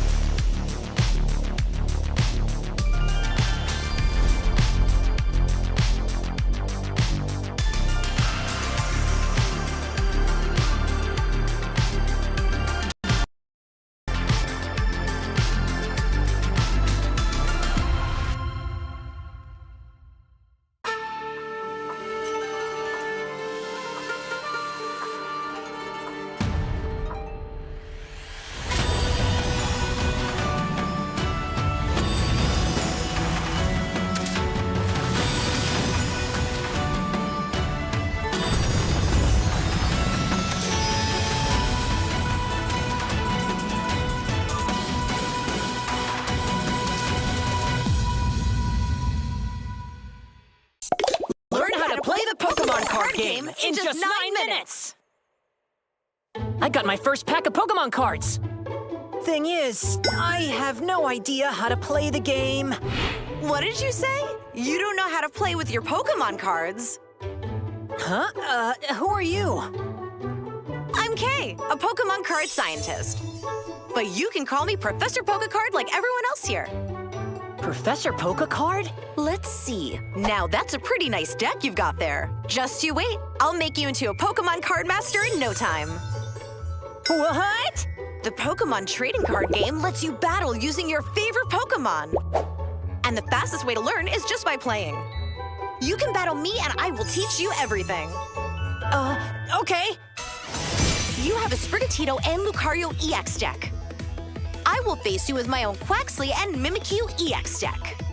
I won't lose. The deck is made up of 60 Pokémon cards, as you can see here. So that's what a deck is. After you finish shuffling your cards, place your deck here. Right. Start by greeting your opponent. Good luck, have fun. Rock, paper, scissors, Go! Yay! Looks like I won this part. Then you can choose to go first or second. Then I'll go first. Now you see, the first step is to draw 7 cards from your deck. 7 cards. That will be your hand. Wow! Do you have any Pokemon that say basic? Basic Pokemon. I have 2. Place the first basic Pokemon you will battle with in the active spot. If you have any other basic Pokemon, place them face down on your bench. I'll put this Pokemon in the active spot, and this one on the bench. Next, take 6 cards from your deck and set them face down without looking at them. Put them in the space marked prize cards. Why do I have to lay 6 cards there? Every time you knock out an opponent's Pokemon, you take one of these cards as a prize, and then you can add it to your hand. Whoever takes all their prize cards first wins the game. Now I see. Let's go over the battle setup one more time.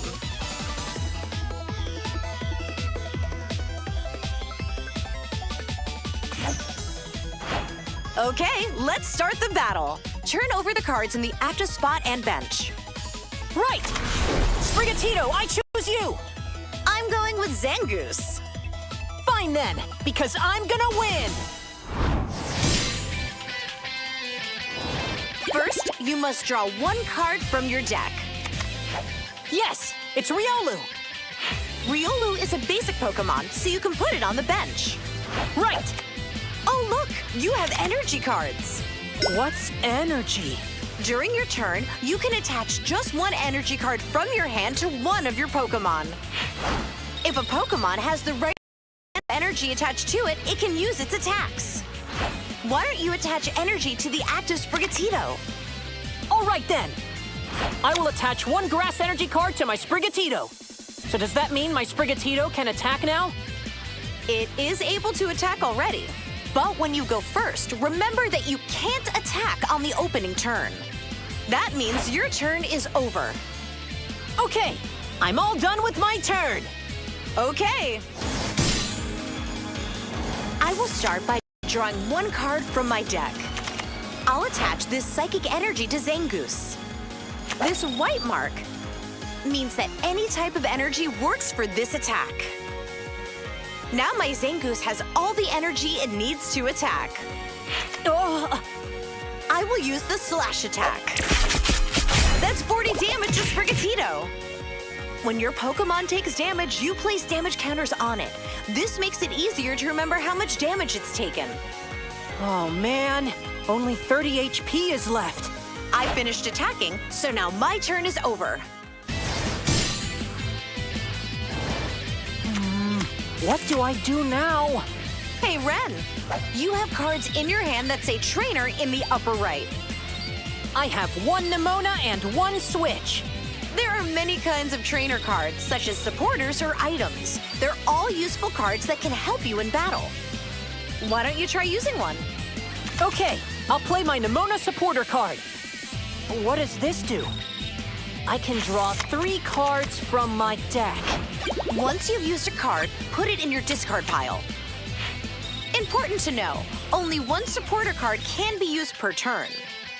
And remember, the player who goes first is not allowed to use a supporter card on their opening turn. Right. I'm not done yet. By the way, you can also attach energy to your bench Pokémon. In that case, I'll attach a fighting energy to Riolu. Now I'll use Sprigatito's Scratch Attack. That's 10 damage to Zangoose. That's the spirit. I attacked, so it looks like my turn is over. Here I go. First, I'll evolve Quaxly to Quaxwell. By playing Pokémon on top of each other, they evolve and will keep getting even stronger. Next, I'll attach one water energy card to my Quaxwell. I'll also use my Nest Ball item card. This allows me to choose one basic Pokémon from my deck. By the way, you can use as many items from your hand as you like during your turn. The Pokémon I'll put into play is Mimikyu EX. It looks powerful. Professor, what does the EX in the name mean? Good question. This card is an especially strong one, and it's called a Pokémon EX. How to use Pokémon EX cards is a shortcut to victory. Pokémon EX? Wow, I want to try! Let's get back to the battle. Zangoose, use Slash. Sprigatito's HP fell to 0. When a Pokemon's HP drops to 0, it gets knocked out. Since I knocked out Sprigatito, I'll take one prize card. When the Pokemon in the active spot is knocked out, it gets discarded with all the attacks. Then you'll pick another from the bench and place it in the active spot. You're good. This time, I choose Riolu. Let's go over the rules once more.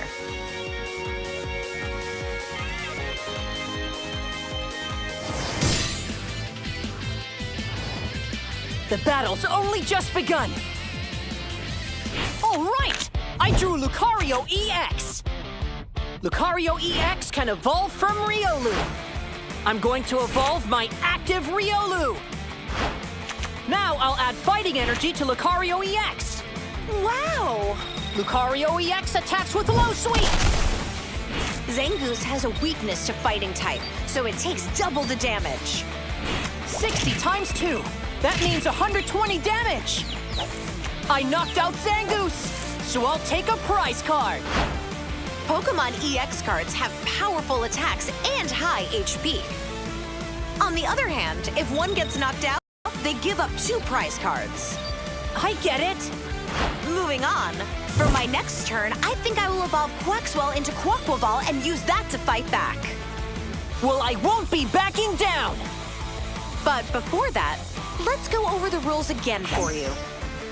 First, the rules for battles.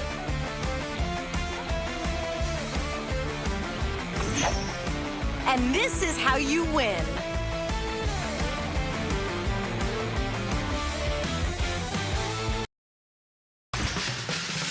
Let's resume the battle. From here on out, you'll play without my advice. It's a real match now. Okay, I just know I'm gonna win. There's no better time than now to start playing the Pokémon trading card game.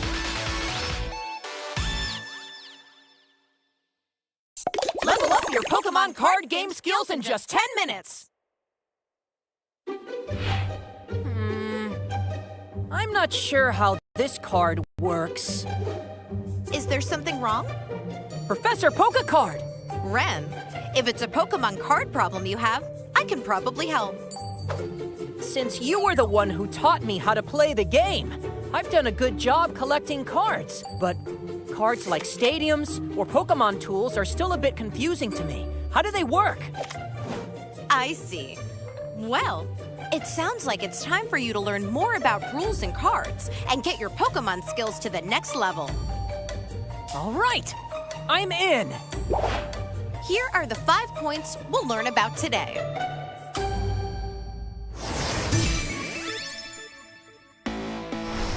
For starters, let me explain stadium cards for you. That would be great. You can play only one stadium card during your turn, but it stays in play while the game goes on. A stadium card goes between both player sides of the field, and there can only be one in play at a time. Different stadium cards can have a bunch of interesting effects. Like increasing my damage, or letting me pull a Pokémon from my deck. Not just you, actually. Both players can use the stadium in play, and that's what's special about them. I see, so it works for both me and my opponent. When a new stadium card is played, the previous one goes into the discard pile. By the way, you cannot play a stadium that has the same name as the one currently in play. That's an important detail. I'm gonna write that down.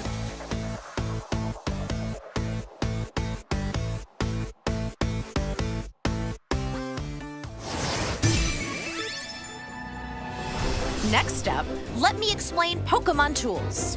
I see Pokémon tools also offer a lot of different options. A Pokémon tool can be attached to one of your Pokémon in play. Only one tool per Pokémon. For example, in this situation, Defiance Band makes Miraidon 30 more damage. That's 250 damage to Koraidon.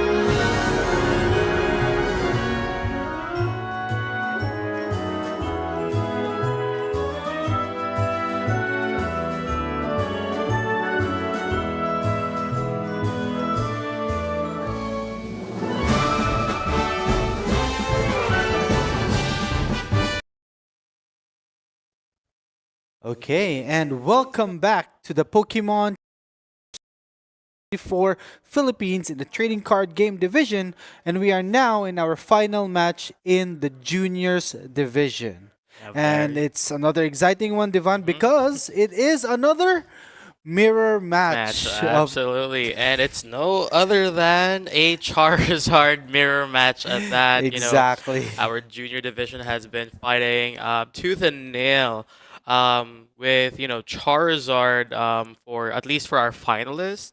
So we and And so this is Momo and Dylan. mhm, These are very familiar names in the junior division. Both of these players are actually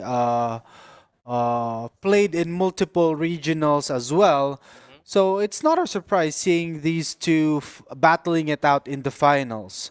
So the players are just preparing for, again, a final match. We just want to remind our viewers as well for this juniors division, it is one good for 25 minutes match. Yeah, and this is also to highlight that despite them being, at entering Pokemon at such an early stage, Dylan and Momo have proven time and time again throughout our casual tournaments, even Mhm. in other town leagues, that these players have what it takes to even compete with the Masters division. That's Exactly. how amazing these two junior division trainers are. So yeah, we are very much excited to show you guys via the stream why these two are the most deserving ones. But of course, we also want to highlight the rest of the junior division.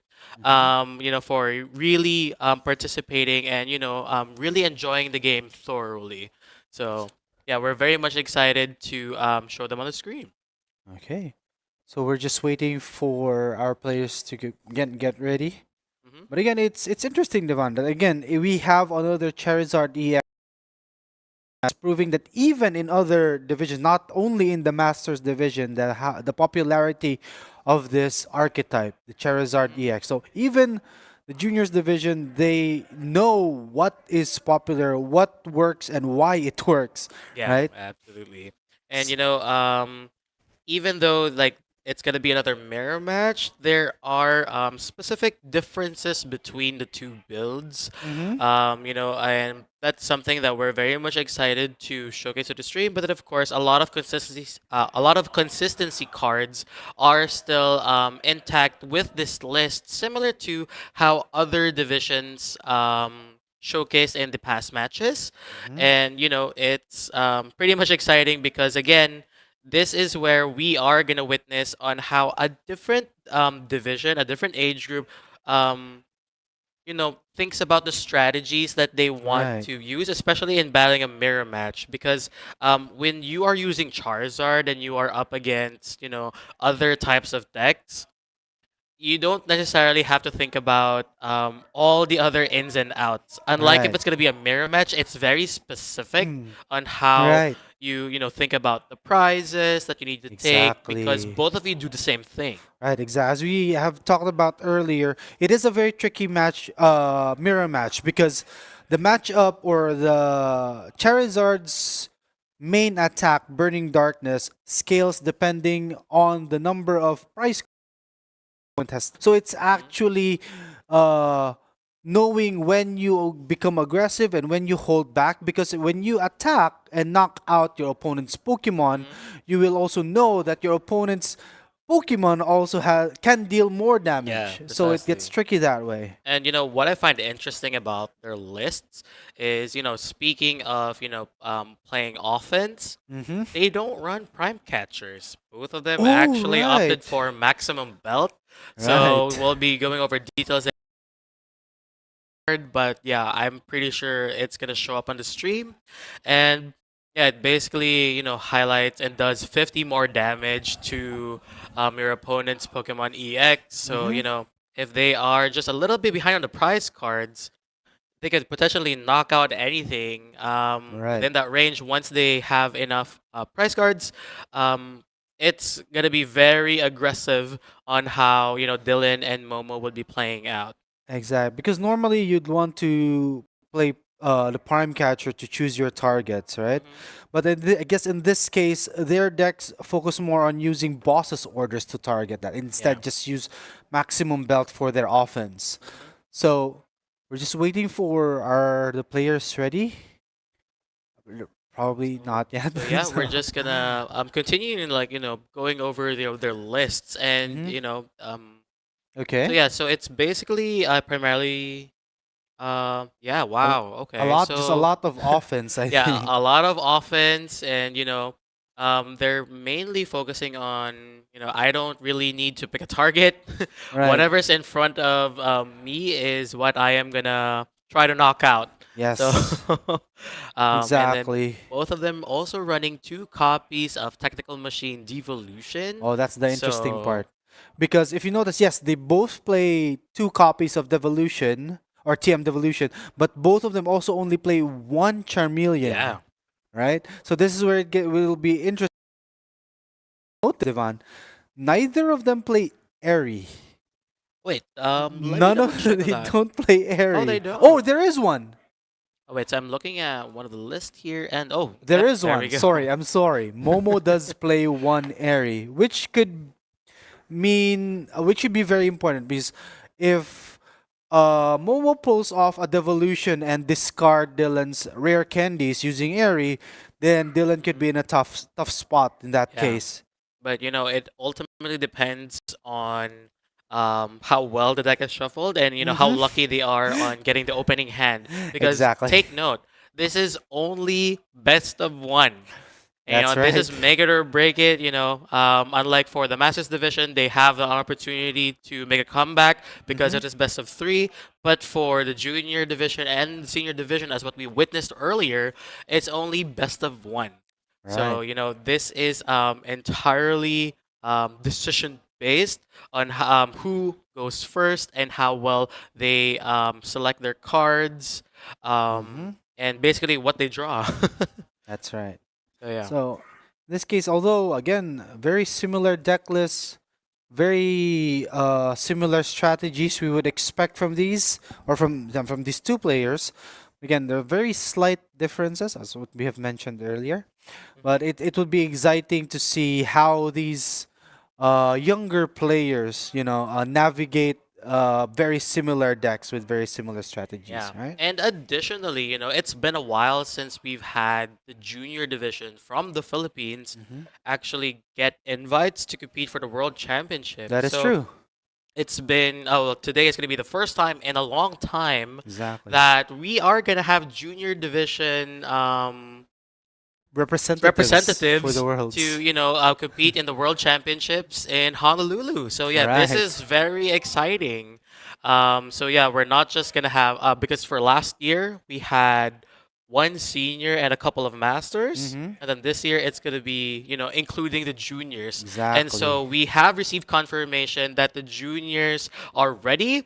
So everyone watching the stream, and of course especially to the parents of Momo and Dylan, and everyone else watching, let's enjoy the show. All So right, over so we here, do have Momo on the right side and Dylan on the left side here, and Momo is going first. I'm confused. The marker is facing Momo, but she is playing first. yes, so it is Momo that is first, I believe. So yeah, she played Charmander there and is now using Ultra Ball, discarding two cards and searching for another card. But yeah, Momo's just double checking if her sleeves are okay right there. So yeah, Momo's just taking a while to really, thoroughly check her deck. Definitely a hallmark of a great player. As you can see there, even at such a young age, the perfect strategies being applied. Momo is checking her hand and, double Right. checking the deck. Just really make sure that all of her prize cards are mapped. And she definitely decides to get a Luminion. Okay. And using the Luminous Sign ability, she's looking for a supporter card that she'll be able to use, and that's Okay, Arvin. that's All Arvin. right, Wait, so so yeah, if if it is sh Arvin, it is her second turn. oh, it's Yeah. it's her first turn, but she went second. Yes, it is her first turn, but Wait, she's so going does that second for mean the whole. Dylan just drew a card and passed? It is most likely to be that case. Oh no. Well, technically there is still no possibility of a dunk here because we know this deck does need to evolve first before it could attack. So Dylan is kind of safe, but not really, I think. You know, only having one Pokemon on your board is definitely not what you want, especially if you already had one turn. All right, so some of the juniors there need some assistance with the The deck deck cutting right there. cutting.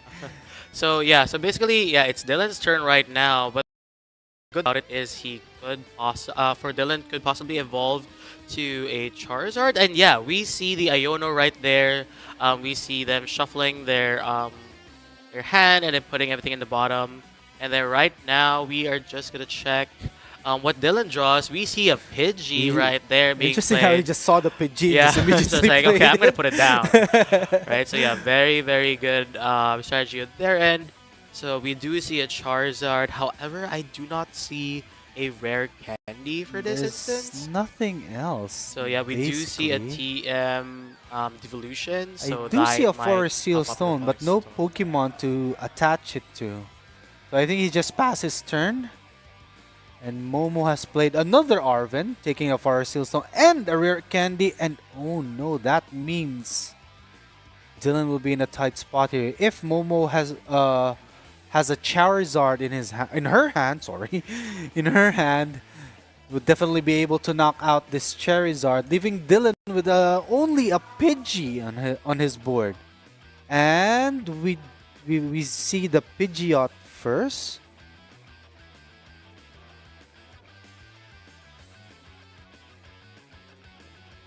All right, absolutely. And so, you know, some of them just making sure, like Dylan pointing out that we have to Right. turn the V-Star marker right there because Momo did use the Forest Seal Stone.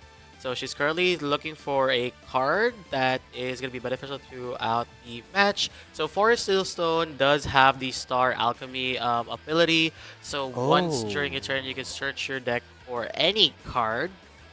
And then she'd be able to, think about the best strategies that she could utilize. So yeah, we already see the big bad Charizard EX right there with the Infernal Rain ability, of course. Searching your deck for 3 Fire Energy cards, and of course, allowing Momo to freely select where to attach those energy cards to. Right, so So- we see 2 energy cards attached into the Charizard EX, and the other one into the Charmander on the bench. Oh, and there we see a kind of interesting card that Momo attached a Mist Energy into her Pidgeot EX and just chose to swing Burning Darkness and knocking out the Charmander from Dylan. And now turning over to Dylan's turn, he has top deck and played a Bidoof and played Iono as well. This is a second Iono this game, and he has So hopefully, Dylan would be able to recover. Right, so I do see a Buddy Buddy popping right here, allowing Dylan to search for 2 basic Pokemon that have 70 HP or less. And we do see that double Charmander being placed there. So very skillful right there. So at least, we can see the progression of the game. It's not going to be short. There is still time for, both players to recover. And this is what we want to see.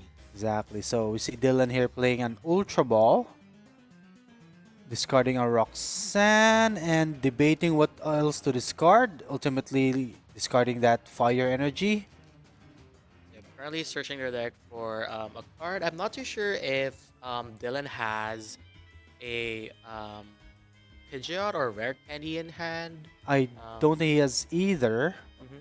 So he's probably getting a draw support, probably a Rotom or yes, this one, Yay. a It's the first Cleffa. time for us to witness a Cleffa play right here. And it's very strategic for Dylan to do that because Dylan has a low hand size. But we have to make sure that there is an energy attachment to that Pidgey so that they could retreat. Right, exactly. He did just discard that Fire Energy earlier though.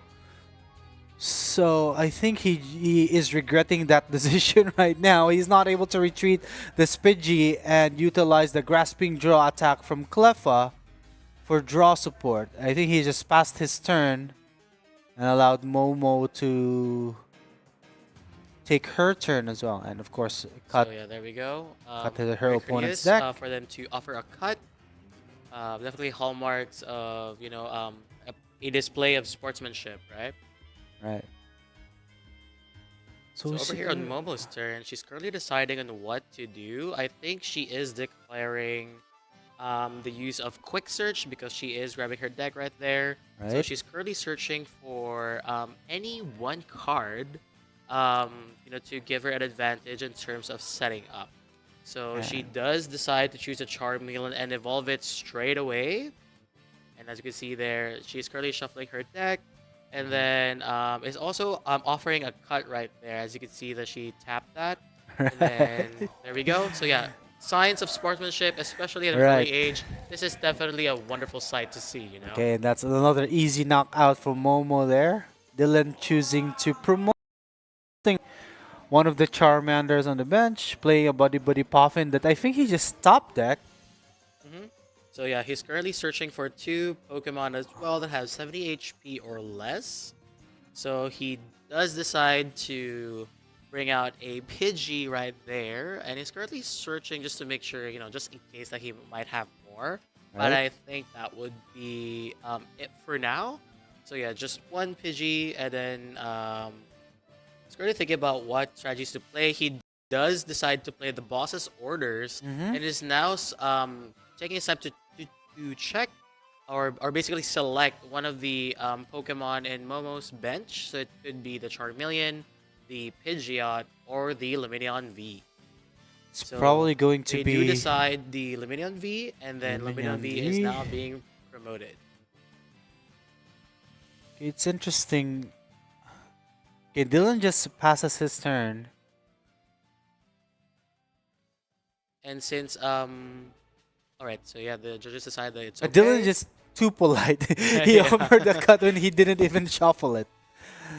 Anyway, so Momo going for the quick search here again. Mhm. So yeah, and That decides is to a get Professor Sturo Professor scenario. Tour scenario. Deciding to pull out the Lumineon V so that just in case of another boss's orders, it wouldn't get stuck to the active spot once again. Right? So effective strategy from Momo there. And then as you can see, the Charizard being promoted, taking another swing, It's knocking out the Charmander. And as we can see there on Dylan's top deck, end, a rare a candy. rare candy, and now is using the Infernal Rain ability, searching his deck for 2 fire energy. In this case, he could use 3, but ultimately decides to take 2 and attach them to the active Charizard EX, dealing a total of That's I think 270 damage at the moment. Yeah. Right. So I think Dylan is still in a really tough spot here, only having one active Charizard and no Charmanders, and definitely no hand on his side.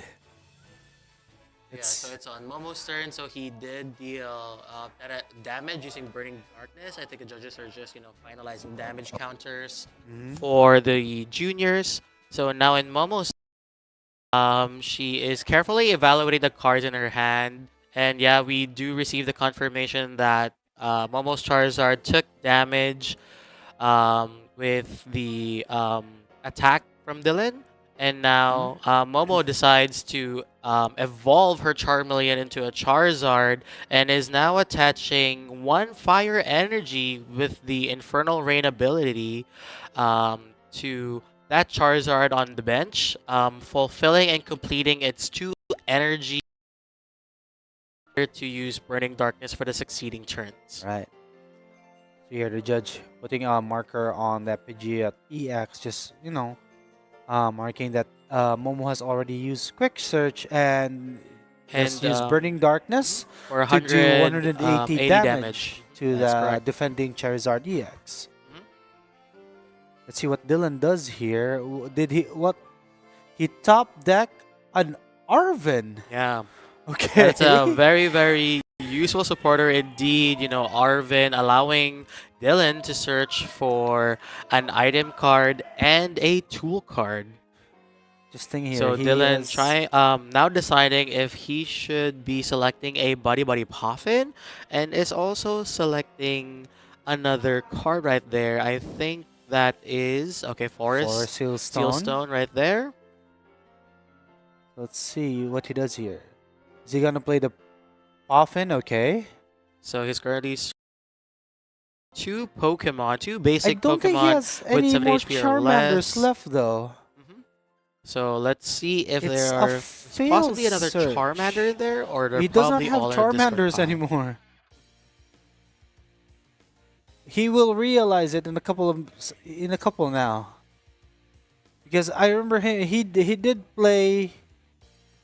I think he just played Buddy Buddy Poffin in his previous turn. No, you can't get a Radiant Charizard because for the Buddy Buddy Poffin though, it does allow you to get 2 Pokemon from your deck. It goes straight to the bench, but those Pokemon need to have 70 HP or less. So Radiant Charizard having 160 HP is definitely And Dylan not able to get that. dealing another 270 damage to Momo's Charizard, allowing him to take 2 prize cards. And now Momo promoting her backup Charizard that is fully charged up, ready to deal now 240 damage. Right, that is right. I think her hand is also has a lot of cards, so he can do, or she, sorry, can do a lot of things here before she attacks. So she chose to play Ultra Ball, discarding a Collapse Stadium and her Cleffa? illustration rare Cleffa. Yeah, which is an awesome card, by the way. So now Ultra Ball, discarding 2 cards from your hand and searching for any Pokemon.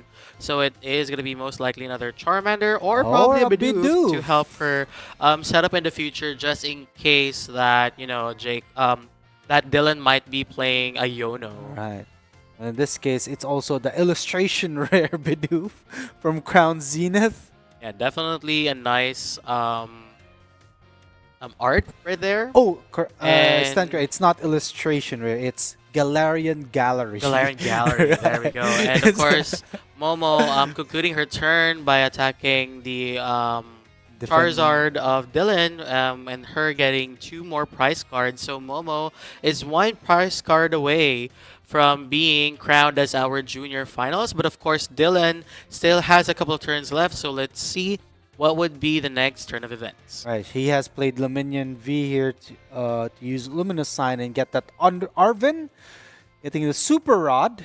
Of course, because he realized he does not have those Charmanders in his deck anymore. Perhaps a TM Devolution tool card. Let's see what he does here. He's in a tough spot though, because again, Momo is 1 prize card, 1 knockout away from taking the championship. Getting the Super Rod. So there we Yeah, go. Dylan Charmander. decided to get 2 Charmanders, 3 Three Charmanders from the discard pile, so they will be shuffled back to the deck. As we know, Super Rod has the effect of, you know, you can select a combination of basic energy cards and Pokemon cards to shuffle back to the deck. So Dylan is currently deciding between 2 Charmanders and probably another Pokemon. If not, it's going to be another energy. In this case, it is a Fire Energy and 2 Charmanders. And he is going to be playing Buddy Buddy Poffin to, you know, bring those 2 Charmanders back. Right. And I think he has a Forest Sealstone in play, and there we go. Right. So we get to see the Forest Sealstone. With Star Alchemy, you know, Dylan flipping the V-Star marker right there, signaling that he has used that ability, allowing him to search for any card and then use it. So yeah, in this case, he did decide to go with Charizard EX. So I think Dylan might be concluding his turn with a Grasping Draw from Cleffa. That ends the game though. So right there, I don't think he has realized it yet. So over here on Momo's side, so yeah, he is declaring that he is using Grasping Draw. So Right. he has 4 cards in hand. He has to draw up to 7 cards. So there he goes. And then Momo now officially declaring her attack Blazing using Darkness. Burning Darkness Burning to Darkness. officially get her last prize card. And there we have it, folks. Momo is now crowned as our junior champion for the 2023-24 Championships Philippines Trading Card Division. So Right. congratulations, Momo, and also a job well done to all of our competitors, to Dylan, and to everyone else who participated. Right. So as we know again that Momo will be one of our junior representatives for the game in the World Championships in Honolulu. Again, this is our first junior representative in a long time. Again, Agreed. Japan. So congratulations once again, Momo, and also congratulations, Dylan, for a job well done there. Absolutely. You know, you being crowned as a finalist is an absolute achievement as well. So yeah, congratulations to you both. So now we are actually preparing for one of the most anticipated. We do understand and know that, you know, KVI and Sky have been waiting for a little while since we already concluded our top 4 earlier. Right. So it is going to be another Charizard match here. And it is going to be back to Lost Giratina. Right. And I'm actually excited because both of them have effective counters for each other. For Giratina, deck for or you have the Iron Leaves EX. We do know that it is a grass type, but it is a weakness to Charizard EX because he is not a fire type. He is a dark Darkness type that has a type. weakness to grass.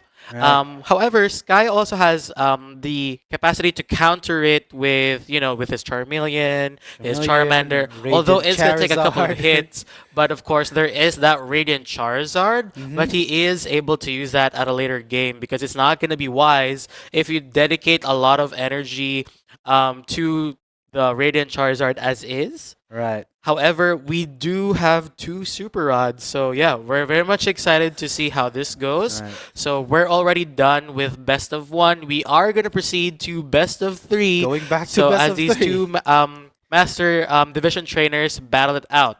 So tell us, let us know in the comment section which one you are anticipating to be the 2023-24 Nationals champion for the Philippines. Is it going to be KVI with his first Nationals win? Or is it going to be Sky with his second for the Masters division? Right, exactly. Definitely going to be an exciting match. Looking forward to the strategies that these players are going to be using. And yeah, definitely looking forward to whoever wins this. Right? Yeah, both players are amazing representatives and would sure for sure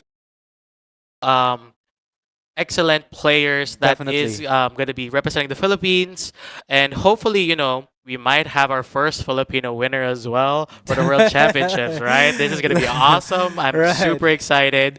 So yeah, everyone else watching in the stream, take note of their names. It's Kyle Vincent Imperial and Sky Mendoza. Right. So I'm good either way, but let us know in the comments your predictions. But we'll see you after the break. We'll be right back.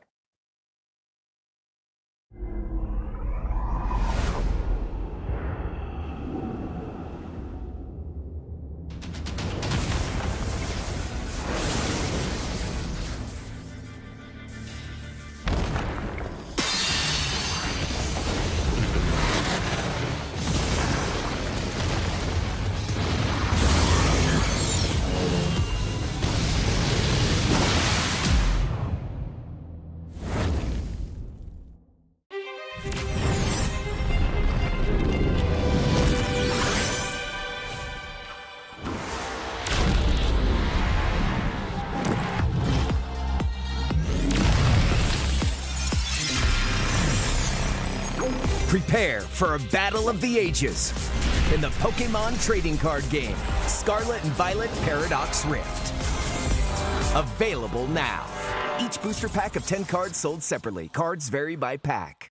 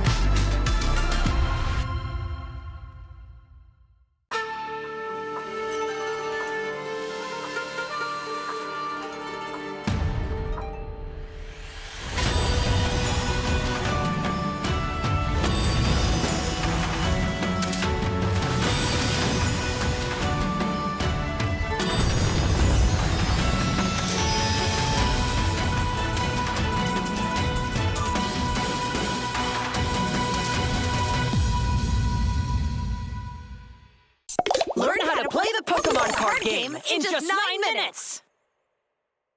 I got my first pack of Pokémon cards. Thing is, I have no idea how to play the game.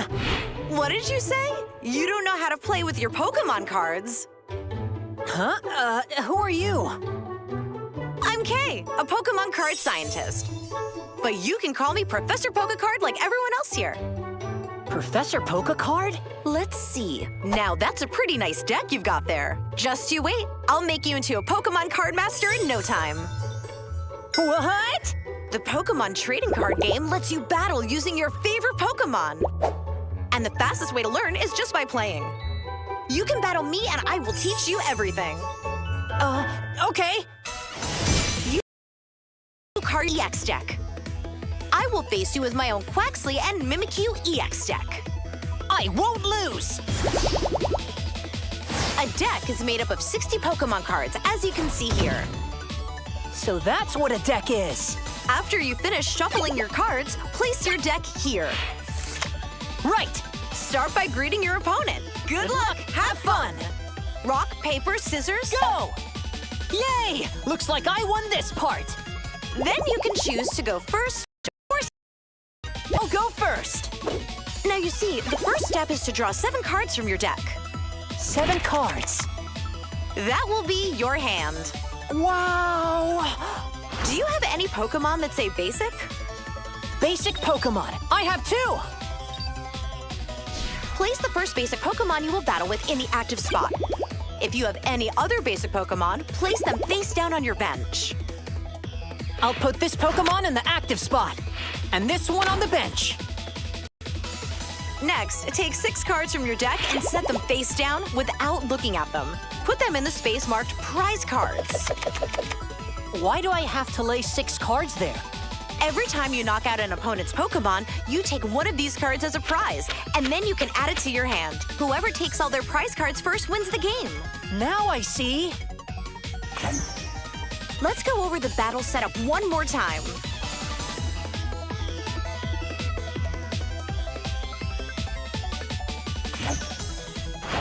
Okay, let's start the battle. Turn over the cards in the active spot and bench. Right! Sprigatito, I choose you! I'm going with Zangoose. Fine then, because I'm gonna win!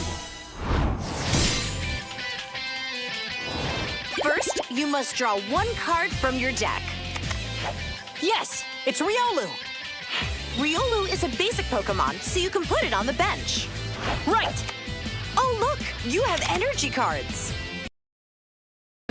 During your turn, you can attach just 1 energy card from your hand to one of your Pokémon.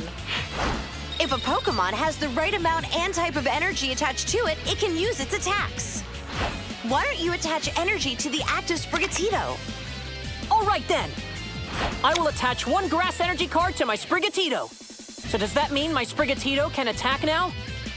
It is able to attack already. But when you go first, remember that you can't attack on the opening turn. That means your turn is over. Okay, I'm all done with my turn. Okay. I will start by drawing one card from my deck. I'll attach this psychic energy to Zangoose. This white mark means that any type of energy works for this attack. Now my Zangoose has all the energy it needs to attack. Oh, I will use the slash attack. That's 40 damage to Sprigatito.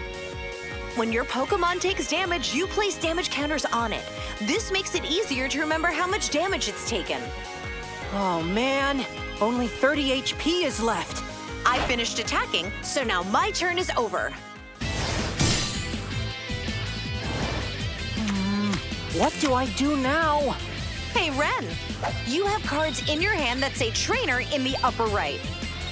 I have one Nemona and one Switch.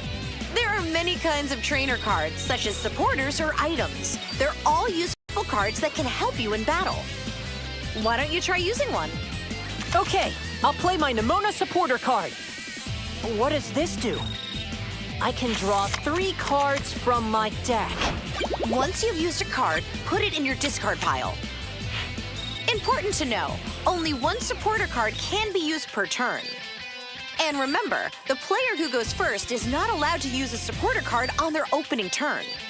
Right. I'm not done yet. By the way, you can also attach energy to your bench Pokemon. In that case, I'll attach a fighting energy to Riolu. Now I'll use Sprigatito Scratch Attack. That's 10 damage to Zangoose. That's the spirit. I attacked, so it looks like my turn is over. Here I go. First, I'll evolve Quaxly to Quaxwell. By playing Pokemon on top of each other, they evolve and will keep getting even stronger. Next, I'll attach one water energy card to my Quaxwell. I'll also use my Nest Ball item card. This allows me to choose one basic Pokemon from my deck. By the way, you can use as many items from your hand as you like during your turn. The Pokemon I'll put into play is Mimikyu EX. It looks powerful. Professor, what does the EX mean? Good question. This card is an especially strong one, and it's called a Pokemon EX. Knowing how to use Pokemon EX cards is a shortcut to victory. Pokemon EX? Wow, I want to try! Let's get back to the battle. Zangoose, use Slash. Sprigatito's HP fell to 0. When a Pokemon's HP drops to 0, it gets knocked out. Since I knocked out Sprigatito, I'll take one prize card. When the Pokemon in the active spot is knocked out, it gets discarded along with all the attached cards. Then you'll pick another from the bench and place it in the active spot. You're good. This time, I choose Riolu. Let's go over the rules once more.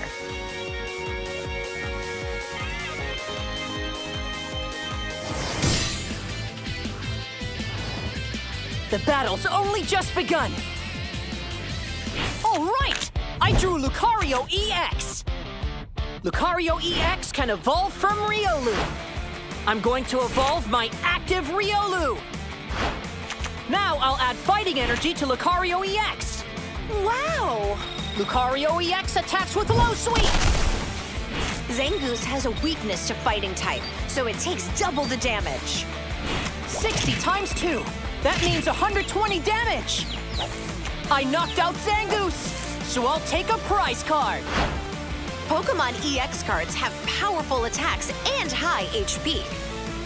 On the other hand, if one gets knocked out, they give up 2 prize cards. I get it.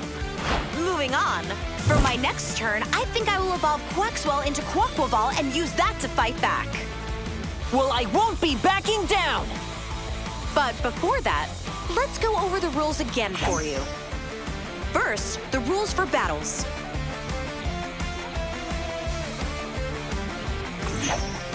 And this is how you win.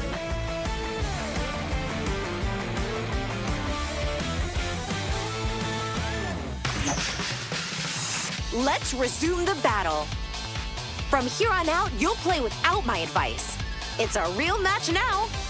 Okay, I just know I'm gonna win. There's no better time than now to start playing the Pokémon trading card game. Level up your Pokémon card game skills in just 10 minutes. I'm not sure how this card works. Is there something wrong? Professor Pokécard! Ren, if it's a Pokémon card problem you have, I can probably help. Since you were the one who taught me how to play the game, I've done a good job collecting cards, but cards like stadiums or Pokémon tools are still a bit confusing to me. How do they work? I see. Well, it sounds like it's time for you to learn more about rules and cards and get your Pokémon skills to the next level. All right, I'm in. Here are the 5 points we'll learn about today.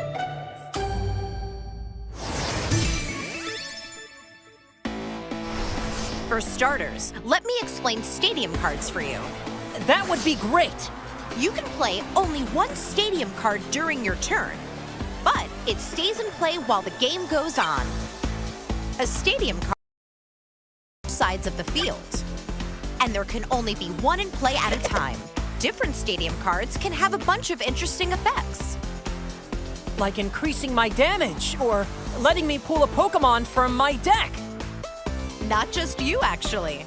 Both players can use the stadium in play, and that's what's special about them.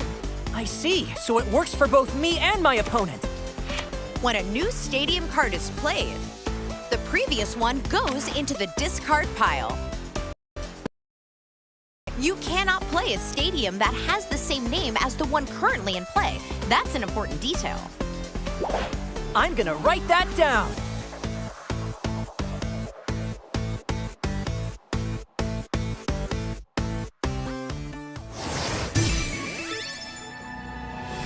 Next up, let me explain Pokémon tools. I see Pokémon tools also offer a lot of different options. A Pokémon tool can be attached to one of your Pokémon in play. Only one tool per... For example, in this situation, Defiance Band makes Miraidon EX's attacks deal 30 more damage. That's 250 damage to Koraidon EX with Miraidon EX's Photon Blaster. Amazing! If you have 2 Pokémon in play and 2 tools in your hand, you can attach one tool to each Pokémon during the same turn if you want. One per Pokémon, huh? And what if I want to give later on? Unfortunately, once a tool is attached to a Pokémon, it stays there and can't be moved. Okay, I see. In other words, you can't attach 2 tools to a single Pokémon or freely switch tools around after they've been attached. Oh, that makes sense. All the more reason to carefully think about what tool to attach to which Pokémon to get the upper hand in battle. By the way, if your Pokémon gets knocked out, its Pokémon tool gets discarded as well. Better write that down too. And that's everything you need to know about Pokémon tools.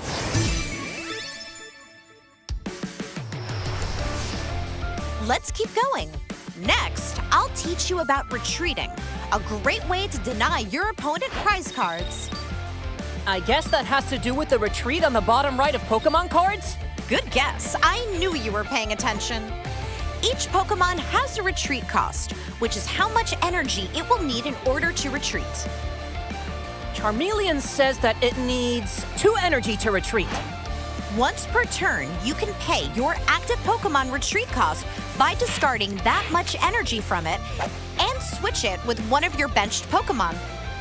Now, what if your active Pokémon is this Cyclizar? Hey, wait! There's no energy next to the word retreat on this card. Indeed. Some cards don't have any energy in their retreat cost. That means you can switch them with a bench guard any energy. But tell me, how exactly do you decide which benched Pokémon to switch into when retreating? Good question. It's usually a good idea to send a Pokémon with high HP that will be hard to knock out, or a Pokémon you've been preparing on your bench that is now ready to dish out some strong attacks. I get it now! By the way, what do I do if I don't have any Pokémon on my bench? Well, in that case, your Pokémon can't retreat. On that note, if your active Pokémon gets knocked out while you don't have any benched Pokémon, you will be out of Pokémon and your opponent will win immediately, even if they still had prize cards to take. Wow, I better make sure that I always have Pokémon on my bench then.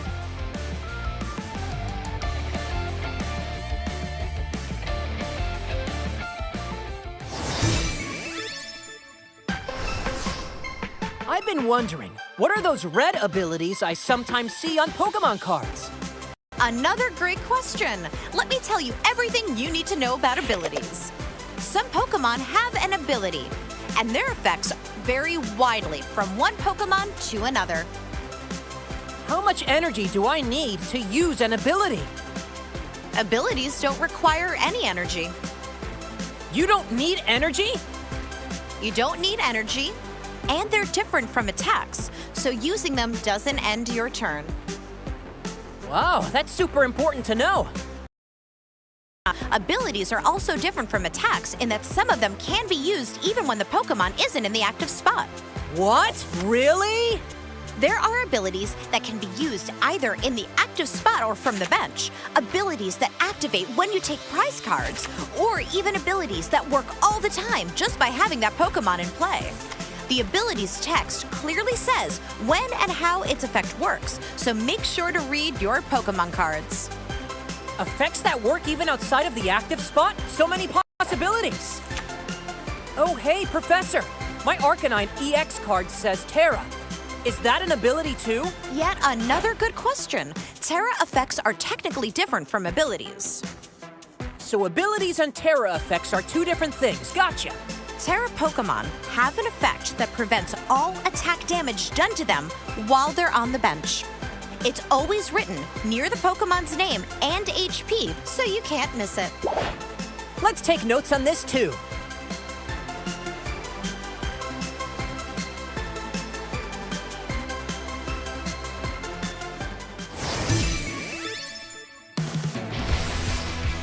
Almost there. To conclude this lesson, let me teach you about special conditions. Special conditions. That's one thing I know about. It means things like poisoned or paralyzed, right? That's right. There are a few special conditions to remember, so here is a little cheat sheet that I made to help. Let me quiz you to see how much you actually know. All right, quiz away! Which special conditions will prevent you from attacking or retreating? Huh? There are special conditions like that? When your Pokémon is asleep or paralyzed, it can't attack or retreat. Wow, no way! Next, what about special conditions preventing you from using abilities? I think that's gotta be asleep and paralyze again. Gotcha! You can always use abilities even if your Pokémon is affected by a special condition. Not fair. That's a trick question. Well, that way you will remember. By the way, it says a Pokémon must be turned counterclockwise when it's asleep and clockwise when it's paralyzed. What if it's both at once? Ooh, that's a clever question. In fact, asleep, paralyzed, and confused do not stack. A Pokémon can only have one of those three. If a Pokémon that was already paralyzed is hit with an effect that makes it asleep, the new status condition replaces the previous one. Noted. Asleep, paralyzed, and confused do not stack.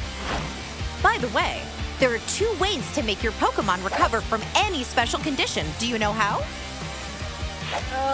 I know a Pokémon recovers if it's moved to the bench, but what's the other one? A Pokémon also recovers from all special conditions when it evolves. Evolution, yeah! Well, Ren, now...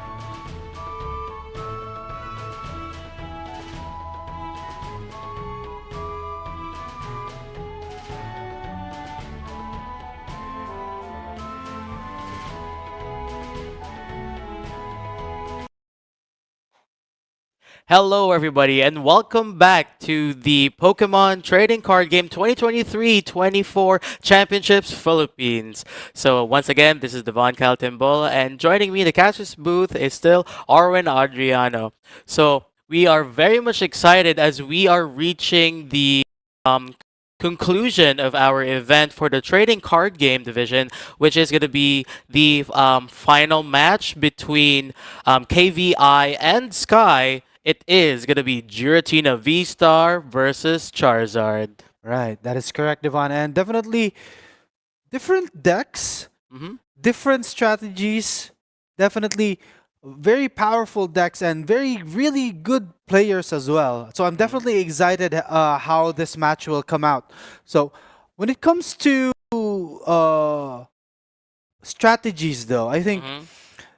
each deck has like a sort of a counter to the other deck as well. Like as you've said previously before the break, KVI's deck features Iron Leaves EX that can Yes. definitely one hit KO all, if not most, of Sky's Pokemon, Hmm. especially the bulky Charizard EX. Even if it has 330 HP, Iron Leaves EX can just one shot that. Yeah, And it will come it's. as a surprise, right, with the Rapid Vernier ability, Hmm. right? Just immediately transferring energies to that Iron Leaves EX can definitely a good knockout the Charizard EX. But in that case as well, Charizard EX, if it could set up first, has a lot of firepower as well, Hmm. right?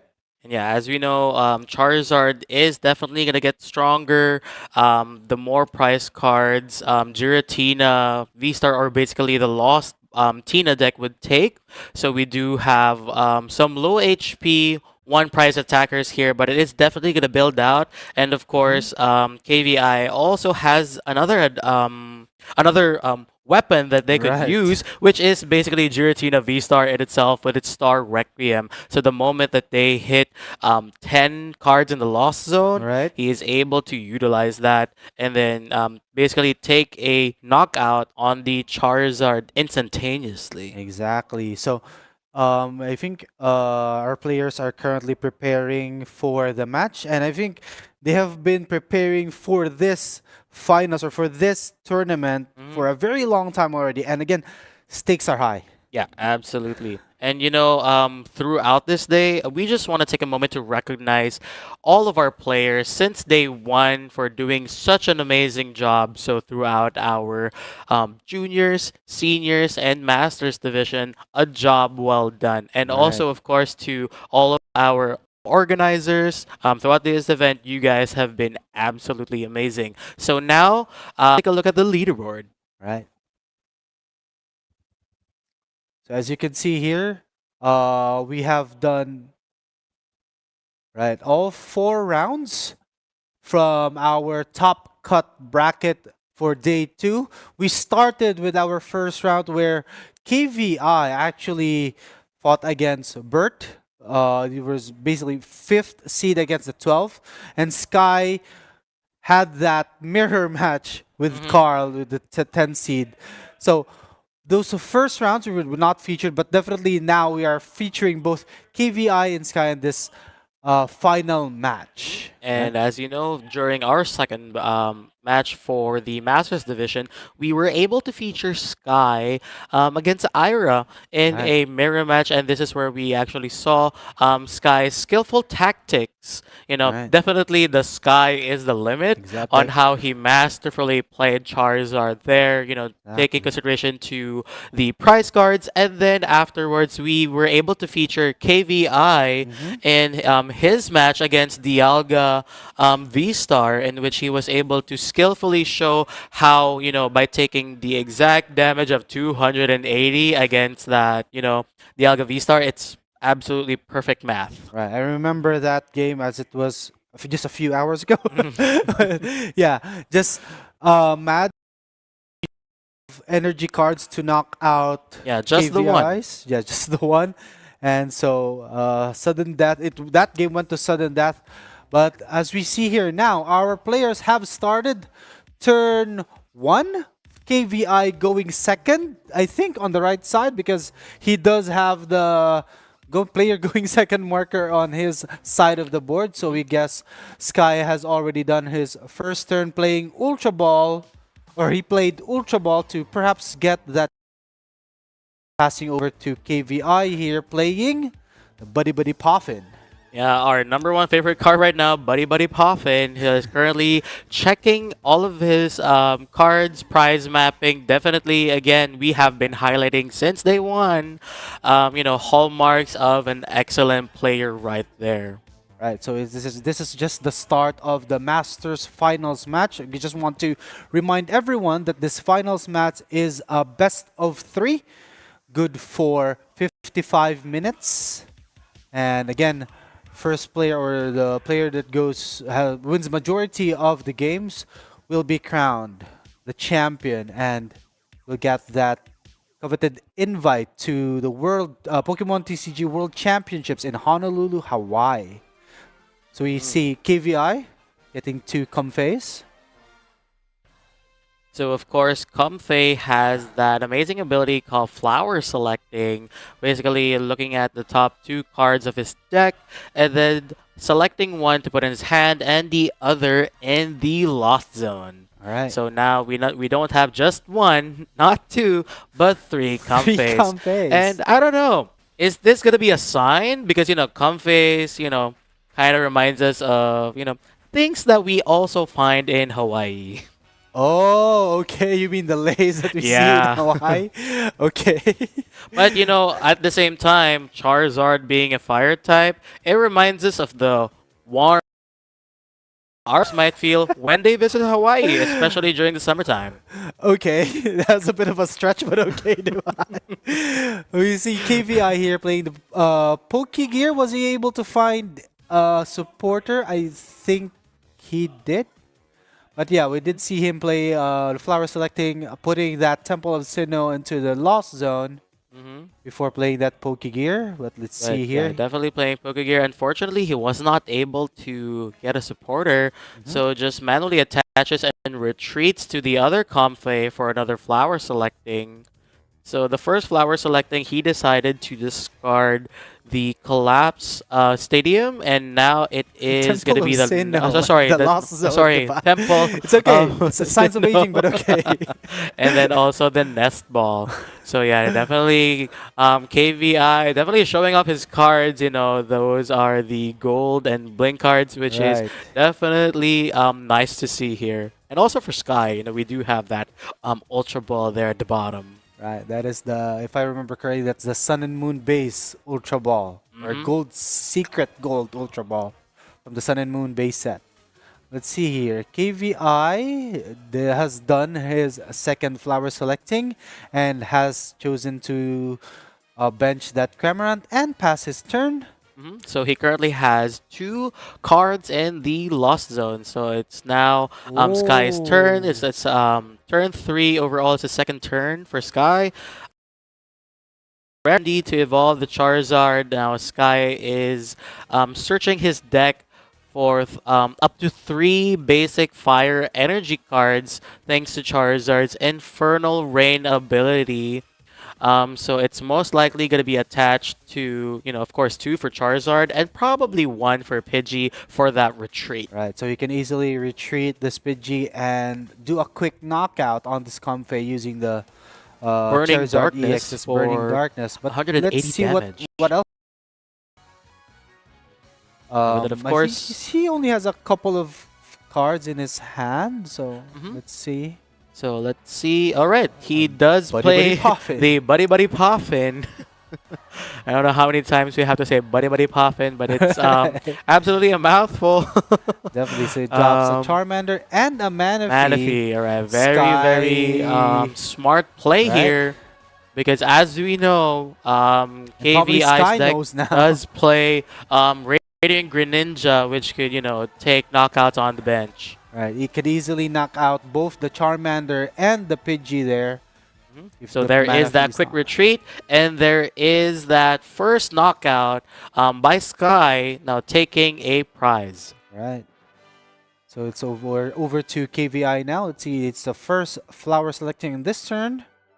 And he chooses to Lost Zone. a copy of his Giratina V.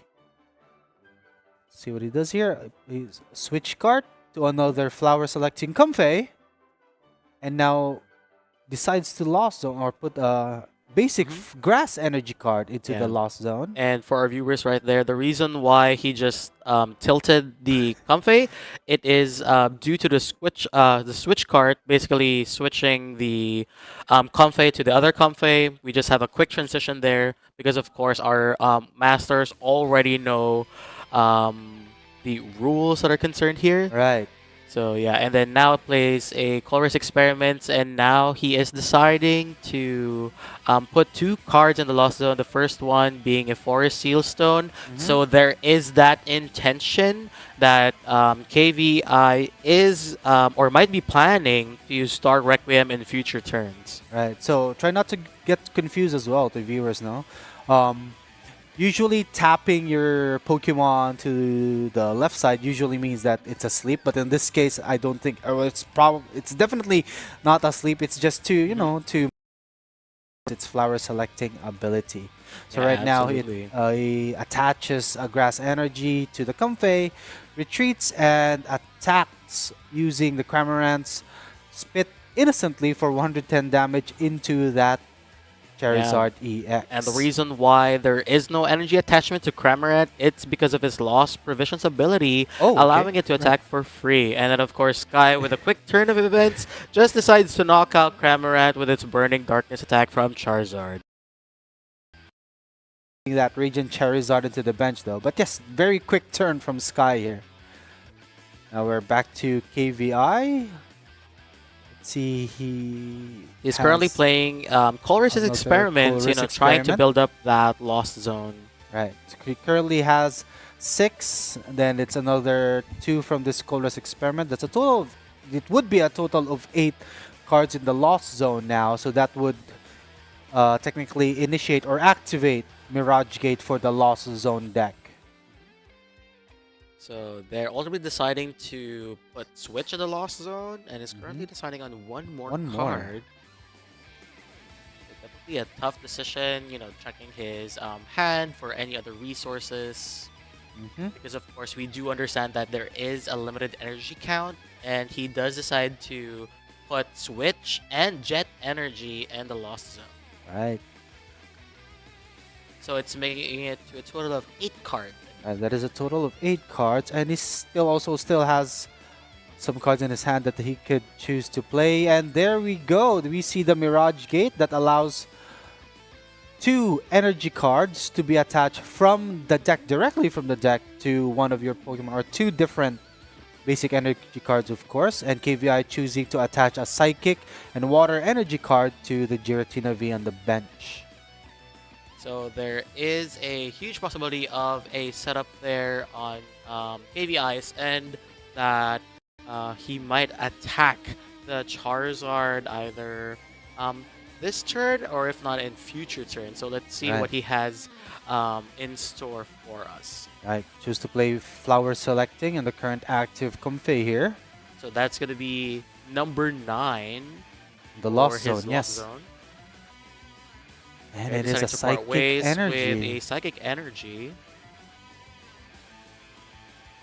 And now evolves Giratina V to Giratina V-Star. So it's that we are going to see either Lost Impact or Star Requiem. But I have a feeling it's going to be Lost Impact because, you know, Charizard has a lot of damage already. Right. So another, a Jet Energy play and another Comfey's Flower Selecting. So we do already have 10. Oh, okay, there we go. That one I did not expect. Yeah, KVI deciding to use Technical Machine Devolution instead. Okay. So what happens here is basically Charizard reverts back to a Charmander in this case, and then KVI takes that 1 prize card. Right, so the Charizard EX already had 110 damage to it, reverting back to the Charmander, which only has, I think, 60, 70 HP. Definitely a good knockout on the Charmander. Although he does not take 2, but only 1 prize card. I think it does work in KVI's favor because, as we know, Charizard EX according to the opponent's number of taken prize cards, Mm-hmm. meaning that Sky's Charizard EX or future Charizard EXs do not do as much damage as, Absolutely. Because taking right two now prize he's cards. currently doing 210 damage if that Charizard gets set up. Right. So we see here Sky ultimately evolving that Pidgeot or Pidgey into the Pidgeot using that rare candy and immediately using quick search to search for any card, any one card from his deck. And by the way, I think KVI's Lost Zone is also Already at 10. already at 10, which basically activates all of those cards that require the Lost Zone numbers. So we have Lost Mine, Star Requiem, and of course Mirage Gate. And there goes the Lumineon with the Lumineon Sign ability, allowing Sky to search for a supporter card. I believe we're going to see an Arven here. And there we go, And of taking a course. Super Rod and a Forest Seal Stone. So there we go. Sky attaches the Forest Seal Stone to Lumineon and plays the Super Rod, getting 3 basic fire energy back to the deck. And of course, Sky playing the Forest Seal Stone's ability, Star Alchemy, searching for any one card that is going to help him to set up his deck. And that is going to be a rare candy. We're going to see Charizard once again with the Infernal Rain ability, searching his deck for 3 basic fire energy cards and attaching 2 of them to the Charizard EX and 1 to the Radiant Charizard. So then we guess that Sky either has a switching card or another basic energy card from hand, because he does need to retreat the active Manaphy in order for him to attack using the. And it's also a skillful play here on Sky's end. I think he is anticipating a possible Iron Leaves appearance in future terms. Right. Oh, it is a Prime Catcher. So Sky it's currently now deciding which Pokemon to promote. Right. And there we go. There is that switch, and there is that knockout, dealing 210 damage to the poor Comfey. And Sky getting another prize card down to 3 on KVI's turn. 5 prize cards. Okay. So KVI here. Looking at his hand, he does have a lot of, well, at least 6 cards. And it did. I think I saw another Colress experiment here, but KVI choosing to play a Nest Ball, searching for a basic Pokemon from his deck, and it goes directly to his bench. I think he is eyeing that Sableye. Of course, the Sableye's Lost Mine attack is already activated due to having already 10 cards in the Lost Zone. And there we go. You see that Sableye going into his bench. See here. So as we know, he hasn't used Comfey's ability yet, Flower Selecting, which allows him to, look for or possibly dig for another resource for him so that he could use Sableye's Lost Mine attack. Right, So there we go So with the Comfey's Flower Selecting. And KVI is currently selecting which card to put to the Lost Zone, and it is it's going a to be that switch switch card. So he did prefer to keep the Jet Energy, so we do know that he has a couple of energy cards in his hand. So we are going to see what is going to be his next move. He has So not it's played a most likely- supporter. Oh, there it Yeah, is. so there we go. I There was is just the about boss to order say. to that Pidgeot, because Oh. KVI understands the importance of, having that quick search ability, and of course it is going to be perfect math since it is at 280 HP for Pidgeot, Right. and the attack of Giratina V-Stars Lost Impact is 280 damage. Right. So again, Pidgeot's quick search detrimental to getting those resource or those cards that Sky needs to close out this game here. Now Sky promoting the Charizard EX. Let's see what he does here. He plays a Nest Ball from his hand. Again, allowing to search the deck onto the bench. Choosing to play the Charmander from the deck then. This is the 60 HP Charmander. No, the 70 HP Charmander. Sorry. Using Destruction. Mhm. I'm pretty sure it is going to be evolving to a Charizard in succeeding turns since we no longer have Path to the Peak. But yeah, Alright. definitely note that it is 70 HP compared to the 60 HP variant that does 30 damage for 1 fire energy. Alright.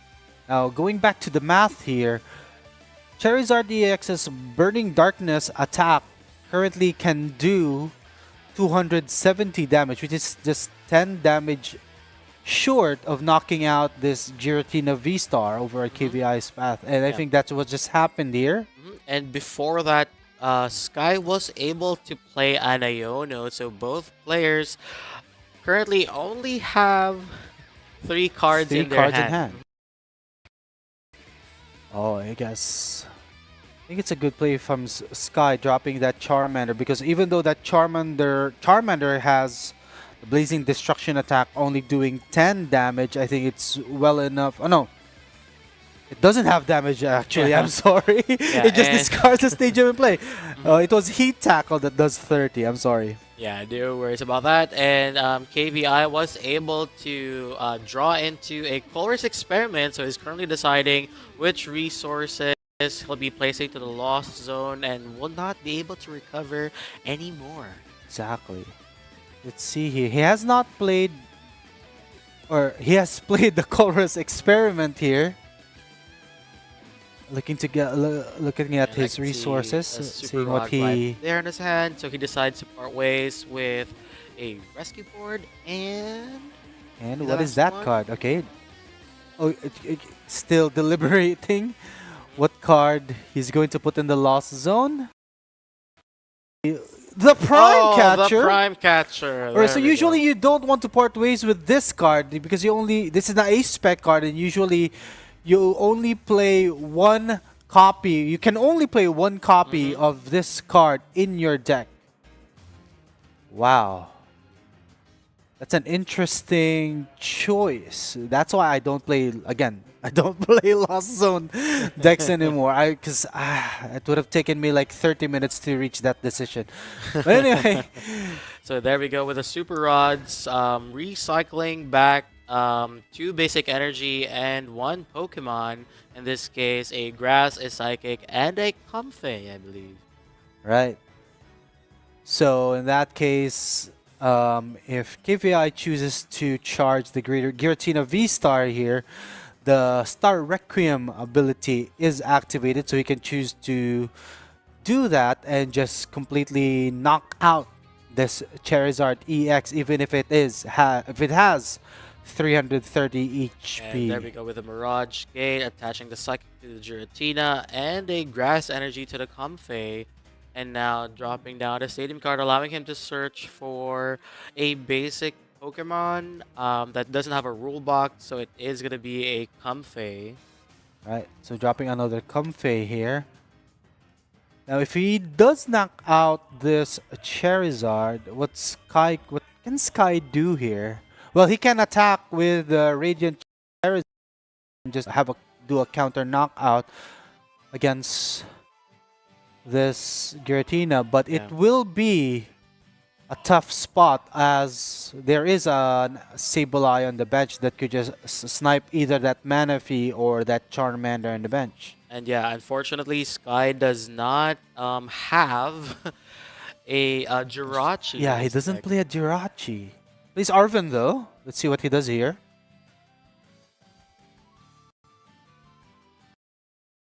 Allowing Sky to search for an item card and a Pokemon tool card.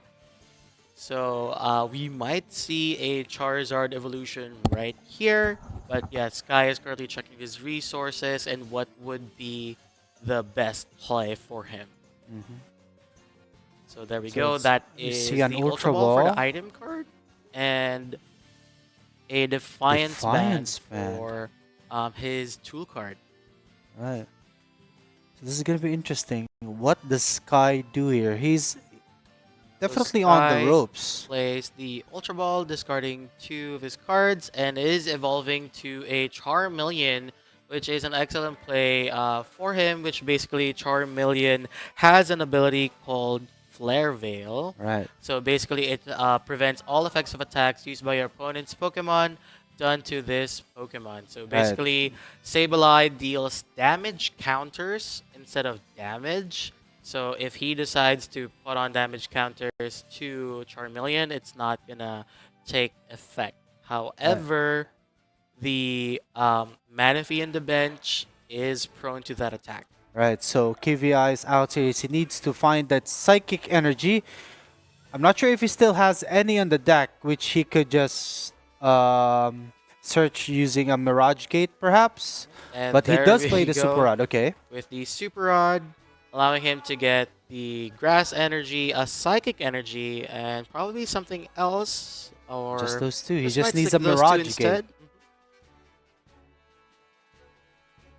Okay. And decides to play Roxanne. So as we know, Roxanne is a very important card that has been featured throughout all matches. So basically, if the opponent has 3 prize cards or less, you can play Roxanne, and then once you play Roxanne, you basically both players shuffle their deck.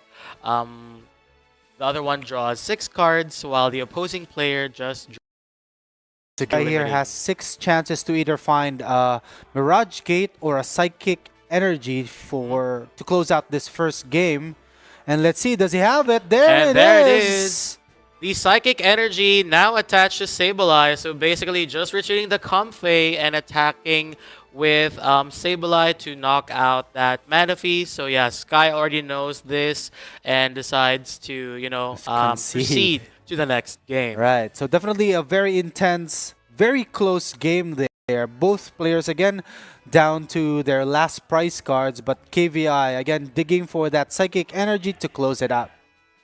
Yeah, definitely an exciting match. Well, of course, this is best of 3, and there is still a lot of time on the clock, 33 minutes.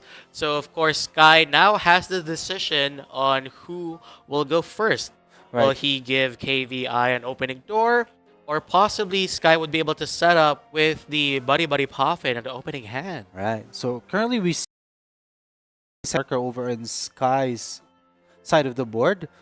We will have to find out if he chooses to actually go second, but we don't have confirmation about that yet. And this is KVI's V-Star marker is still flipped, so we are just waiting for both these players to finish shuffling and to decide who actually goes first in this second game. You know, to basically just highlight one of Sky's cards, probably he might go second, is that Arven supporter card.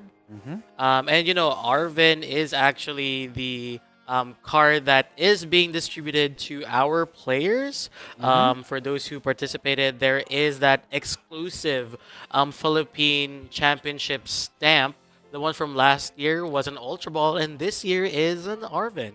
Right. So yeah, in the Philippines, there are only around 336 copies, I believe, because they're only distributed to the players who attended the event. Well, Devan, we do also have to consider there were juniors and senior division players. So yeah, there is so more. definitely more than that.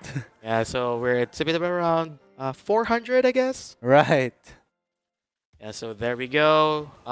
Sky drawing 7 cards in his hand, and then KVI as well. So we will find out who will go second. Right. The marker is still over in Sky's side. So yeah, most likely Sky is gonna go second. And there goes the fist bump for the second one, starting with Manaphy. And yeah, Sky indeed going second, with KVI opening his hand with Cramorant and playing that Buddy Buddy Poffin to, you know, search out for Pokemon that have 70 HP or less. So of course we all know that it is gonna be that Comfey. Right, it's probably going to be a double Comfey game, but right now KVI just looking through his deck, checking his resources and try to see what he has access to or what his price cards are. But I think it will definitely be the double Comfey. We're going to see it any second now. So looking at his hand, again, just making sure he has the correct information when it comes to his prize cards.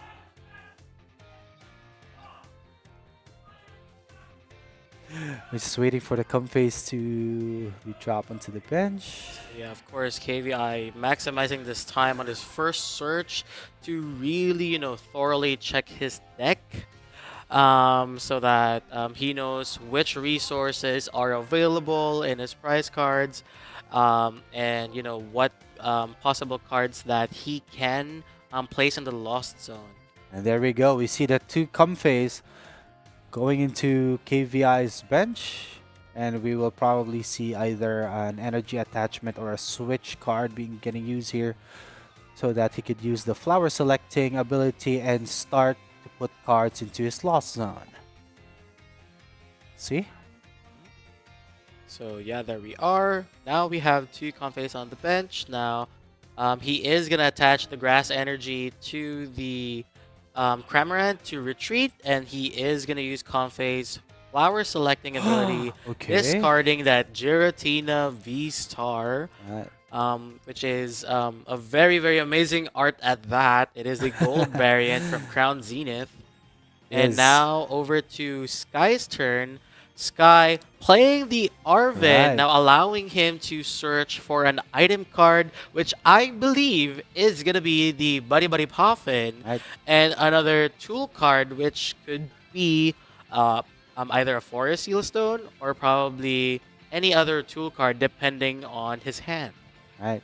Sky here also taking his time to also go through his deck, getting all the information that he needs, what resources he has access to, ultimately getting a nest ball. Oh yeah, so yeah, he is gonna get the Rotom V, and I'm pretty sure that is oh, okay, so he just decides to just use the nest ball instead, and then basically use the Forest Seal Stone Star Alchemy ability to get a Buddy Buddy Poffin to search for two basic Pokemon under 70 HP. So it is going to be Charmander, and I believe is going to be a Pidgey.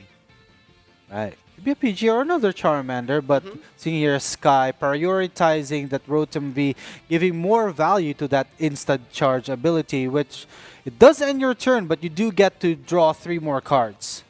Yeah, 100%. So yeah, Sky currently debating either Charmander or Pidgey, and ultimately decides to go with Pidgey. Right over there, because of course, once Pidgey evolves into that Pidgeot, it is going to be a powerhouse, unless we see something that could possibly help Sky promote the Pidgey in front and then use Call for Family, but we're not too certain about that. I don't think so. He has given value to the Rotom, so he's going to be using instant charge, allowing him to draw 3 more cards. There we go. More resources for him for the following turn. And now over to KVI side. Playing another Buddy Buddy Poffin, getting those Comface on board, and, start really stacking up the Lost Zone. So this is going to be the perfect strategy for KVI because, of course, he only has one card in the Lost Zone right now. And he won't be able to maximize his deck if he doesn't have at least 7 cards in the Lost Zone. Unless he just wants to end up with Spit Innocently. In that case, he just needs 4. Yeah, I think he is kind of struggling here, although he has a lot of cards in his hand. Okay, there we go. We see the Colress Experiment, adding 2 cards into that Lost Zone counter. So that is going to be 2 additional, making a total of 3. And then, of course, we do have Comface flower selecting, making it to 4. So now that we have 4, there is a possibility for him to just retreat to Cramorant and use that Manaphy. Did I see a Prime? Was that a Prime Catcher from that Colress Experiment? And wow, there is that Giratina V right there. Of course, KVR parting ways with the Grass Energy and Roxanne, and now playing flower selecting, parting ways with a Giratina V, and then with him having more resources, decided to play the Nest Ball, and is currently searching for a Pokemon for him to place on the bench. So probably gonna be another Giratina V or perhaps a Sableye Or a Comfey. or another Comfey. That's true.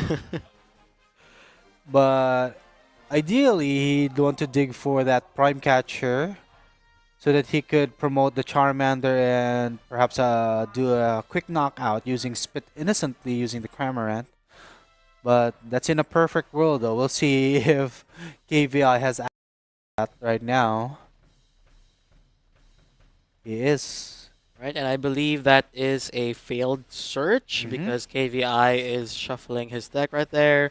So we are gonna be waiting for that, and then of course there is the cut from Sky, and he decides to play switch card to the other Comfey for another flower selecting, now increasing the lost zone count to 5 cards instead. All right.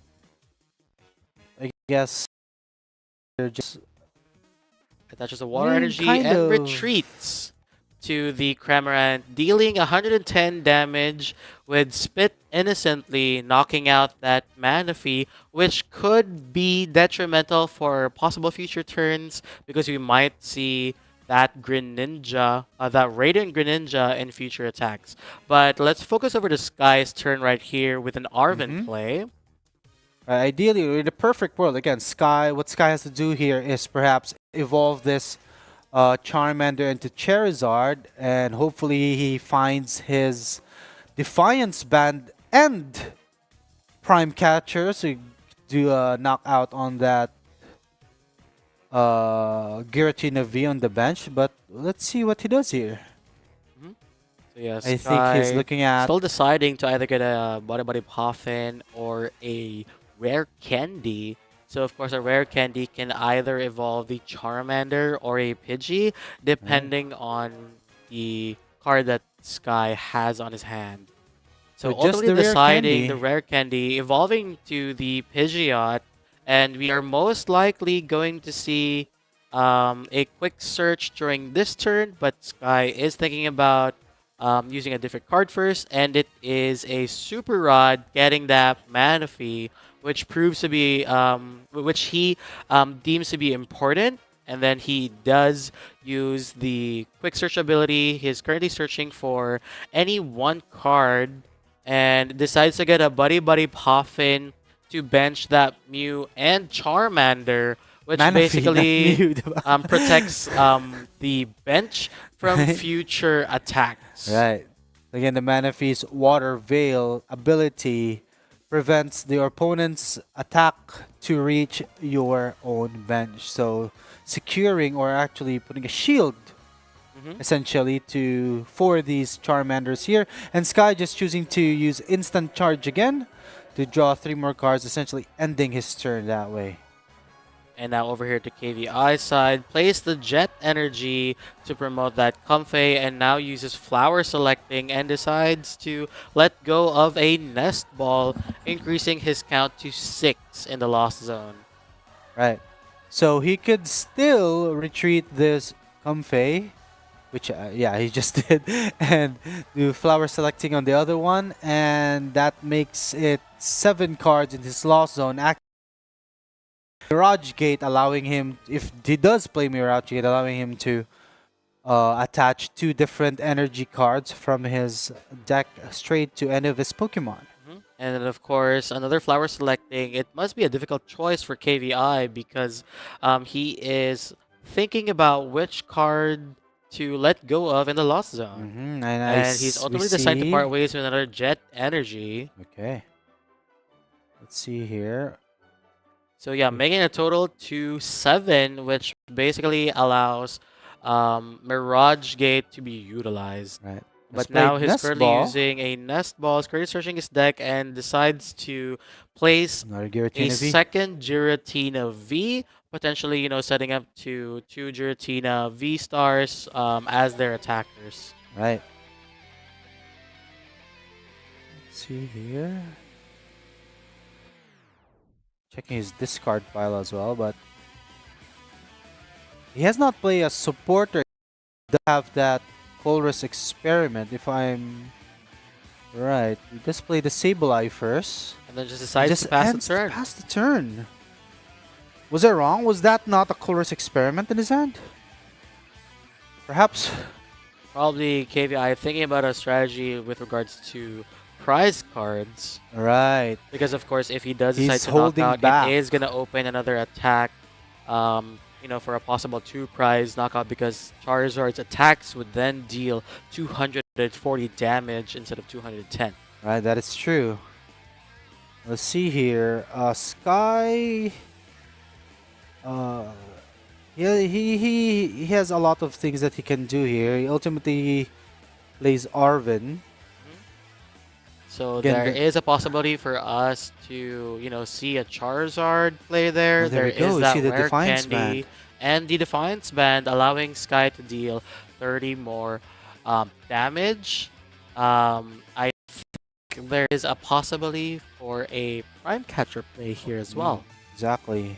So maybe he could have done the previous turn, but yeah, he's choosing to do that. But I do. Seeing Sky attaching that fire energy into the Rotom V would basically mean that he probably does not have the Prime Catcher on hand yet. Gonna see another play here instead. Perhaps just retreating that Rotom V and maybe a quick knockout to the Scumfey.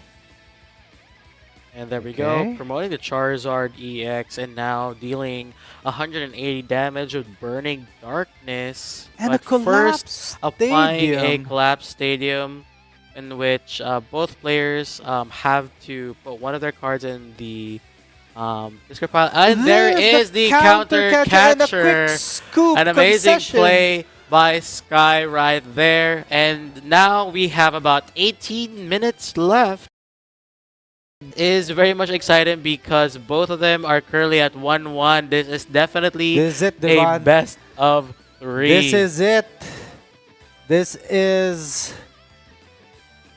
And I am pretty sure the whole crowd is going wild live at Market, witnessing two skillful masters battle it out to determine who will be the 2023-24 Philippine champion. Right, so I was right. He did not have Prime Catcher in his hand. He had his other catcher. Sure, yeah, that is Counter the catcher there. counter catcher. Exactly. Right. So that kind of worked out for Sky, but the thing is, he was able to pull that off and make KVI concede immediately, which is also like a benchmark or a trademark of a good player is know when you scoop, know when you concede, right? Because you again, this card game is also a game of time management. Seeing we only have now less than 17 minutes left for one more game, it's definitely a good decision for KVI to concede, even if it was an early concession there. And KVI now deciding to go second. So, of course, with him hoping to pull that Colress experiment at his opening hand or his opening draw to, you know, really start that process and to possibly start with the Giratina V to, you know, place those cards in the lost zone as early as possible. Right. Or do a quick spit innocently on the first turn and get a quick price card from that. But we'll see here. So Sky just dropping his price cards and the fist bump, and if we think Sky, yes, going first. So yeah, Sky starting with a Charmander and now places Rotom V on the bench. Just really thinking about the next steps that he needs to do. Probably has an Ultra Ball in hand. Might think about placing another Pokemon in play. And there is Yes, a possible call play. it. Yeah, The Ultra we're Ball. just gonna wait. Possibly Ultra Ball. Find another Charmander. Alright, so there is that Ultra Ball, discarding 2 cards from your hand and searching for a Pokemon. So it is possibly gonna be another Charmander. Dominion, but yeah, I think he's currently eyeing for that Charmander. Right. Sky, knowing that his current active Charmander is vulnerable to that Spit Innocently, so I think he does want to have another Charmander on the bench, so he could possibly evolve it to Charizard EX next turn. Let's see here. Absolutely, and of course, Sky making the wise decision of placing another Charmander on his bench. Both of them are at the 60 HP variant, but it's not necessarily too important for having a 70 on board as early as possible, since you know there are no cards in the Lost Zone. Right, and ultimately Sky just choosing to And use... there we go. The top draw for KVI Oh. is a Radiant Greninja. Now, using the ability, allowing him to discard an energy card and drawing 2 cards, you know, is a powerful sign. And then we do see that Colorless Right. Experiment right there. Concealed cards definitely help here. Now, KVI thinking about the cards he will be placing in the Lost Zone. And there we go. He decided to 2 part energy ways cards. with 2 energy cards. So Wow, 1 water okay. and 1 grass. And there we go. We see Comfey's flower selecting ability, and now another possible tough choice on KVI's A end. Mirage And it Gate! is to sacrifice that Mirage Gate in order to keep that Giratina V. Right. So I don't know what's going through Sky's mind here, but if I was feel a little bit of relief seeing water energy and a Mirage Gate going to the Lost Zone, so that would make KVI struggle with finding that Moonlight Shuriken in this turn at least. Mhm. But And we're yet- still in the second flower selecting here. We see a Nest Ball go into the Lost Zone. And just a quick pass. Okay. And whoa, there we go. We get to see Airy played out. So basically, Sky has the opportunity to look at KVI's hand and discard 2 item cards, that being Switch and a Lost Vacuum. And also essential here to Sky have information on what KVI has access to for his next turn, seeing his hand there. Now playing Rare Candy to evolve the active Charmander. Charizard, perhaps a quick knockout to this. Maybe Comfey. And right now, using the Infernal Blaze ability. Infernal Rain. Sorry, the Infernal Rain ability. Attach to 3 search energies. for 3 basic fire energy and attaching 2 to the Charizard and 1 to the Charmander. So to our viewers there, I do apologize for mislabeling the ability. It has been a long and exciting fun day. Alright, so there we go. We do see the and Sky taking 1 prize card, being ahead just 5 to 6 here on KVI. Immediately playing that Colress Experiment. Yeah, so there we go. We already have 4, and we're going to receive 2 more cards to the Lost Zone thanks to Colress Experiment. Basically, KVI looking at the top 5, selecting 3 to keep in his hand, and the other 2 to be placed in the Lost Zone. So there we go. We already have 1, 2, 3, 4, 5, and 6. And now it is going to be number 7 with the Comfey's flower selecting, deciding to part ways with the Jet Energy That was right a quick there. decision. He saw 2 Jet Energies.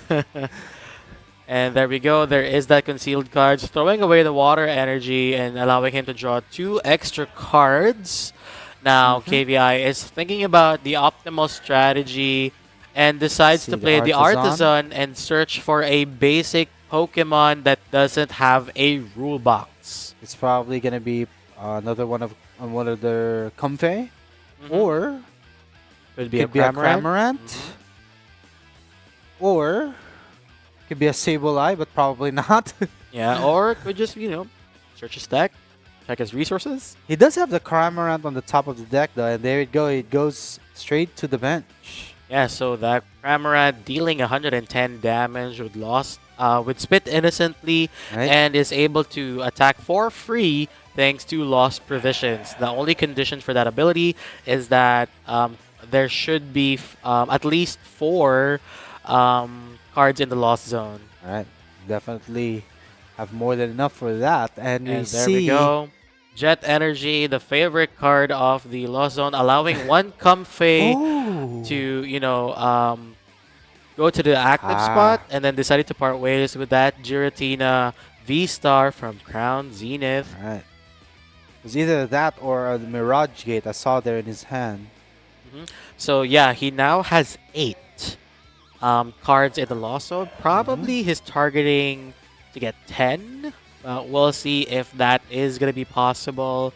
The Lost Vacuum that Sky did discard was, proved to be vital thanks to that Eerie, because if he didn't use that turn, he would have reached 10 and could have possibly knocked out that Charizard. So we'll see if KVI would be able to pull that off or not. Is it still to get to 10? He does play the Mirage Gate here, but I don't think it's possible for him to reach 10 at this point.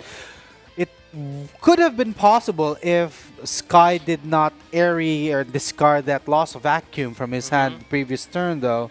We'll see here. He does choose to play Mirage Gate and attach a Grass and a Psychic Energy to his Giratina V. Let's see. He could still retreat and attack using Spit Innocent, but he does evolve it to the Giratina V.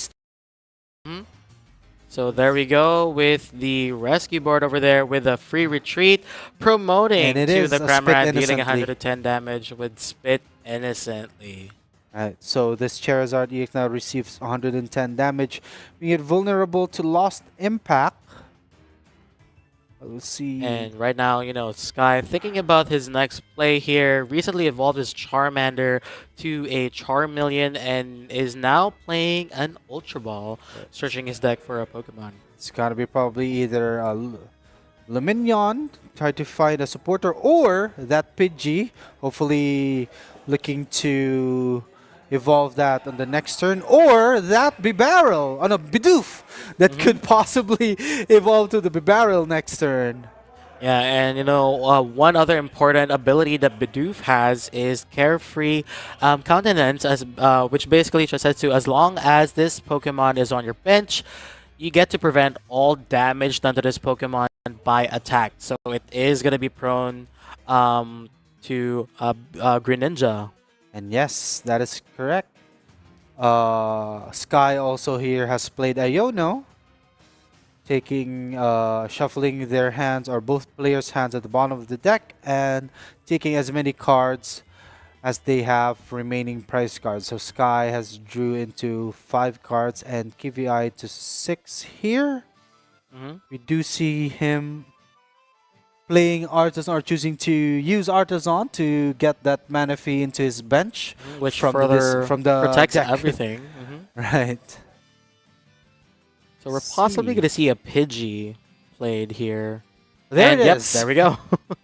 So yeah, Pidgey being protected by the mana fee's wave veil ability for a potential attack from Greninja. So now everybody is, safe and sound there on the bench. Well, that is true, except it's possible for KVI to use Lost Impact to just knock out this Charizard EX. But we'll see as we from the it's Counter Catcher though.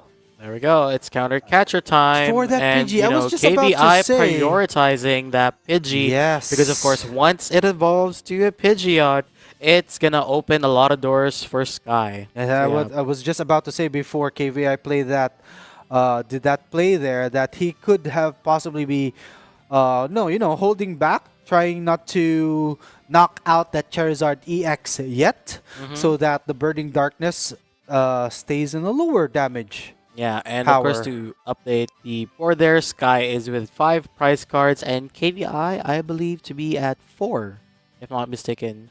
Yes, I believe so too. Or is that? I think it's 5. still. So it's a little bit. I'm also confused. Blurry here, though. I think it is 4. Oh, no, it is 5. Yeah, I think 5. Because he only knocked out 1 Pidgey. He did not knock out the Charizard EX. Oh yeah, so there we go. Update that marker over there. So yes, Sky here using both Industrious Incisors and Instant Charge to just, charge up his hand. I think he now has 8 cards in his hand, and now KVI choosing to retreat. Did he retreat the Cramorant and play I Flower believe Selecting? he played Switch Card. Switch card. Okay, there. And now is working with Mirage Wow. Gate, attaching 2 energy to that Giratina V-Star. He currently has 9 cards in the Lost Zone. So Mhm. basically, by just using Comface Flower Selecting ability, it is going to allow him to reach 10. And of course, we all know what that means. It basically unlocks all the other attacks that he could possibly dish out, now retreating to the Cramorant and playing the Oh! TM Devolution. Devolution. Now, of course, knocking out Sky's Charmander right there, but of course, he does receive the Charizard back in his hand. So Manaphy is stuck there in the active spot, but there are many ways for Sky to figure out a solution there. Oh yeah, Right. and also the Bibarel at that. And of course, Sky getting the rare Yeah. candy, now evolving the Pidgey to a Pidgeot and playing a Nest Ball over there. Probably a Charizard, Radiant Charizard, which he does select. And is now possibly going to be evolving the Charizard, but plays the Ordinary Rod first to make sure that Super there Rod. is, sorry, the Super Rod, to shuffle back to Fire Energy to, maximize Charizard's ability, which Oh. is, there are 2 types of Charizards.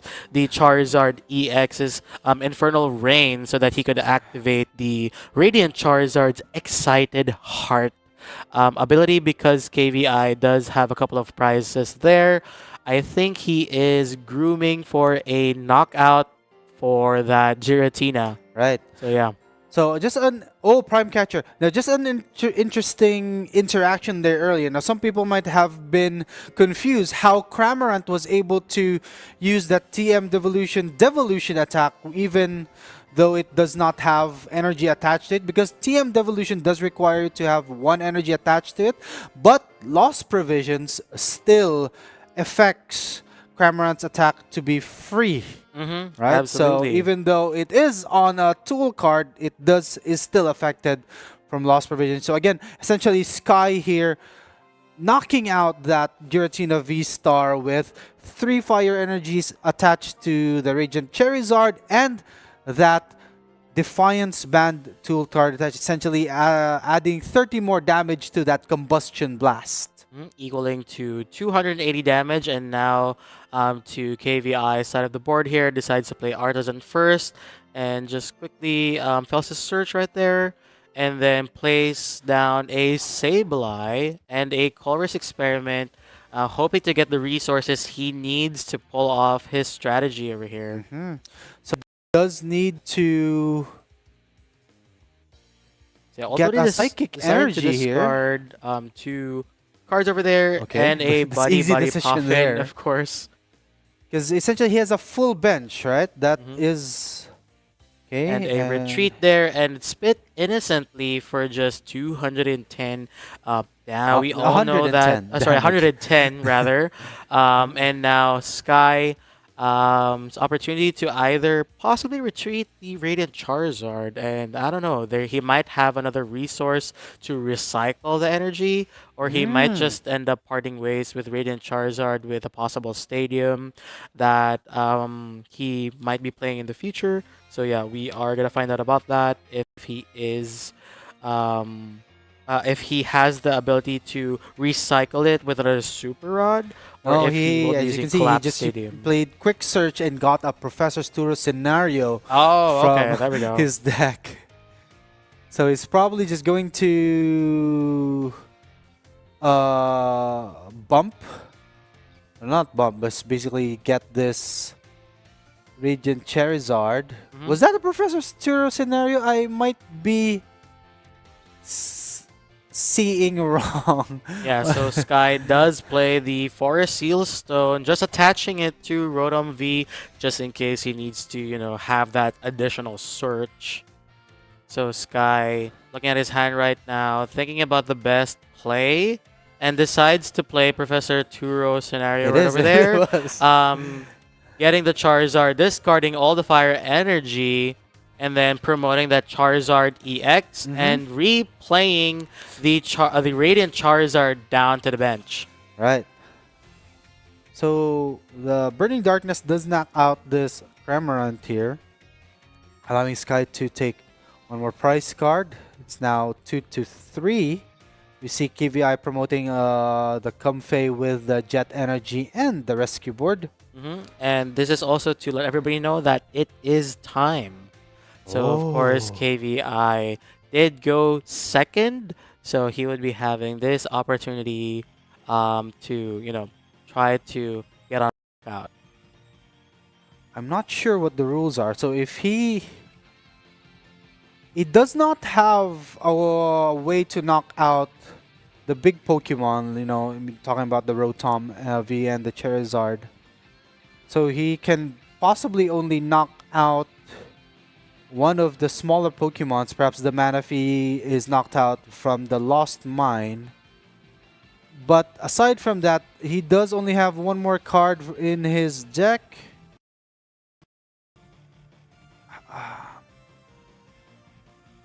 And right over there, he is currently contemplating on what he play next. And there is the KVI handshake. issues the handshake. And there we already have the champion for the 2023-24 Championships Philippines. Right. So maybe a little confusing because the common way of winning this match is that you just take all your prize cards. But with time having run out, I think I'm not sure. Is it ending up with the number of prize cards? I believe. But in that case, KVI could have still knocked out that Manaphy if he had The psychic But energy. I don't think Yeah. he had access to it though. But yeah, so in this particular format, that's the way it is. Unfortunately, KVI was not able to secure that psychic energy, and so yeah, job well done to KVI and to the rest of our top 16 and everyone else who competed. And now, Sky Mendoza is officially our 2023-24 Pokemon Championships Philippines champion for the Masters Division. Sorry, Right, it's that quite is a mouthful right there. Congratulations on this again, Sky. So yeah, congratulations, Sky. We said this before. Definitely, the Sky is the. And I remember him playing the B-Barrel card from way back when he Right. qualified for London as well. So yeah, Sky, if you're hearing this, I'm definitely gonna have a B-Barrel card signed. That's true. So again, congratulations to our to our- basically everyone who everyone. participated. But then of course, congratulations to all of our winners of the Pokemon Championships 2023-24 Philippines Trading Card Game Division. And of course, to fires who performed well throughout this season. So of course we are going to be having a short transition first before we officially conclude this event. Right. So for those interested in playing or learning the Pokemon trading card game, you can check out the Pokemon TCG Asia official website. That is of course, asia.pokemon-card. Pokemon TCG Asia Facebook page, you can search Pokemon TCG Asia Eng, that's ENG, short for English, of course. And you can also check out your local gym shops to find out more about gym battles or future tournaments next season. And as you know, aside from the TCG stream, we also recently concluded the first stream for the video game as well. So pretty exciting times in the cast booth. So if you want to check out that video, definitely check the Facebook page for the other link and check the YouTube channel, the official YouTube channel Right. of the Pokemon TCG Asia ENG. And so yes, We look forward to our qualifiers in representing the Philippines in the upcoming World Championships in Honolulu, Hawaii, Yes. this August 16 to 18. Yes, that is correct. So right now, guys, we have to wrap it up. We are going to say goodbye to everyone. Again, congratulations to all the players, the winners, and good job, well done to everyone who participated in this year's Pokemon Trading Card Game Championship Philippines. Yeah, so this has been Devon Timbol, and I am with Arwin Adriano, thank you very much once again, everyone. We'll see you next time. Bye-bye. Bye, guys. See you next season.